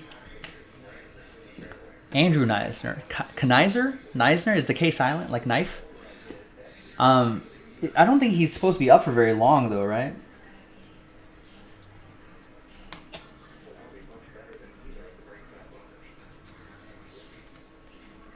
So Oscar Colas, green paper to $3.99. It'll be for James and the White Sox. It really all depends on where they're playing. I mean, baseball more and more seems to be a lot more flexible in positions. There's a lot more, like basketball, a lot of positional flexibility. Point guards can play multiple positions. Centers can play as point guards nowadays. They can bring the ball up.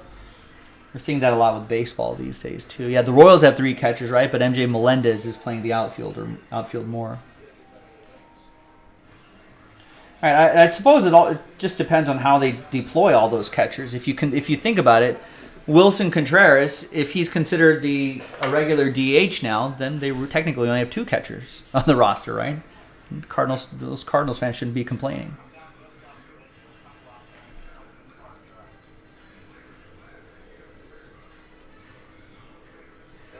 There's Von Brown again. Refractor autograph.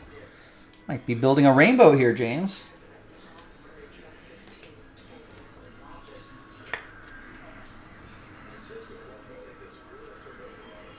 There you go, cool auto.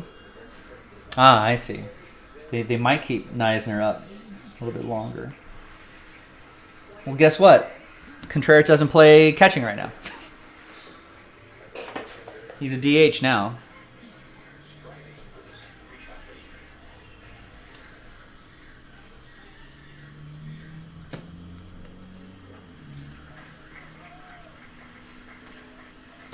Kyle Harrison next. Well, it won't be in this box. We pulled our 3.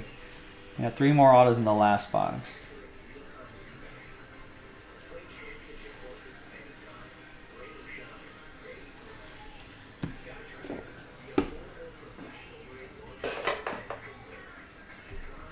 Yeah, well, I think the Cardinals are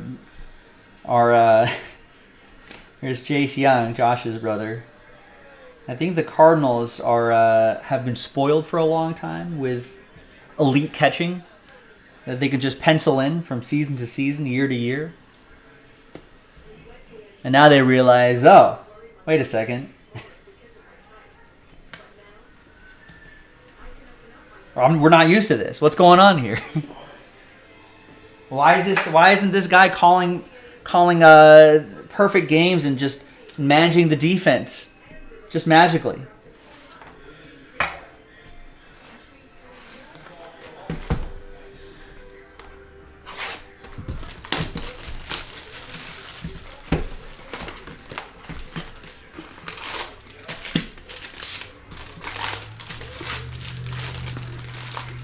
Final box coming up.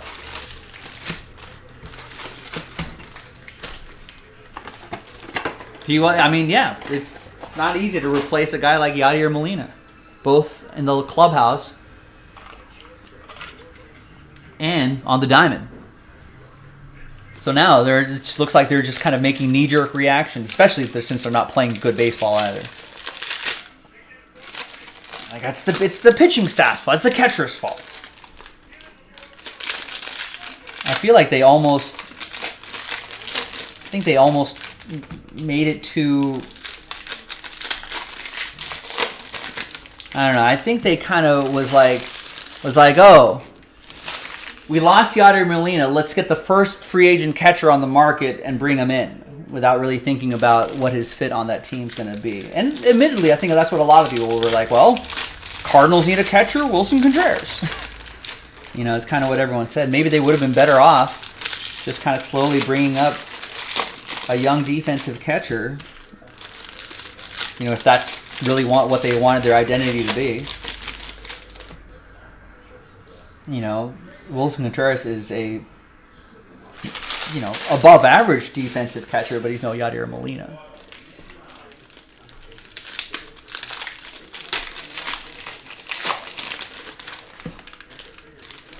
LBC for real. What's going on in the Twitch stream? Goes to show that one guy really can. Yeah, especially if you're a Hall of Fame catcher that's handling your pitching staff every single day. I think in baseball, that's probably really, especially if you have a catcher like Yadier Molina who's controlling an entire staff. I think that argument really, generally speaking, goes down to the catcher in a lot of teams. You can still win without a catcher, but I think the Giants, San Francisco Giants, has had a lot of trouble with their catching spot ever since Buster Posey left the organization, who was a leader on and off the field and able to manage the pitching staff.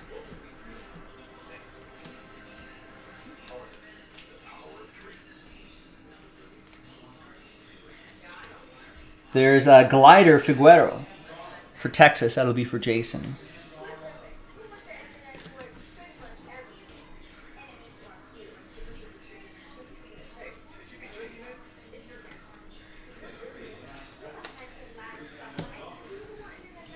So yeah, I think I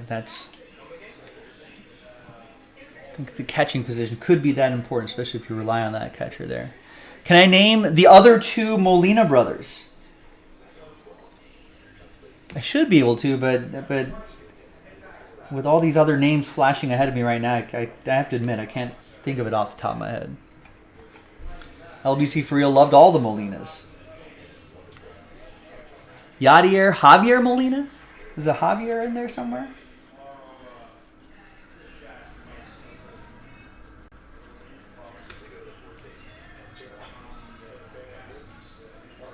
Jose Molina and Benji. That's right, Benji Molina.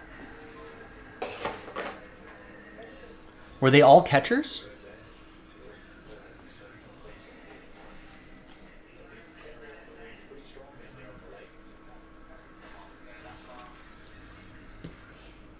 One played for the Angels. Was it Benji that played for the Angels for a while?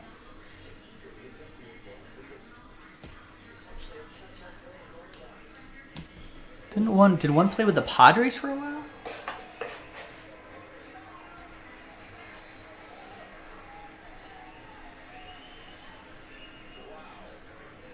And there's Juan Sorella.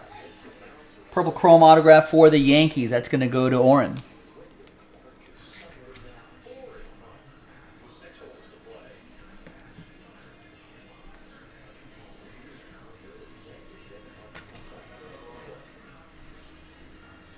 There's Randy DeJesus for the Halos to 75. Yellow Lunar.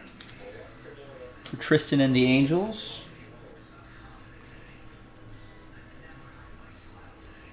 Almost done, ladies and gentlemen. Thanks for hanging with me. I appreciate the company, especially in a longer break like this.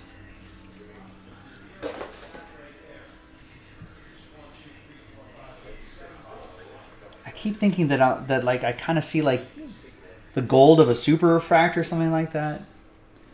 I'm eager to see one. I haven't pulled a super refractor yet.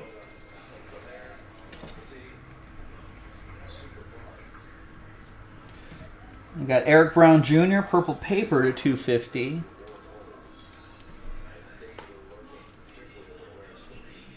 Should be expecting one more autograph out of here too.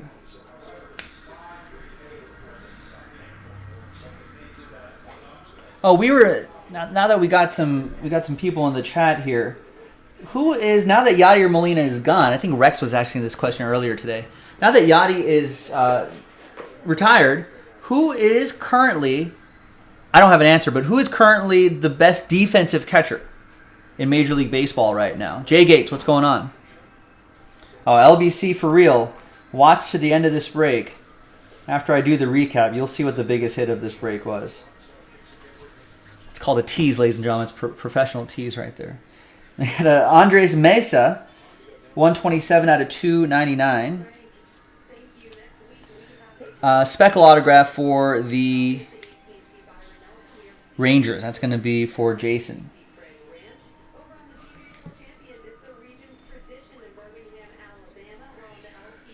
Have I pulled a Pearl pack out of Hobby yet? I've not done a single case of Hobby.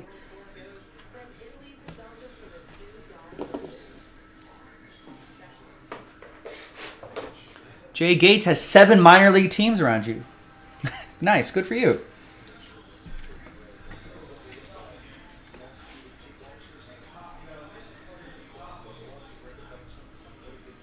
Has that stumped everybody? No one has a thought on who takes the mantle of best defensive catcher in Major League Baseball right now?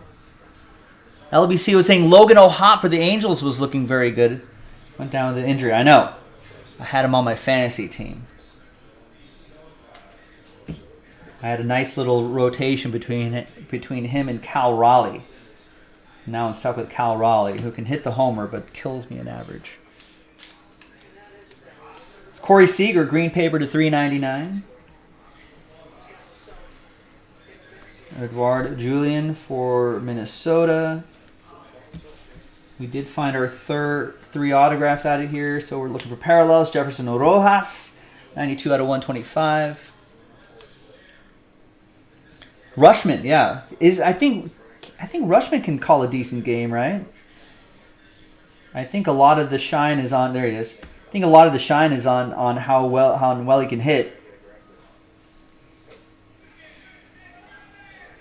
You know, but I think maybe his catching might be underrated.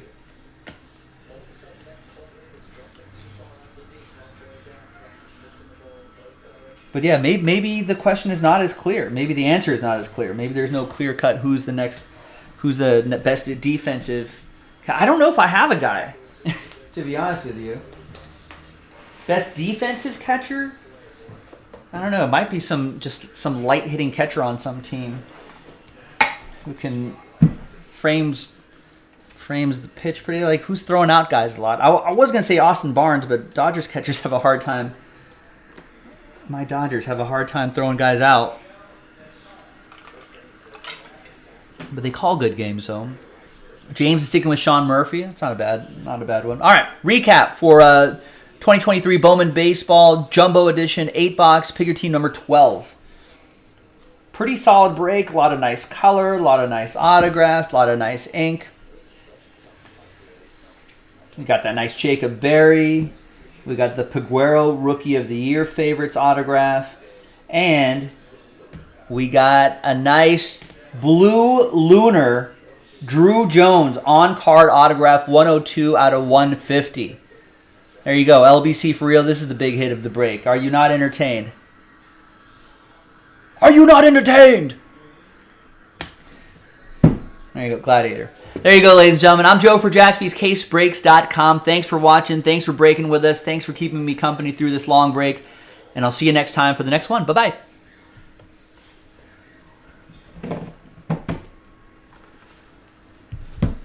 There you go, LBC. Pretty nice, right? This was actually pulled in the middle of the break, but for showmanship purposes, I put it at the bottom, so it would be the last one of the recap.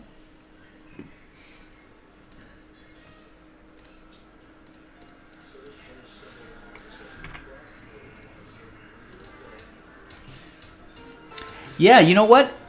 At first, I kind of thought those lunar parallels. Well, I didn't know what they were when I did it. And I was like, "What is this parallel?" And I wasn't really looking too closely. It just looked like it had just a weird texture on it.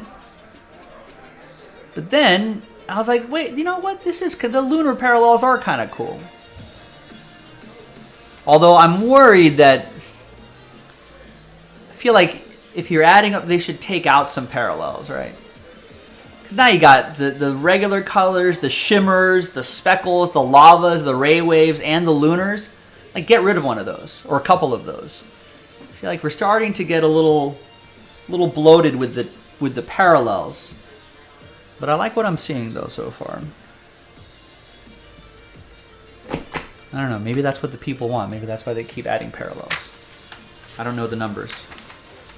I don't have the data. Topps Fanatics does.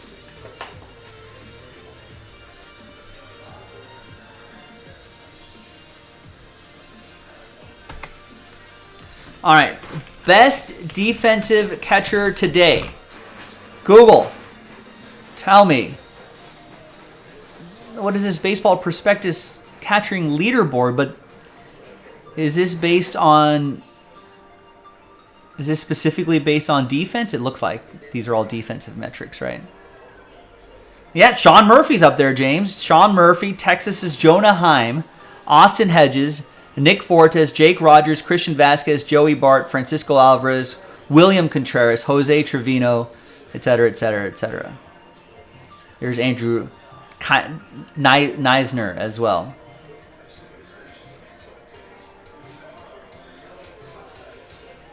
So there you go. But I mean, basically these guys are like sort of league average, right? Basically, what, top 5, I would say. So there are your top 5 defensive catchers today. I don't know if any one of those top 5 guys really. Feel like they're all kind of the same, right? At least according to these numbers, they're all kind of the same. You know, no one's really separating themselves as far and away the best defensive catcher.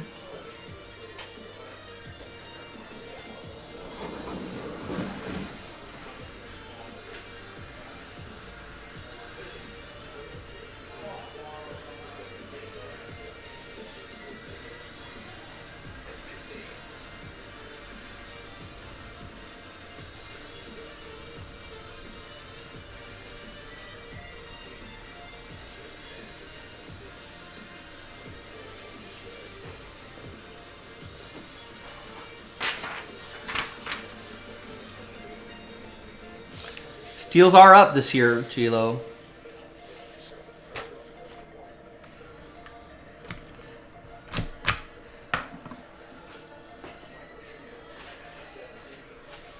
Steals and steal attempts are up this season.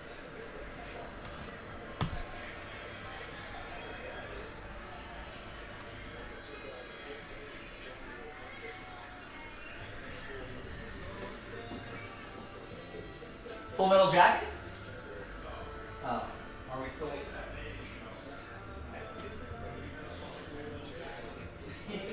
Yeah. Maybe not. Definitely Full Metal Jacket.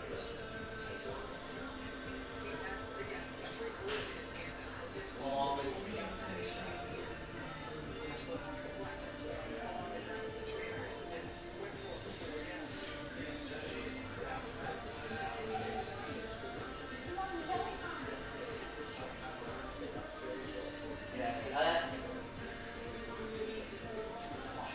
Full Metal Jacket.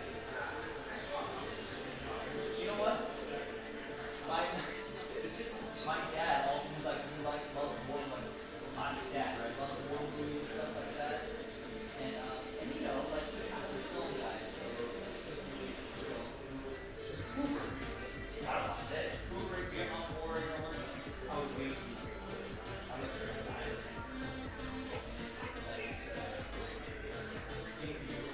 Like Star Wars. I don't think anyone wants to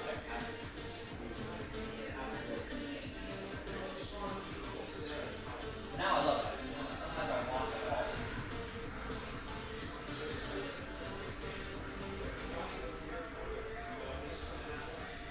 Like a flying game.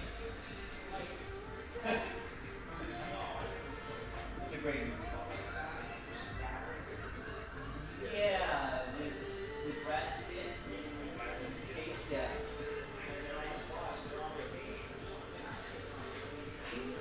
I remember watching it, and I remember everyone it was like critically acclaimed. Yeah, it was like trash.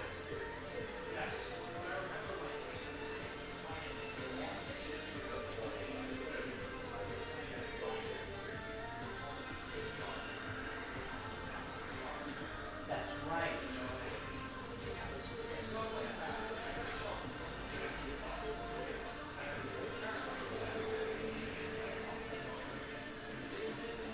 Oh yeah. No, that's you're thinking of Nico Black, where he gets hit by the beginning in the show.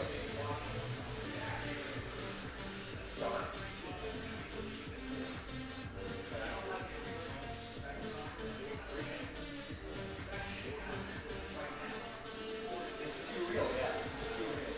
It's not like it's a zombie coming up the stairs. You get a jump scare and you're like, yeah, I saw that coming from a mile away. Which are totally real, right? Remember, what kind of zombie do you think slowly down? Not like World War Z? Yeah, the fast zombie.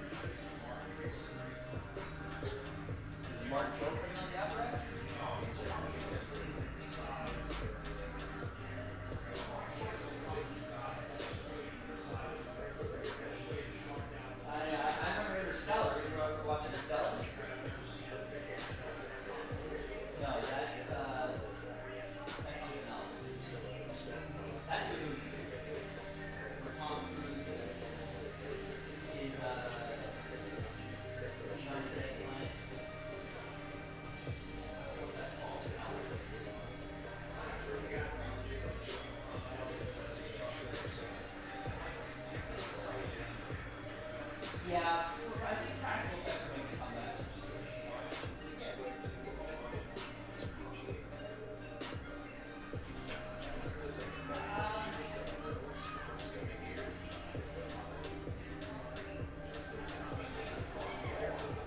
You know, I think a lot of times back it's like when Star Wars was like the Mandalorian and will create like new characters, those are practical. And it looks frankly it looks better.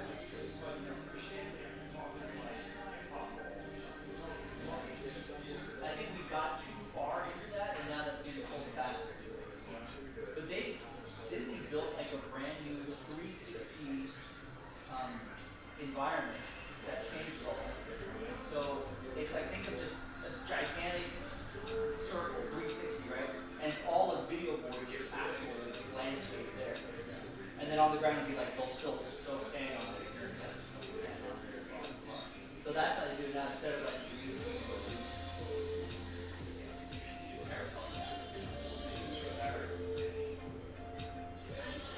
oh, we'll take the last piece, right? Yes. Yeah. I'm talking about it a week later, right? When does that come back? Is it automatic like you feel max afterwards? Oh.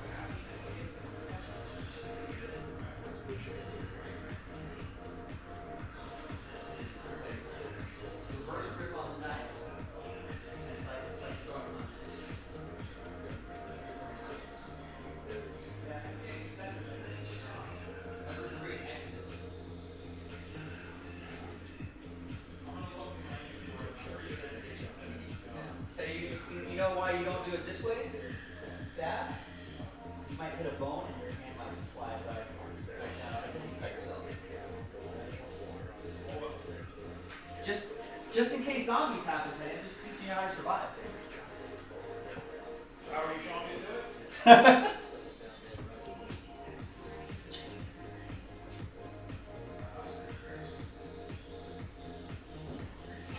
You like to throw in punches, okay? Not stabbing motions. Don't try to slide it. Punch. And that's it.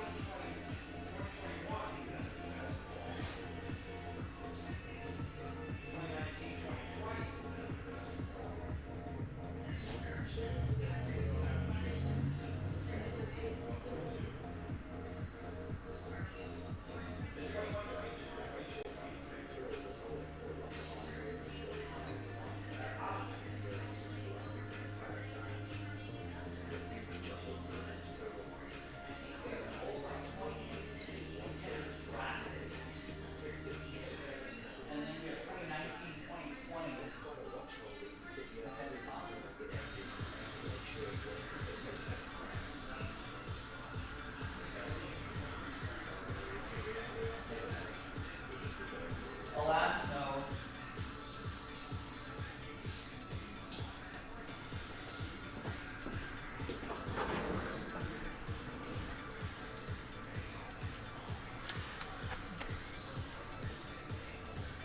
Is that not print?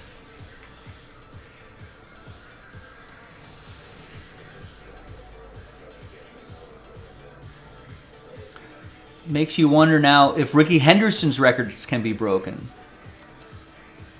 Let's see where the steals leader is by the end of this season. And let's see how old that person is.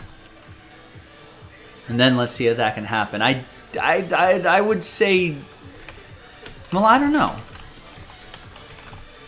I mean, I don't think any player currently, even as a rookie, I don't think that's going to happen. But I mean, who knows? Maybe in like 5, 6, 7 years, there may be a player that emerges that's like, hey, I love baseball and I've got speed. I want to keep playing that. But if you look at Ricky Henderson's numbers, they're kind of those. I mean, he played for 25 seasons, and he's knocking out 100, 130, 108, 66.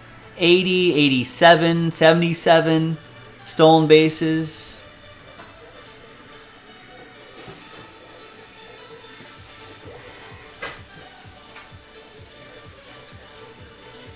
Oh, just in history? Yeah, I mean,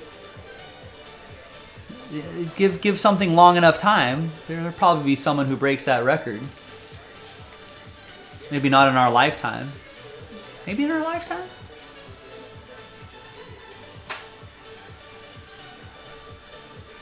I mean, technically any record can be broken, right?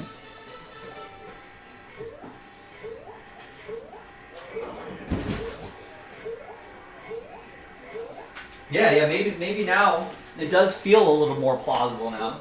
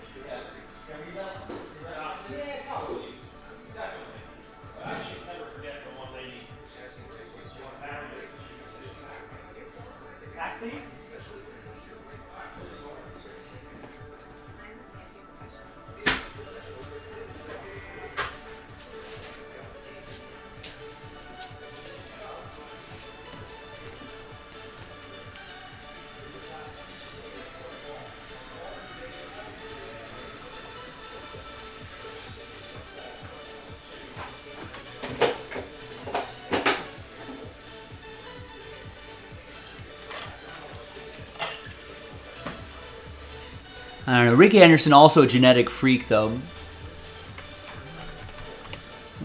Just touched by the hand of God to be a ball player. You know what I mean? It's like how many players are going to be playing through their 44-year-old season? I don't know when the last time a 40-plus-year-old player was still playing baseball. I mean, he had 25 steals as a 42-year-old. I mean, who's going to play the game that long? Who's going to let a 42-year-old run? Right? Especially in an era where it just seems like more and more players aren't playing every single day of every single game. You know, the intensity at which people play, the game nowadays is different too. More injuries crop up.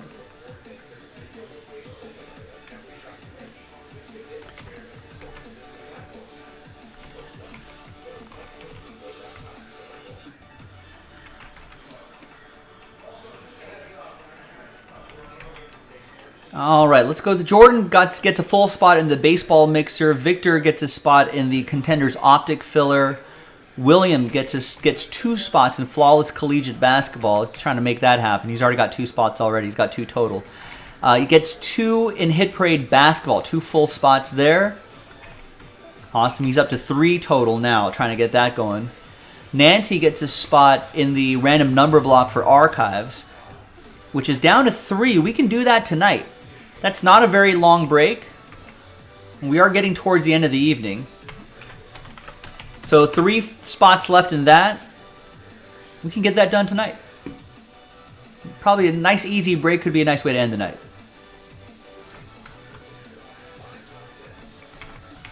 And also Teddy is about to sign off shortly as well. But if you want to get a personal break or 2 done with Teddy before he calls it, at Jaspy's Breaks on Instagram Live only. At Jaspy's Breaks.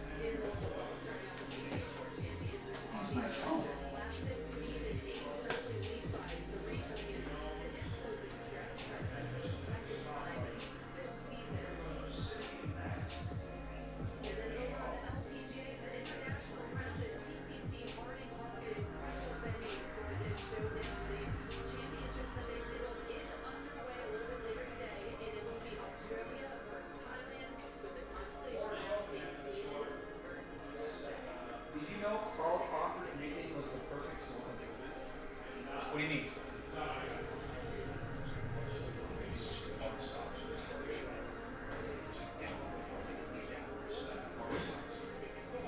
You got some in here? Oh, that's right. His cousin's J.P. Crawford.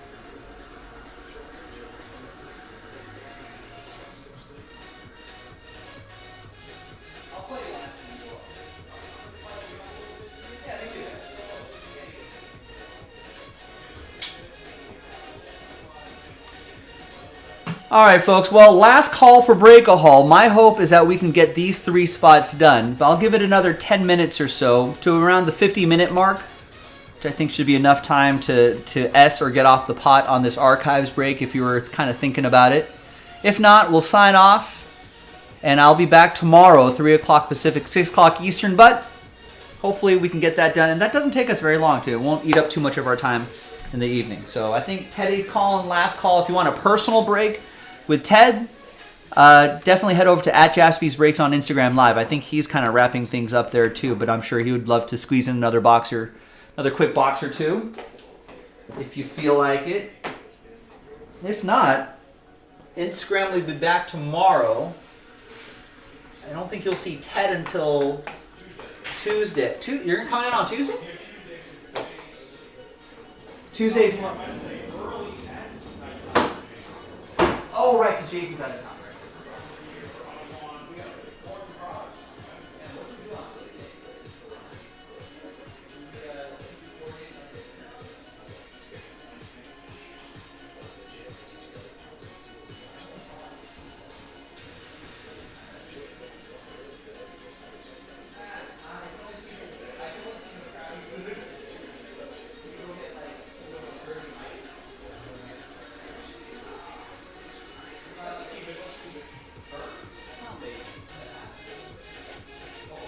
You know what? I am thinking of going to get blood work done on Tuesday early. Maybe Tuesday night. Oh, yeah. Need some budgets. Right, well, Monday, we gotta get tomorrow.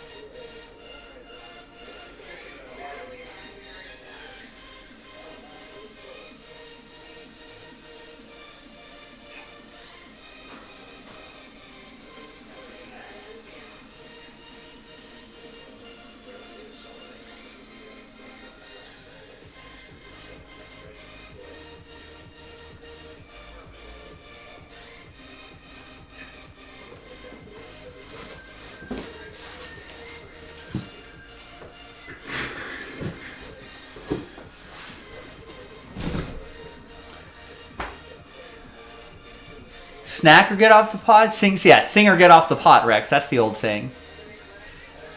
Joe Pizzle. Now, what's my prediction now?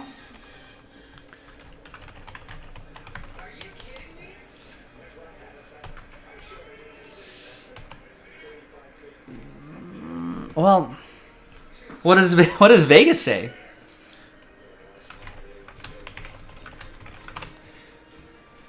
Do we have some updated odds after this game?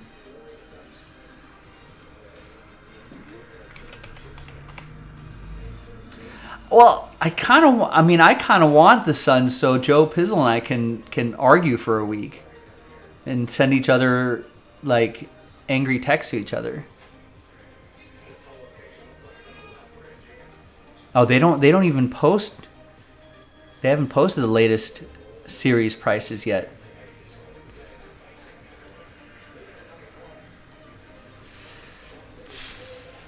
Jeez. All right, so I mean, Nuggets are winning game 5, right? So that's 3-2. I think it goes 7, and then it's a coin flip. I think the Nuggets come out firing. Ooh, right, Jokic news. Oh. Oh, man.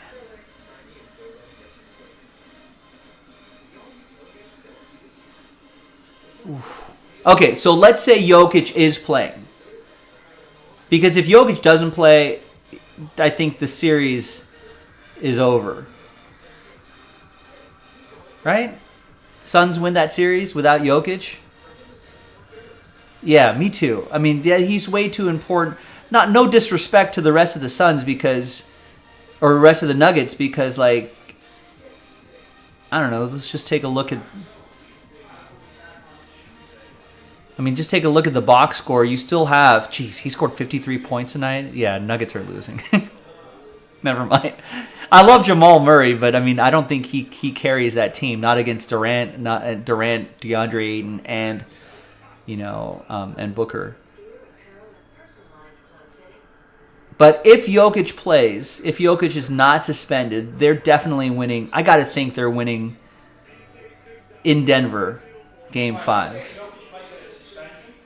I mean, you can't go into the stands and push people. Well, he didn't go up any steps. He was on the floor still.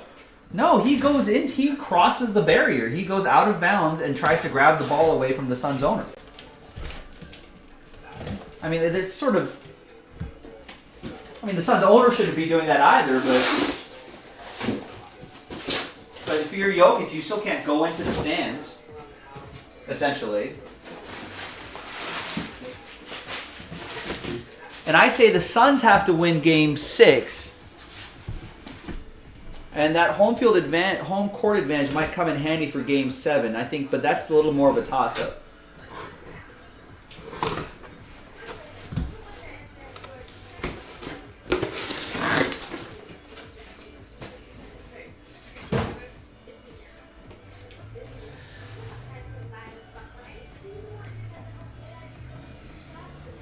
I don't know if I trust that Suns bench, though. Joe Pizzle. I still don't like the stat line, Joe Pizzle. What do you think? What do you think about DeAndre Ayton? That still drives me bananas. I mean, I know that Durant and Book was getting a lot of action there. And I know he's got to play against Jokic, right? But he's 7 feet, 250.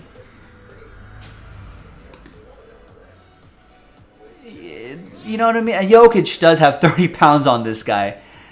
But I don't know. I feel like even with Jokic...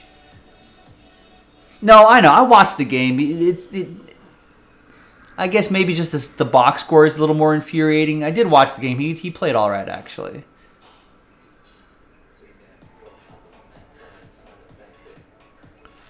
But still, I just feel like... I mean, Jokic only got 4 rebounds. But he's got to be automatic 20 and 10 a night. Automatic. I mean, that's the floor for a guy of that size and talent. He might be one of the only few guys that could kind of bang under the rim with Nikola Jokic. But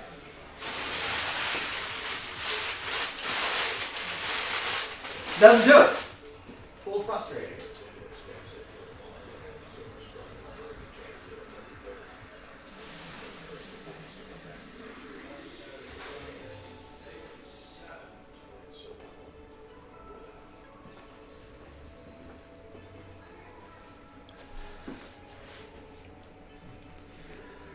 Yeah,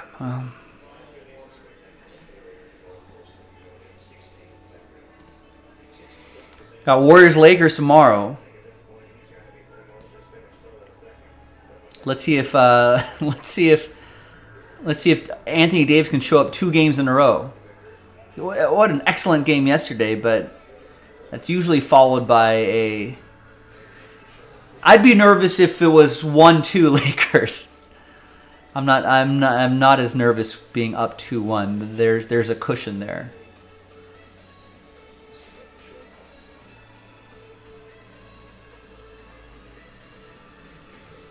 So I'm a little less concerned, especially with that big win yesterday. A lot of guys were able to get a little bit of rest, but Anthony Davis is the key. If he doesn't show up, then everything else falls apart. They won't be able to perimeter defend. Like they're great defensively everywhere else except for the perimeter. And guess what Golden State does well? Shoot threes. So I think that's the trouble. That's the problem.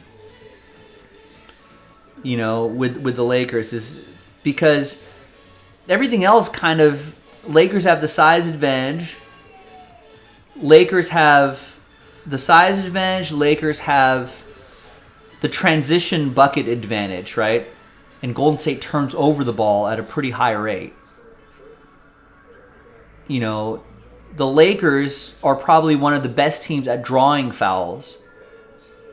The Warriors are actually one of the worst teams at drawing fouls. So this is not just, you know, this isn't like refs favoring one team or the other. One team's just bad at doing it, and the other team's great at drawing fouls. You know, they're more aggressive to the basket too. You know, that also adds in more fouls. Like Joe Pizzle, your son should be getting more fouls if DeAndre Ayton was more aggressive. Get those baskets, get those buckets. You know what I mean? But, you know, Suns are more of a jump shooting team. Although KD can get his. But you don't want him to... You have DeAndre Ayton. That's what he's there for. You know, you want DeAndre Ayton to get those, like, you know, to get those aggressive buckets, get down low, get the free throws, do all that. I'm sure this is why Monty Williams... he's probably super frustrated at that too. They had that little tiff in the preseason. I think it's probably about that. But yeah, I mean, you know, taking the 2-1 lead I think makes me feel a lot more comfortable. But is it a must win though? I don't know. I guess maybe, yeah. Because if they lose here, that's 2-2.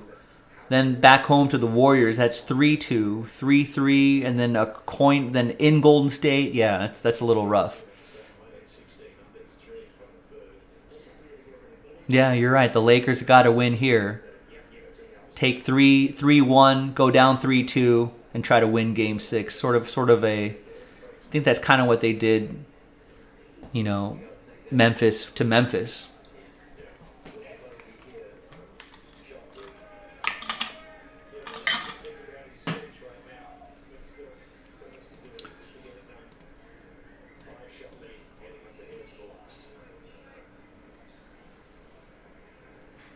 You know, and there's a really interesting, I mean, not that interesting because it's kind of like a duh sort of thing, but I heard this on tonight's broadcast. You probably heard it too, Joe Pizzle.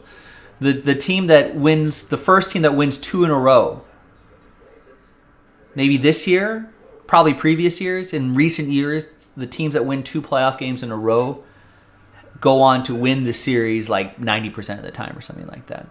Which is kind of, in a 7-game series, you're kind of like, well, yeah, that... Duh, right? That makes sense at some point.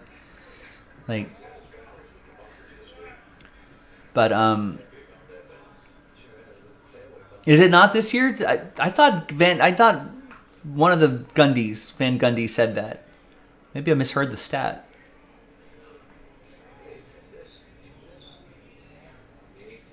Or maybe that's in recent years, not including this year. Or maybe it's a general rule, generally speaking. You know, the teams that wins 2 in a row. Well, they did say 90% of the time.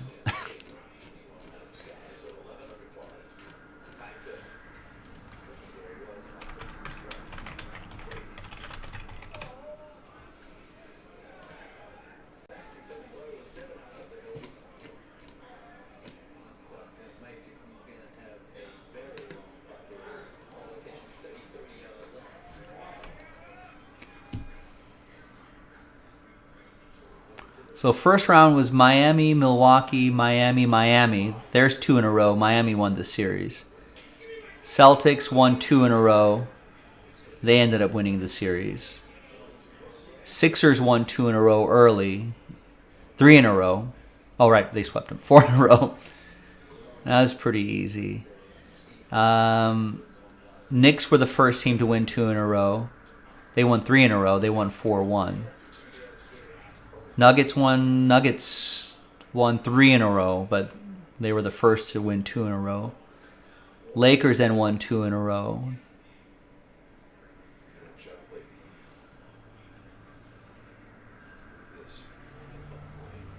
Yeah, but the Kings, right, I think the only team won 2 in a row, and then they went on to lose. That's rough. And then Suns won 3 in a row right there. They went 4 in a row. 4 in a row.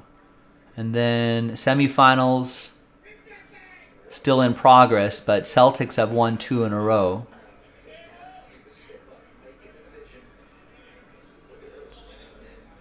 And then we'll see what happens. I think no team has won 2 in a row we'll see them tomorrow, I think. We'll see what happens there. Nuggets have won 2 in a row, but then the Suns won 2 in a row. So I don't know what's going to happen. so this is going to be sort of the odd one out, yeah.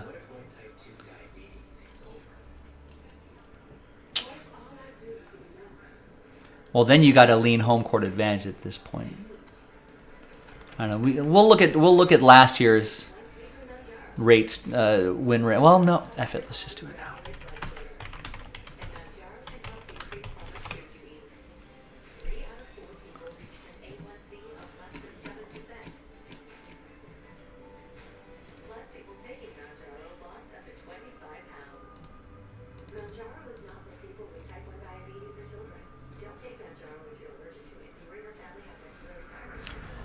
All right, so here we go. Heat won 2. This is last year, so we can see the entirety of the playoffs. Heat won 2 in a row.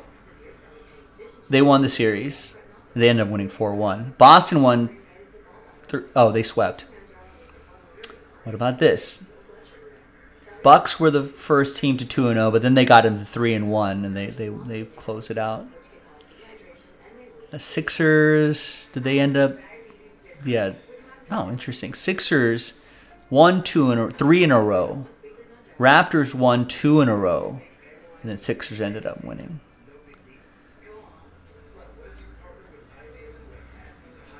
Suns were the first team to 2 wins in a row. That ended up closing out the series.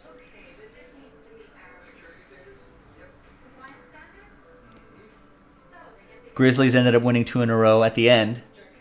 First team to 2 wins the series.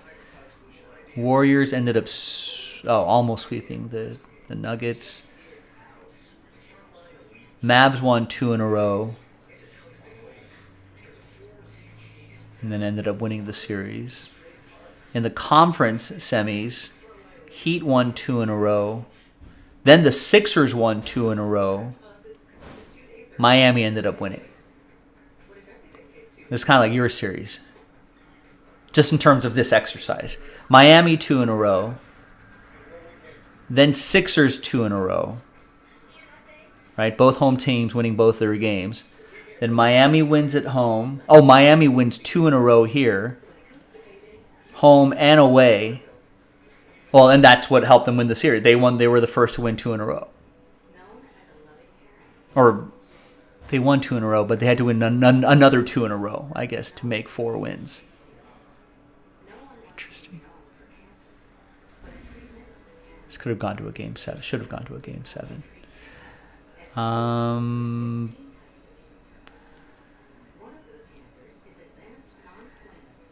Boston had to win 2 in a row at the end. They were the first to 2-0 to win in 7. Well, I don't know. Let's keep looking. Hold on. Suns won 2 in a row. Then Mavs won 2 in a row. Then Suns, Mavs. Mavs won on the road? No, that was a bad game for your Suns, Joe Pizzle. I remember that now. Warriors, Grizzlies. Warriors 2 in a row. They ended up winning.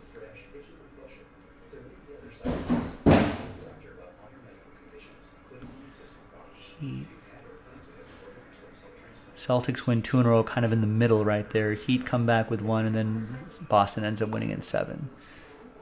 Warriors 2 in a row, 3 in a row. Oh yeah, the Warriors smoked the Mavs.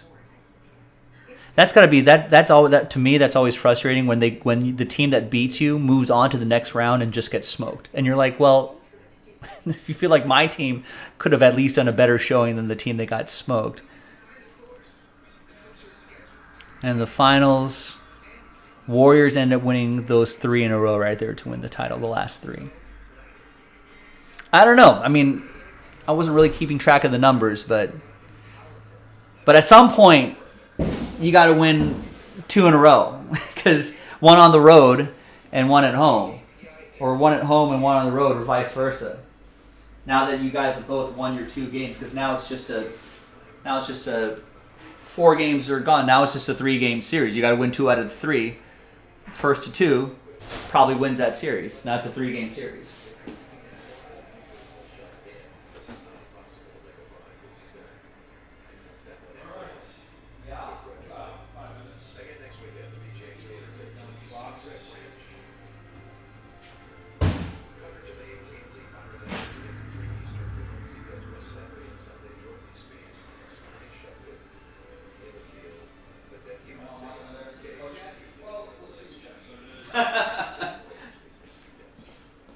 All right,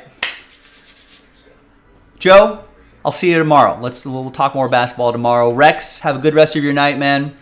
Congrats again on the anniversary. Rex, what, 20 some odd year, 23 years today? Work anniversary for him. And everyone else who's lurking and listening in the background, thanks for hanging out. Thanks for joining our breaks. I'll be back tomorrow, 3 o'clock Pacific, 6 o'clock Eastern. Buy your spots before you go to bed. Remember, we don't stream 24 hours a day, not yet anyway. We don't stream 24 hours a day, but our website is open 24 hours a day. It's all about momentum, especially on the group break side of things. So if you see a team, get a team, and hopefully that builds the momentum for tomorrow. Thanks for watching, everybody.